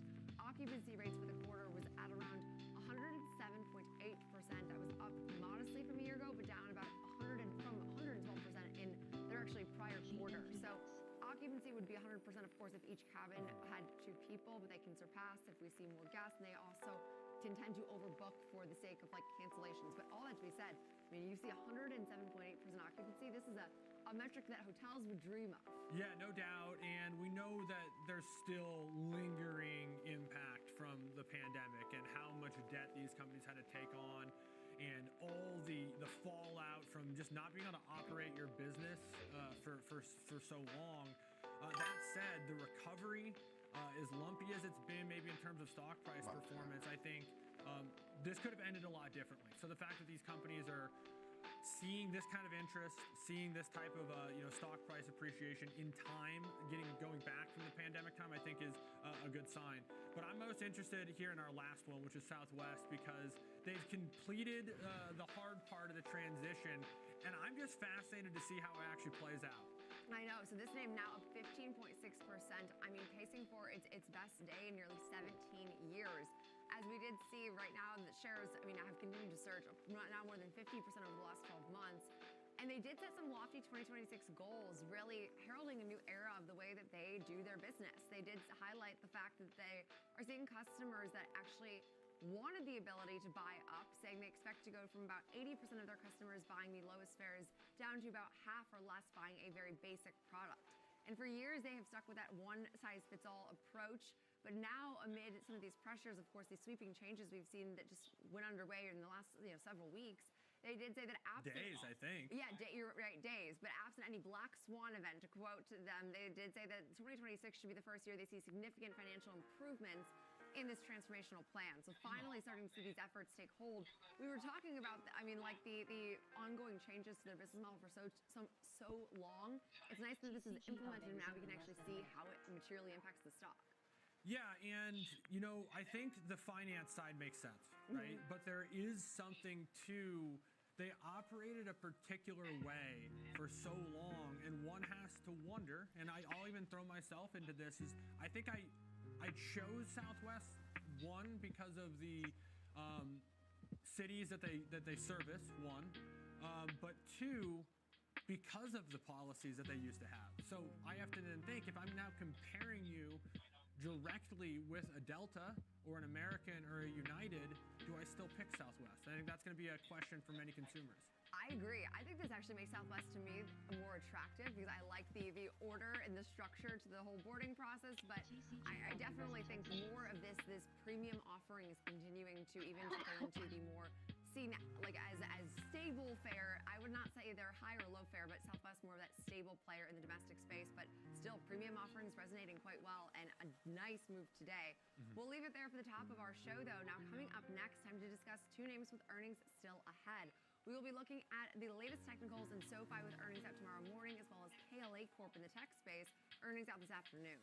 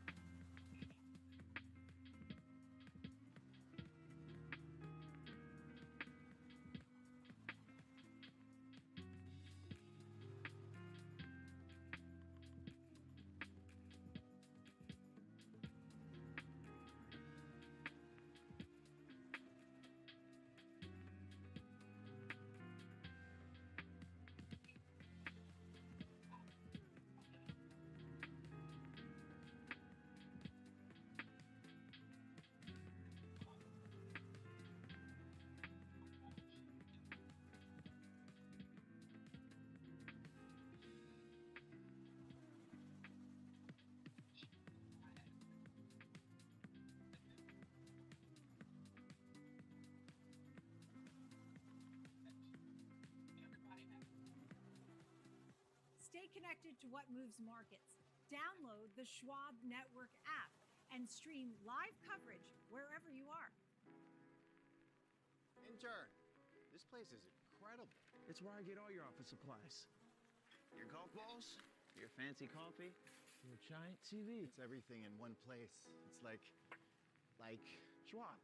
Everything investors need, all in one place. Come again? Yeah, at Schwab, they can do everything. Invest, trade, get full-service wealth management, and anything in between. I think I'm going to be sick.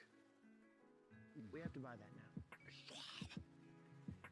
Invest your way with Schwab. Whether you're a bull or a bear, you'll want to catch the latest market action on Morning Movers with me, Diane King Hall, live from the floor of the New York Stock Exchange, only on Schwab Network.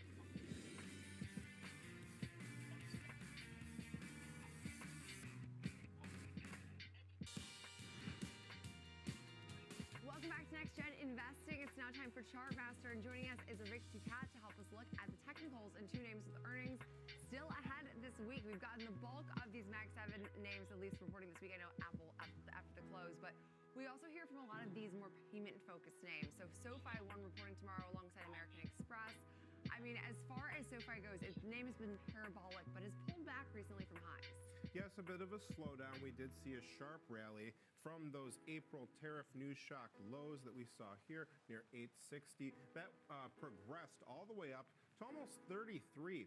However, from there, we have moderated somewhat. Now we have seen prices start to decline. You could draw a trend line connecting these two highs, but it's actually steepened somewhat recently. Now it's from here to these subsequent highs. We also can see that price has seemed to find some support at some previous low points that stuck out. We can see this was relative lows here and here around 24. That's around where we seem to have found some support so far today. Now earnings could for sure change everything very quickly here. If we do move lower, 2250 stands out. That was an old site of importance as well. That's around when we saw some of our best closes, and then subsequently after price moved up beyond them, that's around where the bulls held on and formed support. To the upside, we can see that the most important upside level is around 30 here. It's this double top area. There are some other relative highs between here and that point, but that's the one that really sticks out, that probably many traders would be looking for a convincing push beyond that level for evidence that a new trend has started to reassert itself back to the upside. We can also look at our moving averages that we follow here and see that they are starting to diverge apart from each other, trending downward here, which suggests acceleration of trend. Again, earnings could change things very quickly here, but if we do keep moving lower, our longer term 251 day EMA, our yearly exponential moving average in this orangish color here, that comes in at about 22. RSI also above the 50 midline, below the 50 midline still, but above the oversold area here. So pretty common for momentum to wane as we head into a known event situation like earnings. So when we finally do look at our volume profile study, we can see the point of control comes in right about here, 26.28, but the volume is really pretty heavy all the way from 26 to 28 overall, so about a $2 range of heavy trading activity here. You could also look down here and see 21 stands out. That matches up with this old range-bound area here, so that could be a bit of a confluence area that we've identified now that we have looked at everything all together. Yeah, and I will also say this name modestly lower today, but the fintech space has been, volatile. We've seen various tones from management as far as like PayPal and even some of like the blocks, as well as just, more of this K-shaped economy really playing out in real time with some of these lenders and various, again, fintech names. So SoFi, we will be keeping on our radar, of course, ahead of those results tomorrow morning. Now, Alex, as we think through trading this name for example purposes, the gift of SoFi is, I guess it's volatile, but then I would also say there's that added risk when you just look at its big moves in the heels of earnings. Yeah, and it's kind of stalled, right? I mean, it's kind of a bigger topping kind of looking pattern, but maybe earnings is enough to break it back up to the upside. Looked at a neutral to bullish strategy, though, for this one. It's a 23.5, 22 short put vertical expiring on February 20th. So it's going to have earnings in this particular trade, but it's not necessarily an earnings trade because it has a little bit more duration. continuation for this to work in time. But looking to collect 50 cents on the $1.50 wide short put vertical. Still creates that 2-to-1, so you risk $100 with a chance to make 50, break even below at 23. Looking for stabilization here, perhaps a volatility crush post earnings, and then maybe a continuation either sideways or higher. Okay, now to shift gears entirely here and look at more of that pure play into the AI and semiconductor world. KLA Corp also reporting today after the closing bell. I will say this name has been on quite the run as of late, so walk us through your thoughts here from a chart perspective. Yes, a sharp push to the upside once we crossed above 1285. That was this old high point that we saw shortly after our last earnings event that took place back in October. From there, you can see we had a bit of consolidation when we tested those highs, but after the breakout, we formed this upward sloping channel type shape here between our two white lines. We have continued to make new highs even today.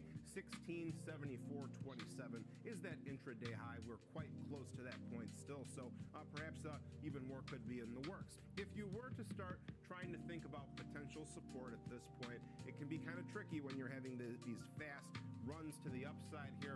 So try to look for old high points here, 1517. In this case, 1475 was a high point that matched up with some of the lows. Another one here near about 1400 or so. It can be quite tricky to assess these levels when price is moving so quickly here, but those are some levels that stand out at a glance. When we look at our moving averages, this is showing that the price activity is still traveling to the upside. The lines continue to diverge farther apart from each other. When they start to contract toward each other, when the slopes start to lessen, when they eventually start to turn over from an upward slope to a downward slope, those are signs of potential trend shift here. For now, 5-day EMA in dark blue comes in near 1607. That could be a pretty short-term area to watch out for. Our teal 21-day monthly EMA 1474. RSI overbought above the 70 threshold, which is bullish. Not quite making new relative highs, though. So you might argue that there's a little bit of a bearish divergence here. To me, though, what we've seen now is earnings. It's kind of the start of a new trend. We'll have to wait and see, but that would be something that I would try to use a bit more nuance on rather than just kind of saying, blindly that we're having the bearish divergence in this case. So now when we look at volume profile, once again, the standout areas are roughly here near about 1550 and roughly here near about 1350. So those are the most active footholds that you might see if we do start to travel back lower and look for support. Yeah, and this name also getting a decent lift today, of course, ahead of this print. We've seen a lot of these names that have been at these highs continue to outperform, really following these earnings. We'll have to see what will be in store for KLA Corp, but appreciate it to Rick Ducat, of course, our chart master, for that breakdown. Now, as we think through trading this name, Alex, I mean, considering that we've seen some pretty nice pops, leaning in perhaps a more bullish mindset here for example purposes. Yeah, this is a tougher one, I think, for most account sizes, just simply because it's a big product. Whenever you're talking about something that has a comma in the underlying price, it means maybe less strike availability. It also may mean as well, Jenny, that the strikes are a little bit more expensive, or each option's a little bit more expensive. So looking at buying a call butterfly, actually going out to March in this case, there was only monthly options available, so just a little bit longer term in terms of the trade. And the expected move brought you to this 1700 to 1720-ish range earlier when I was looking at this. And so if you think there's going to be a potential pop and a move towards those levels post earnings, perhaps something like the 1700, 1720, 1740 call butterfly could do okay from an example standpoint. Most importantly, though, trying to structure a trade for a product where 100 shares in this stock is $170,000, where you're not risking that kind of money. So in this case, a $2 debit on this $20 wide call butterfly is $200 in risk. So creates a risk profile where you risk 200, have a chance to make 1800, but you needed to get in between 1702 and 1738 by that expiration time. I would say most traders would look at something like this. Maybe if you got to move towards this level post earnings, you would start to see it move a little bit in terms of repricing. And if you could at some point exit this between now and March 20th for some sort of a gain, if you could, most traders I think would consider doing that, just just because that's quite a ways away still, and that's a relatively narrow range for this to end up at. And this is one I tend to think, like, split your stock. I mean, it's gotten such a high price tag, and I know that that was the norm several years ago, but you just look at, $1,700 in strike prices. Consider that it's right now a pretty pricey name to get into. So we'll be watching KLA Corp as those numbers do come out after the close. But another name with earnings out after the close that will probably be taking a bit more center stage is all things Apple, as we'll finally hear some more clarity on their holiday period as well as iPhone 17 sales.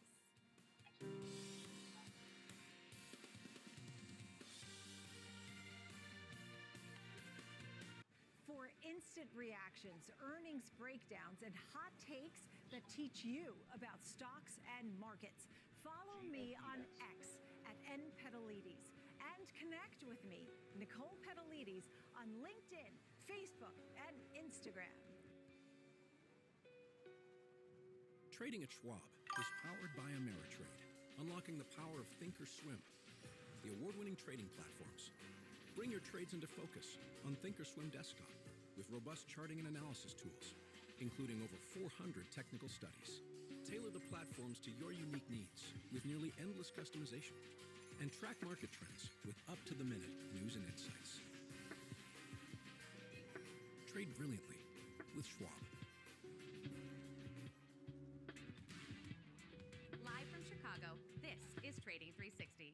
I'm Marley Caden. We track macro forces, market trends, and company news that shape investor decisions, all with expert analysis and actionable context. From inflation data to sector rotations, earnings to policy, it's a comprehensive view of the market every trading day. Trading 360, in-depth market coverage straight from Chicago. Weekdays at 11 a.m. Eastern on Schwab Network.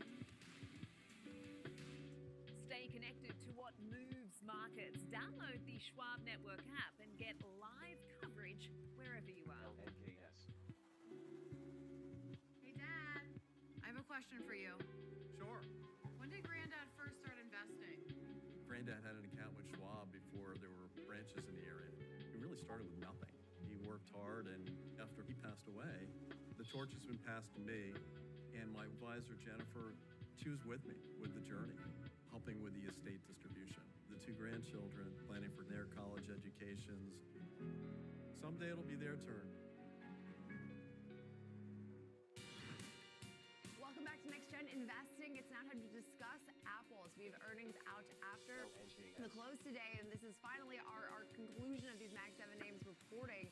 So I do think they face a critical test. Marley Caden, host for the Schwab Network, is here for us to help us break down all of the varying expectations. I do know that iPhone 17 sales will definitely be center stage here. They certainly will be. And like you said, this is of the names that we're hearing from this week. This will wrap up this week's Mag 7 earnings reports that we're getting.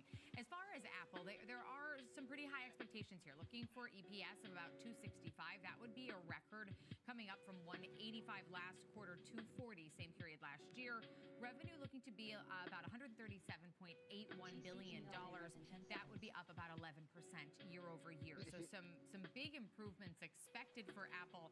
But it's also a clear moment of show me for the markets when it comes to Apple. Prove it, almost, if you will.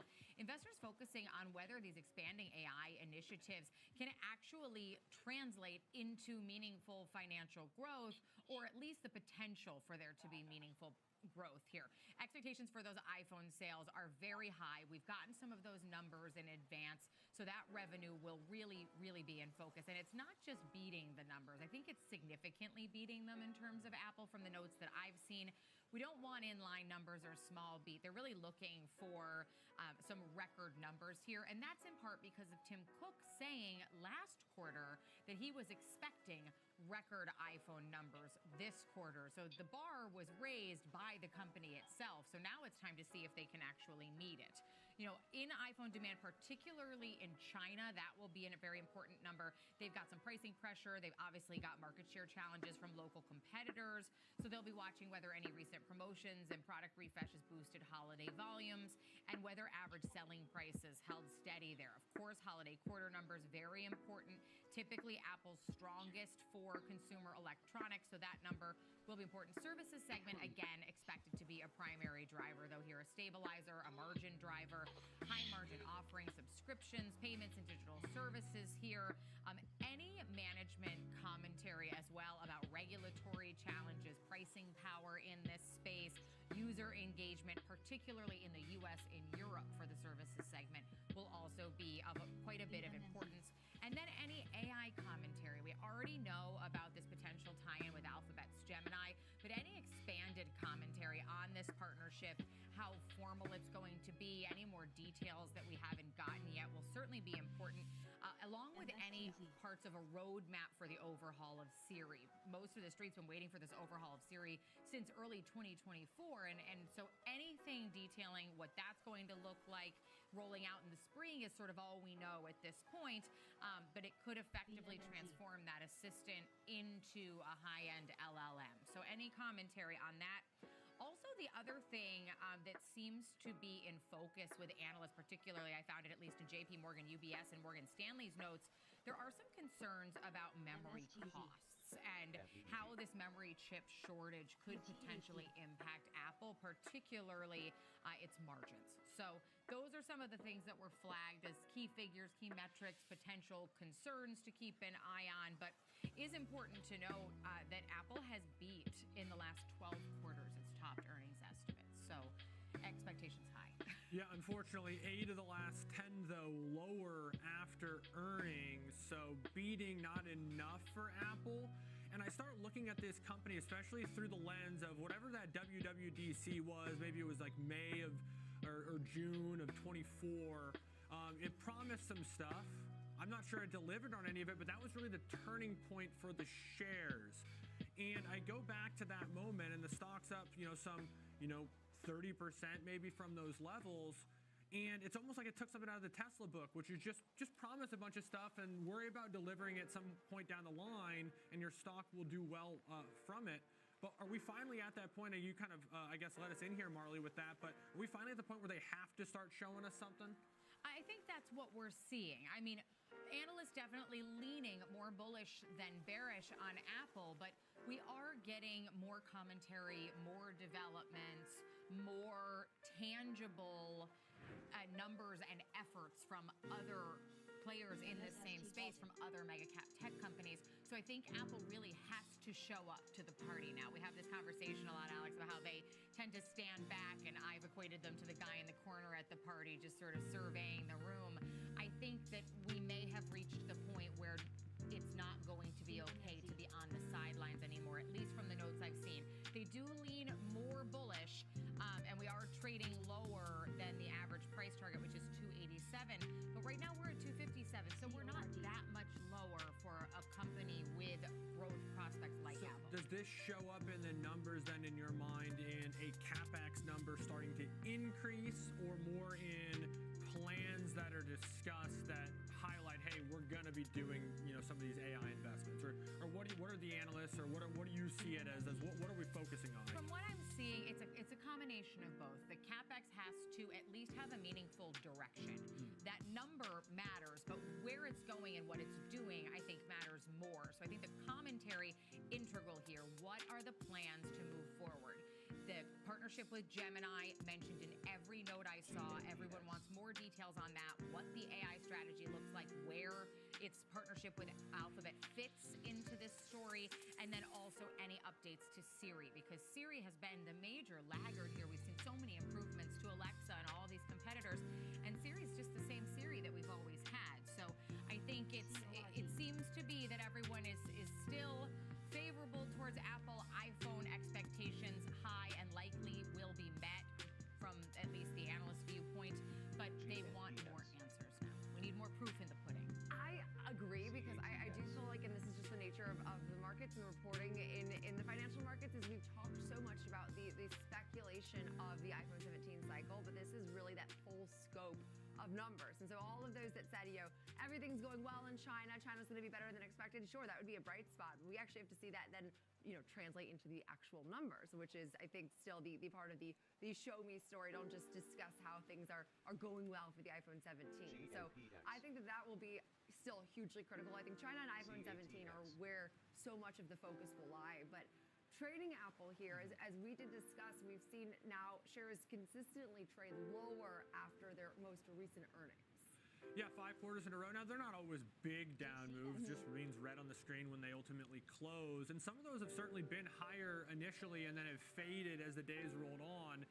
But I just looked at the recent trend of this stock. It's, clearly been trending lower since the early parts of December. We've looked at this recent trend in terms of its reactions over the last several quarters being more red in terms of how that they've reacted. It's also been a quarter so far where beating earnings hasn't necessarily been enough. And so I looked at a bearish strategy, but it's customizable. So if you're a little bit more bullish with Apple, you certainly could look at a call calendar. I'm looking at a put calendar here, though. Most importantly, I think, guys, is it's one, selling this Friday, which is tomorrow, buying next week's next Wednesday's February 2nd, 240 put. It's only a 25-cent debit, which means you have $25 in risk. So this is a relatively small way to, get exposure to the downside in Apple that would have a chance to expand if it does move its way back towards the lows of the last couple weeks of trade. So it's kind of tested that 240 level a couple times in the last 2 weeks. If this is a disappointing result, moves back towards that level again, perhaps this is a strategy that could benefit a little bit. It's not going to be a home run type strategy. It's just not structured in a way for that, but perhaps a strategy, an example that could benefit if you do get that downwards pressure. Yeah, I will say also amazingly so, I just didn't even realize that Apple's clinging on to at least a 0.5% gain. So in a slew of red outside of Meta platforms, to their credit, which is up 10%, Apple's our other lone name in green territory, at least as it stands right now. We'll have to see, obviously, how the dust settles. There's a lot of time left in this trading day, but appreciate it to Marley Caden for always helping us break down our FOMO story of the day. Now, coming up next, we will dive into all things Tesla earnings, as we've now seen some volatility play into Tesla. We're now pulling back about 2%. Initially was higher, but we'll discuss really what the street liked, perhaps what's now causing some pause, coming up next.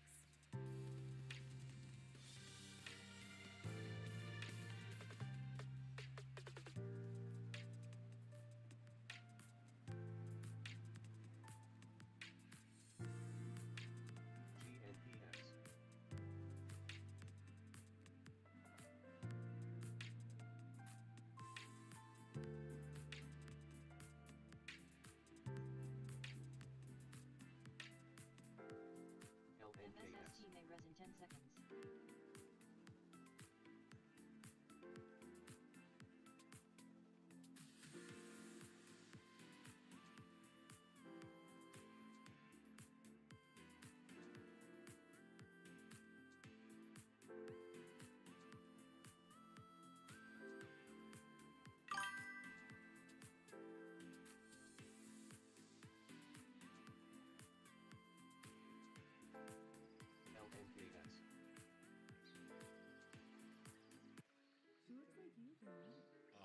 She's got your smile. Carl. Yep, your #1 broker's here to welcome your new little dependent. Actually, we invest with Schwab now.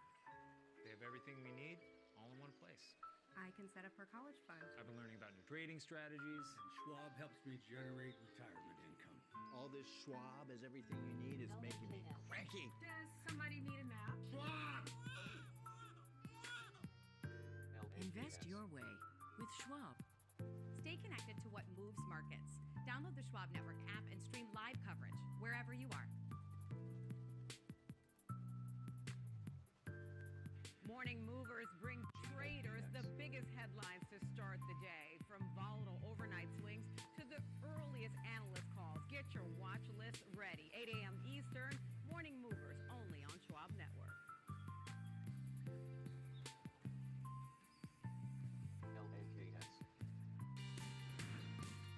Welcome back to Next Gen Investing. We're now going to discuss the overall pretty substantial contraction we're seeing today in ServiceNow. Shares declining after organic growth guide disappointed investor expectations, really contributing to some of the worries over its recent slew of pretty big deals.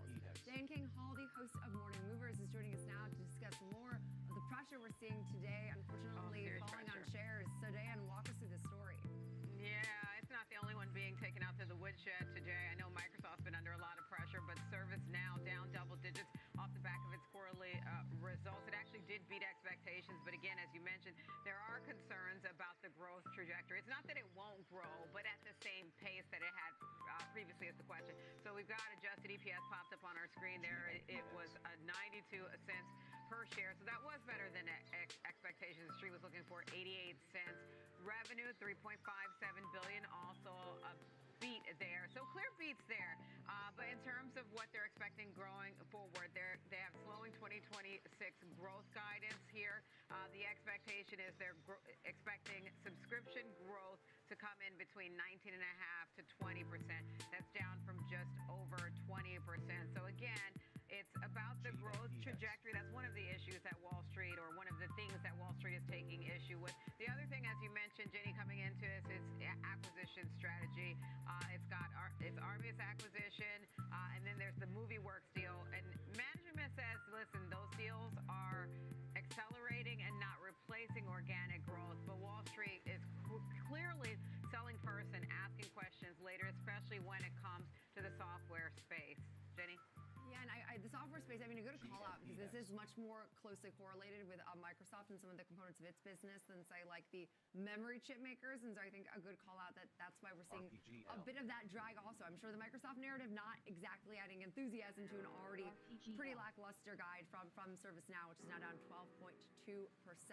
We'll leave it there, though. Appreciate it, Diane King Hall, for that insight.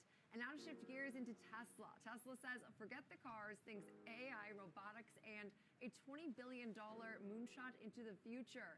But of course, are these realistic goals that will translate into material growth? Gerber Kawasaki's Hatem Diab is joining us now to help us discuss. Hatem, always love having you on. Appreciate your time so much. We know undeniably Tesla trades like an autonomous company. But after this report, what specific milestones like robo-taxis, FSD, Optimus demos would make you move from this being more of a compelling narrative to actually a validated business model into 2026? Hey, Jenny, good to be on. I mean, it's the hard reset, right? Tesla wanted us to know that they are no longer a car company. They're more of an AI autonomy company. And shutting down, the Model S and Model X lines is kind of the next step to that. So I think the true question is, for me, like, are we going to see Optimus robot being sold in the millions? And I think that story maybe will play itself out, but it's going to take a few years for that to happen. So I think the comments yesterday from Elon's were very sobering in a sense where, they have to spend a ton of money to retool these lines and really kind of focus on making more robots, because obviously the car business is not going to do well. All right, Hatem, big news that seemed to be highlighted, depending on what you were looking at, was this investment in XAI. Now, it might have been sort of the best kept secret, is the relationship, let's say, from the leaders of the two companies is pretty tight. That said, did it overshadow all the numbers? Was this the story? Was this the takeaway? It was kind of expected, right? Like, Elon doesn't care about, how people look at some of the investment between his companies or the ecosystem that Elon has built. But the reality is XAI has built a lot of compute power or compute capacity that Tesla will need if they want to become this robotics company that they need to be.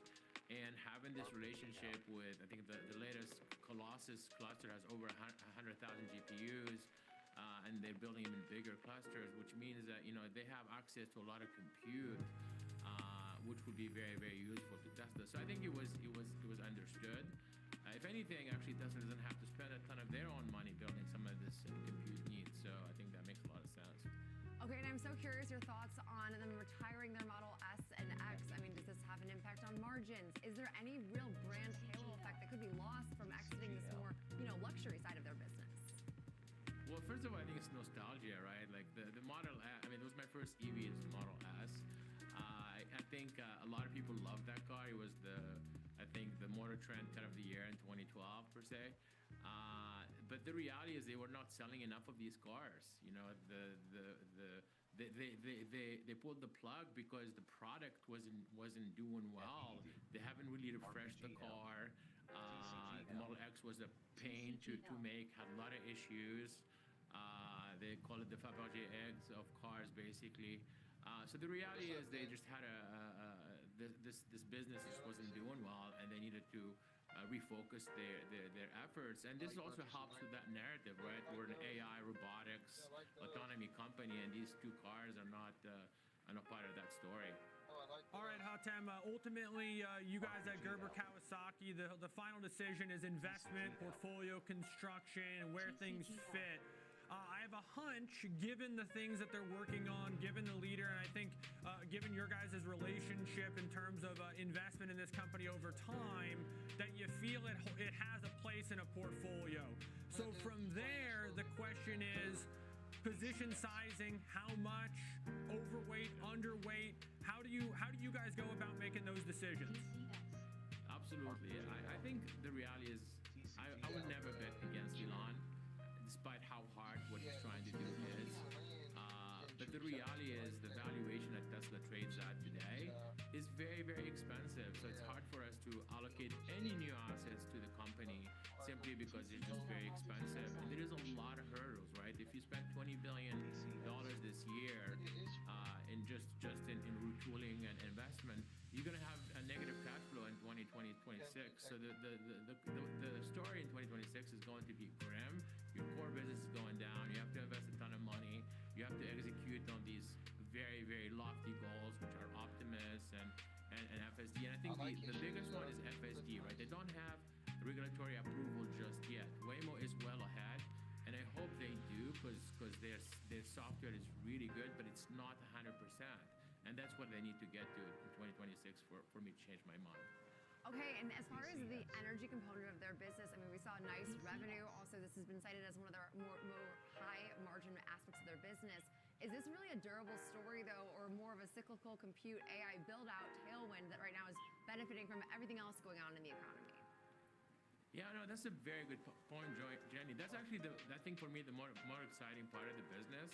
It's actually the highest margin part of the business. It's not big enough to matter per se. They're only doing about $4 billion in revenue.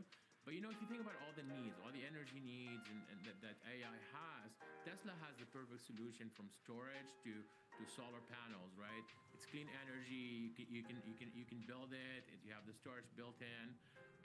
But the reality is, it's just going to take some time for them to scale that business. Last year, they did 13 billion and 13 gigawatt deployment, which is massive.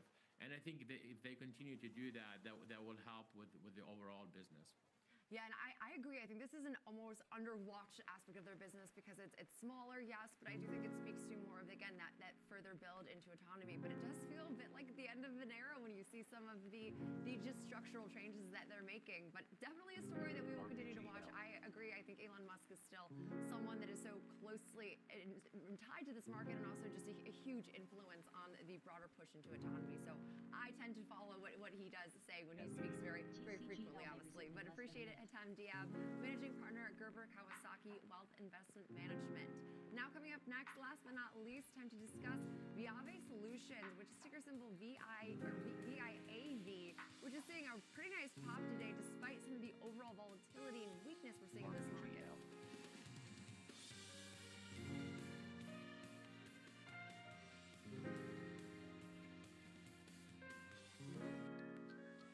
Opportunities don't stop when the market day ends. So neither do we. Schwab gives you round-the-clock access to over 1,100 of the most popular stocks and ETFs, plus a wide variety of futures markets. All with 24-hour support from trading specialists who understand the ins and outs of 24-hour trading. No matter the hour, you can trade brilliantly with Schwab. Schwab Network delivers real-time market insights, live from the NYSE, NASDAQ, SIBO, and beyond. From earnings to economic data, we cover what matters as it happens. Streaming 24/7, anytime, anywhere, free on schwabnetwork.com. Morning movers, be the first to find out what's shaping early market action. Tech check, options corner, futures focus, technical analysis. Morning movers covers it all. Grab your coffee and tune in every trading day at 8 a.m. Eastern, only on Schwab Network. Stay connected to the markets with Schwab Network. Tune in 24 hours a day, 7 days a week on schwabnetwork.com And on all your favorite streaming services. Schwab Network. Available any connected to what moves markets. Download the Schwab Network app and get live coverage wherever you are. I'm Nicole Petalides, live at the New York Stock Exchange, and this is the Watch List. Your midday view into the trends driving the markets with a sharp focus on technology, innovation, and companies leading the next wave of growth. Big movers, real-time interviews, and insight from analysts, founders, and market voices you trust. The Watch List, 2 p.m. Eastern, only on Schwab Network. Welcome back to Next Gen Investing. It's now time for Under 30, and we're talking Viavi Solutions, which is seeing a really nice pop today. We're up now 14.5%. This company is more the back end of technology, providing various networking and assurance solutions for telecommunications. But obviously, more to the story here today. So now I'd like to welcome in Jeff Pierce, Senior Manager of Derivatives Trading for Charles Schwab. Jeff, thanks so much for joining us today. I mean, walk us through what is thankfully a bright spot in a sea of red today. Yeah, very bright spot. As you said, almost up 15%. And the company, if they're not familiar, as you pointed out, they're kind of on that back end. We talk about a lot of what we're seeing with, the data centers out there. This is a company that would benefit from that. They specialize in that hardware and software used to build, test, and monitor those critical communication networks. A lot of their customers are going to be telecom, hyperscaler data centers, enterprise networks, and they do have some other areas as well around aerospace, defense, and anti-counterfeiting. What we're seeing today is a reaction to a couple things. One is going to be the earnings story. We saw that report come in 22 cents on the non-GAAP earnings per share. That was up from the 13 cents we saw last year and beat expectations. Revenue came up 36% year over year at around $369.3 million, which also beat expectations. It was also at the high end of their guidance. On the segment side, that network and service enablement, which makes up the majority of the revenue, that was up almost 46% at $291.5 million. Optical, which is their second biggest segment, was up around 10% at $77.8 million. The outlook again, just like last quarter, investors were very happy with the outlook. Estimates were around 15 cents by analysts on the earnings, about $353.5 million. The company actually expects between 22 and 24 cents, 386 to 400 million. On top of that, they have announced a restructuring plan which will include layoffs, but is expected to have an annual savings of around 30 million. Jeff, when we're trying to compare this company and try to figure out what bucket to put it in, are we talking about a company that's maybe competing in some ways with a company like Cisco, maybe focusing on small and medium enterprise businesses, where Cisco is maybe some of the more big companies, or is that off base? It's a little bit of a mix, right? Major telecom carriers are certainly, could be customers for a company like this. Those enterprise IT networks, and of course, is this expanding hyperscaler cloud data center operators that we're seeing out there are going to be a big part of it. When you look at a company like this, you're going to be thinking about companies that are growing, right? CapEx spending that we're seeing through telecom, CapEx that we're seeing through those data centers. That's really when you start to see a company like this start to build profit, which is what we're seeing over the last several quarters, which is a big part of this jump we're seeing in the shares. Yeah, and so as far as right now, I mean, like it's broader push into being more efficient. They did announce plans, of course, to cut about 5% of their workforce. That adding any fuel to this pretty bullish narrative that they're a more lean, nimble company? Because that does seem like a theme we've seen resonate fairly well, of course, this quarter. And it's two sides of the coin, because you can acknowledge these are real jobs lost, obviously, but it does tend to lead to then these operational efficiencies. Of course, right. You look at a company like this, the margins are pretty good, right? If we look at how the margins have been, a steady case, looking around, I believe it's about 50 to 60%. So they have a lot of strength in that core business. That said, net profits are a little bit lighter, so the company is investing heavily in growth, R&D, operating expansion, all of that. And that does come at a cost. So when we see these sorts of restructurings, about 5% of the global workforce, certainly an impact. As you pointed out, it has a real effect on individuals, but it does help when you start to see some of the cost savings, and whether that could help with this expansion, which is certainly what investors are looking for. Yeah, no, absolutely. And hey, a nice way to close out this show, because we have talked a lot about some of these more moves of downside pressure, frankly, which is just dominating the market right now. So appreciate it, Jeff Pierce, for all of that breakdown. And we do close out the show a bit stronger than where we started, Alex. So at least ending things on a bit of a brighter spot. Yeah, tug of war between Microsoft and Meta. Microsoft's winning that battle right now. Microsoft is, but Meta, hey, up 10.4%. So notable, I think, still gainer. That'll do it for us for Next Gen Investing. We have the watch list coming up next.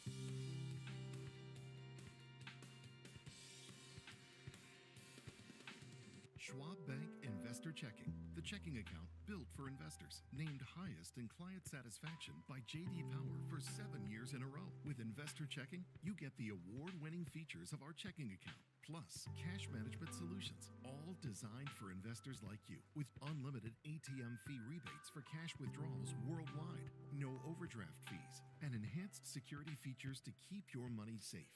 Also, because your investor checking account is linked to your Schwab One brokerage account, you can manage your checking and investing in one convenient location. Moving funds between your accounts is easy. Cash moved to your brokerage account is available in seconds. That means you can stop waiting and start investing in stocks, bonds, money market funds, and more. Get more with Schwab Bank Investor Checking, the checking account built for investors. TCGL halted down.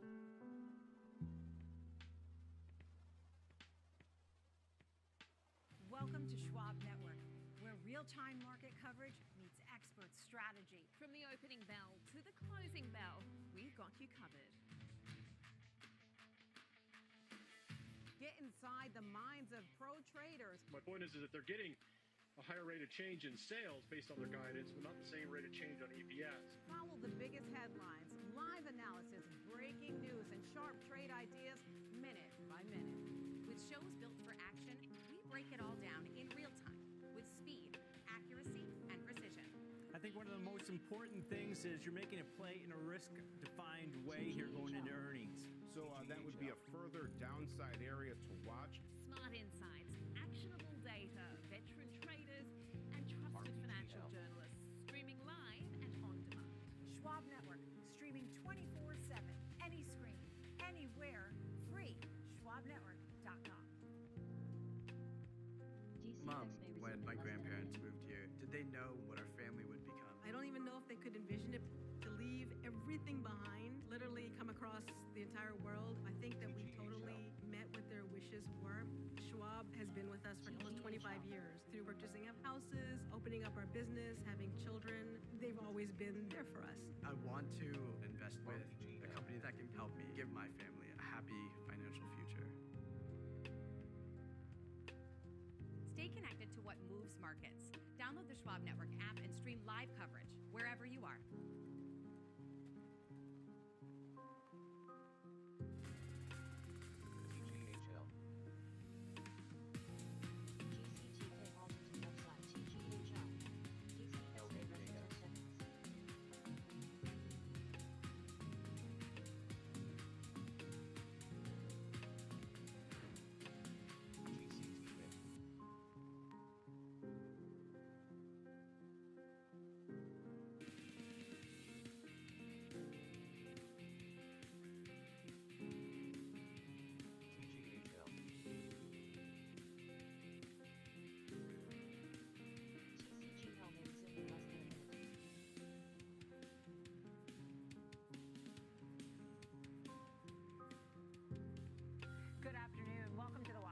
I'm Nicole Petalides. It's 2 p.m. Eastern Time. We're coming to you live from the corner of Wall and Broad here at the New York Stock Exchange, right here on the floor. And really excited. We have a big show for you today. The Chief Financial Officer of MUFG Americas will join me right here at the desk. We'll talk about AI, CapEx, data center spending, the current M&A climate. The bank is one of the largest in the world. Really looking forward to that conversation. Tom White will highlight unusual options activity in Microsoft, Novo Nordisk, Southwest Airlines. So wait for that. And our panel will dive into the current earnings that we've been seeing on Meta, Microsoft, also Apple. We're watching for that as well. A lot to take a look at. In the meantime, as stocks hit record highs over the last day, right? We saw S&P go to 7,000 right now. 69.29, a sell-off's underway, down 0.75%. The tech-heavy Nasdaq down 1.1%. Microsoft has been under some serious pressure with a double-digit percentage loss after some concerns about the cloud numbers. The Dow Jones Industrial Average down 162 points. That's 1/3 of 1%, and the small caps down 0.5%. Oil and gold. Well, gold has come been hitting new records once again. That is somewhat of the fear trade, right? And the FOMO trade is people running to equities because they don't want to miss out. It's interesting to see both of those happening at the same time. 65.11 on oil, 17.56 on the VIX, and 423. That has come down on the 10-year bond yield, 83,000 and change on Bitcoin. Kevin Hanks is with me, host of Fast Market here on Schwab Network, taking a look here at what's going on in this market. Tell me a little bit about the market action. I mean, we're off the lows, off the highs. Your thoughts? Yeah, there's been big swings in the market throughout the day. We're currently sitting significantly off the lows, down about 0.75%, but we were down, excuse me, much more than this. At one point, the S&P 500 hit 68.70 was the low print, so it's bounced nicely. Gold, I think gold is one of the big topics today. Up 5%, down 2% at one time, now back up on the day, up about 0.25%, just $14. Seems like a small move, even though it's $14. So the whipsaw in gold, I think it affected the overall market as well when gold broke. So I think with all the earnings, with Microsoft, big move on the downside. Even Tesla is on the downside, but Meta Platforms big on the upside. It's just been a day where the overall market weakened a little bit, some worries going into Apple's earnings after the bell, but all things considered, this is a day where the large cap tech, information technology is the heaviest part of the market. The equal weight S&P is only down 0.3. So that's a little bit stronger, but yeah, this is an interesting market today. Several aspects, several different sectors of the S&P 500 are still up. Right now, I've got 5 down, 6 up in terms of the S&P 500 sector. So fascinating day, Nicole. Yeah, and Microsoft down, 12% or so. It's been incredible. Let's talk a little bit about some of these names in particular. I mean, you have the Meta Microsoft and then the Love RCL. When you look at Meta Platforms, which is currently up 10.3%, and then you got Microsoft down 12%. It was, if you CapEx concerns in Microsoft, it went up 66% year over year. I think the number was around 60. Right here, I've got it, 37.5 billion, up 66% year over year. The street was concerned about that. Meta Platforms, which had bigger numbers on CapEx, but they seem to be monetizing it much better than other firms. So after a tough quarter last quarter, Meta really taking off on their earnings release today. So yeah, when you see two big names like that, one up 12%, one down 10%, massive numbers coming out. And then when you look at Royal Caribbean, that's having a massive day today, that's just pure a robust outlook for what 2026 is doing. They put up good numbers, but they also said that 2026, they're 2/3 booked already for 2026, which allows them to fill the rest of their capacity at higher prices. So they're going to maximize the pricing there. Who's out of Royal Caribbean, and then Southwest is another really good story because they beat on earnings. They're transforming that company, now charging for luggage, now charging for premium seating. So they're looking for big improvement and transformation coming up. They raised their guidance for next year, earnings per share, from $3.32, what the street thought. They came out with $4 per share for 2026. So big numbers here out of Southwest. That's really taken a long time to recover from those problems a couple years ago, Nicole. Yeah, unbelievable, right? To see these names. I mean, Southwest is up 18%, Royal Caribbean up 14%, really big moves there. And then after the bell today, we'll have Apple. And there are some pros and cons, but everybody wants to know, what is the AI strategy, right? Well, exactly. Are they going to talk about the Siri-Gemini combination? Because let's face it, they've been kind of watching from the sidelines in terms of AI. But if you think about it, whatever you use for AI, whatever ChatGPT, OpenAI, Grok, Copilot, you're going to use it on your cell phone. And so Apple's got the delivery mechanism for all that AI. So I think now that they're talking about a partnership with Siri and Gemini, that should be pretty important. But make no mistake, Nicole, this is an iPhone company. They're going to be judged by the iPhone 17, and was there, in fact, a Christmas holiday super cycle? Understood. All right, Kevin Hinks, great to see you. Thank you so much for all of that. A good look there. Right now, the Dow's down 88 points. Joining me now for the bigger picture, Jim Thorne's with me, Chief Market Strategist, Wellington Altus Private Wealth. Thank you so much for being here. It's great that you're here on this kind of day. We've been up, then we went down, and we're somewhere in the middle now, searching for some direction. How are you feeling after the market did hit a record in the last, day? Well, Nicole, it's options week, so they're going to whip stuff around and make sure that the majority of options expire worthless. So, very constructive on the market. We get some rotation. I'm just here looking at the tape, and it looks like interest rate sensitive stocks are catching a bid. Transportations are up.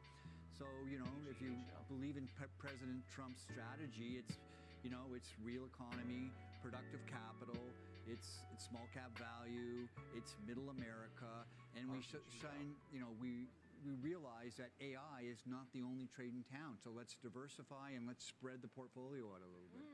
Well, how did you feel about what we saw here with both Meta and Microsoft today? And then we'll have Apple. So, is it AI, not AI? How are you feeling? Because we did see a divergence between Meta and Microsoft today. Nicole, I'm using the 90s as my reference point, and you were still in grade school in the 90s. No, I'm teasing. But what I'm going to say is that when you build the infrastructure out, when you build the internet, it was hardware outperformed software for a decade or so. And so what we're seeing right now is hardware and AI is outperforming. Microsoft has too much software. So if you go look through a list of all the names that are underperforming in tech, software names have yet to redefine themselves in this new AI environment. They will, just not now. And so where everybody's going and what's the mania and where's the fever, it's in memory. I mean, we're talking about stocks like Seagate and Western Digital. Right. I mean, we haven't talked about those hard drives. Are you kidding me? For the first time in 20 years. Right, now we're up to this memory chat, no doubt. I mean, for Apple, do you want to give us a thought maybe ahead of the report today? Well, I think they're going to be fine, but I think Apple needs to really clearly identify and express what their AI strategy is. And you know what? Maybe Tim Cook isn't the guy to do it. It's still a strong company, but it certainly isn't evolving fast enough in this new AI world. Understood. How are you feeling about, so I'm seeing copper here, at record high prices. Freeport-McMoRan is a name that you like. Yes. If they're going to run the economy hot, which I think they will, then copper is the place to be, and you want to buy Freeport-McMoRan. It's that simple. And then what about the small cap ETF, IWN? I like small cap. I like Main Street, and I like banks. And I think America is the place to be. I don't buy into this narrative that people are going to take their money outside of the United States. Ignore the noise. This is the place to be. And the president has told you he's going to implement strategies to bring economic growth back to middle America. And then when we look at a name like NVIDIA, a lot of folks are coming on and not picking NVIDIA. They all say, I like it, but it's not my pick. Is that a pick of yours? Yes. Even today? Right, because I want to buy stocks that have a long consolidation period where their fundamentals are improving. So if you think about where memory is today, pick your favorite memory stock. Eventually they're going to get to a level and they're going to consolidate for a long period of time.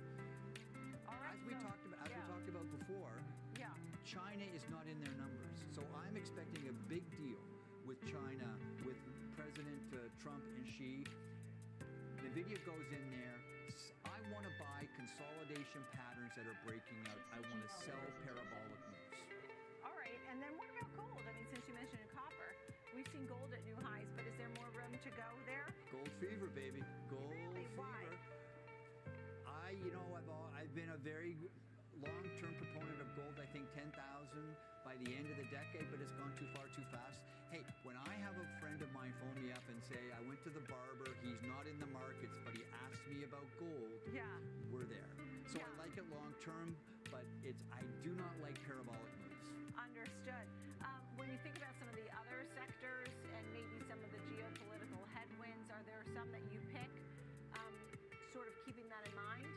controversial. Sure. I think you should be legging into Bitcoin right here because the Clarity Act is going to be voted on in about an hour. And so I would suggest that, I am expecting the wind or the air to be taken out of the gold and silver trade. And that hot money is going to move back into Bitcoin. And I think Bitcoin, now that everybody's freaking out, and remember, it's options day or options week, and there's a lot of shenanigans going on in the option space in Bitcoin land. So if you don't like it here, and you don't buy it when it's 200,000. Yeah, and it's interesting because we have seen more purchases of Bitcoin from governments and things like that over the last 24 hours even. So we'll continue to watch it, like you said. Thank you so much. It's great to see you. Nice to see you again. And thank you, Chief Market Strategist, Wellington Altus Private Wealth. Thank you. Coming up, Options Corner with Tom White. A look at the unusual options activity for Microsoft, Novo Nordisk, and Southwest. We'll be right back.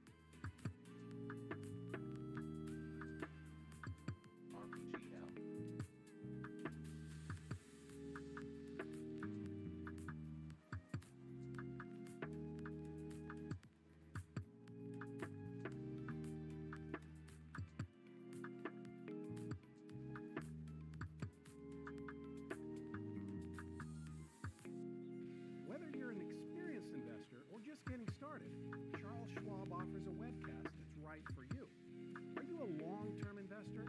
Our Investing webcast series breaks down different investing styles, including growth, value, income, and more. Best of all, you can ask questions by chatting directly with an education coach. It's interactive learning at its finest. Tune in live or on demand. Head over to schwab.com/coaching and start learning today.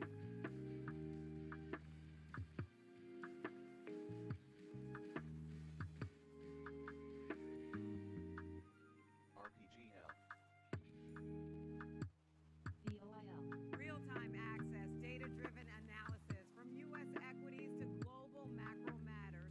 Schwab Network connects the dots. Watch live. Subscribe free at schwabnetwork.com.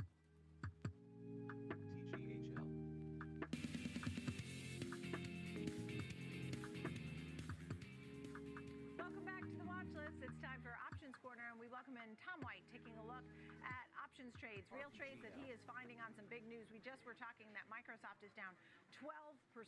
What a huge move today. We don't see something like that. Haven't seen a move like that for years in Microsoft. Some of your thoughts and what you saw here in the trade for Microsoft. Yeah, stock down 12% today, Nicole. And then you start looking at its bear market territory off of those all-time highs that we saw months ago. This has been dragged down a lot, probably from the enterprise side of their business. The CapEx spend continues to move higher. It was a pretty good report if you just look at the top and bottom line numbers. But then you start seeing CapEx. That worries investors moving forward. And then the remaining performance obligations, those RPOs that everybody talks about, those grew exponentially, up about 110%. Stood at $625 billion. Well, the question is, the longer that these things remain in place and the promises that they have for these partnerships and these investments, do they come to fruition? Will AI take care of a lot of them where, hey, they don't get paid out on some of these partnerships and deals that they have with the other companies? OpenAI, they've got most of the the investments and deals in this space, and Microsoft's a big owner, about 27% of OpenAI at this point. Do those come to fruition? That's, I think, what is concerning for a lot of investors at this point. 15 million paid seats on their Microsoft 365 Copilot, so they're showing growth there. Cloud growth, while it came in a little bit less than expected, it was still a pretty good number. And you have to kind of scratch your head because the stock was already underperforming the Mag 7 names prior to this report. Now valuation's starting to come back in line with the sector in general. Is this a buying opportunity? I think that's what a lot of investors are trying to take a look at right now. But just painful day here for Microsoft investors. But we did see some bullish activity, not surprisingly, on a 12% dip. And this was out in the March monthly options, the 435 strike calls. Trader bought over 15,000 of the 435 strike calls. This was early on when the stock was only down about 9 or 10%. They paid an average debit of about $18.15 for these this 15,000 lot. That takes a break even for this trader back above 453.15 over the next 50 days. So they've given themselves duration. That's only about 7% above the current share price in there. So they're outlaying a lot of capital, paying a pretty hefty option premium, but you only need a 7% rebound, and they've given themselves nearly 2 months in this position. Call volume, even with this slide today, you got some people, maybe speculators trying to pick up some calls, about 4 times normal daily average volume. So yeah, this is weighing on not only the sector, especially some of those software names that are just getting hammered also, but it's weighing on the overall market at this point. But this trader thinks we're going to see a rebound over the next 50 days. All right. And look, I mean, most people here, when you start to look at some of the analyst calls, I mean, they're all higher than where we are now.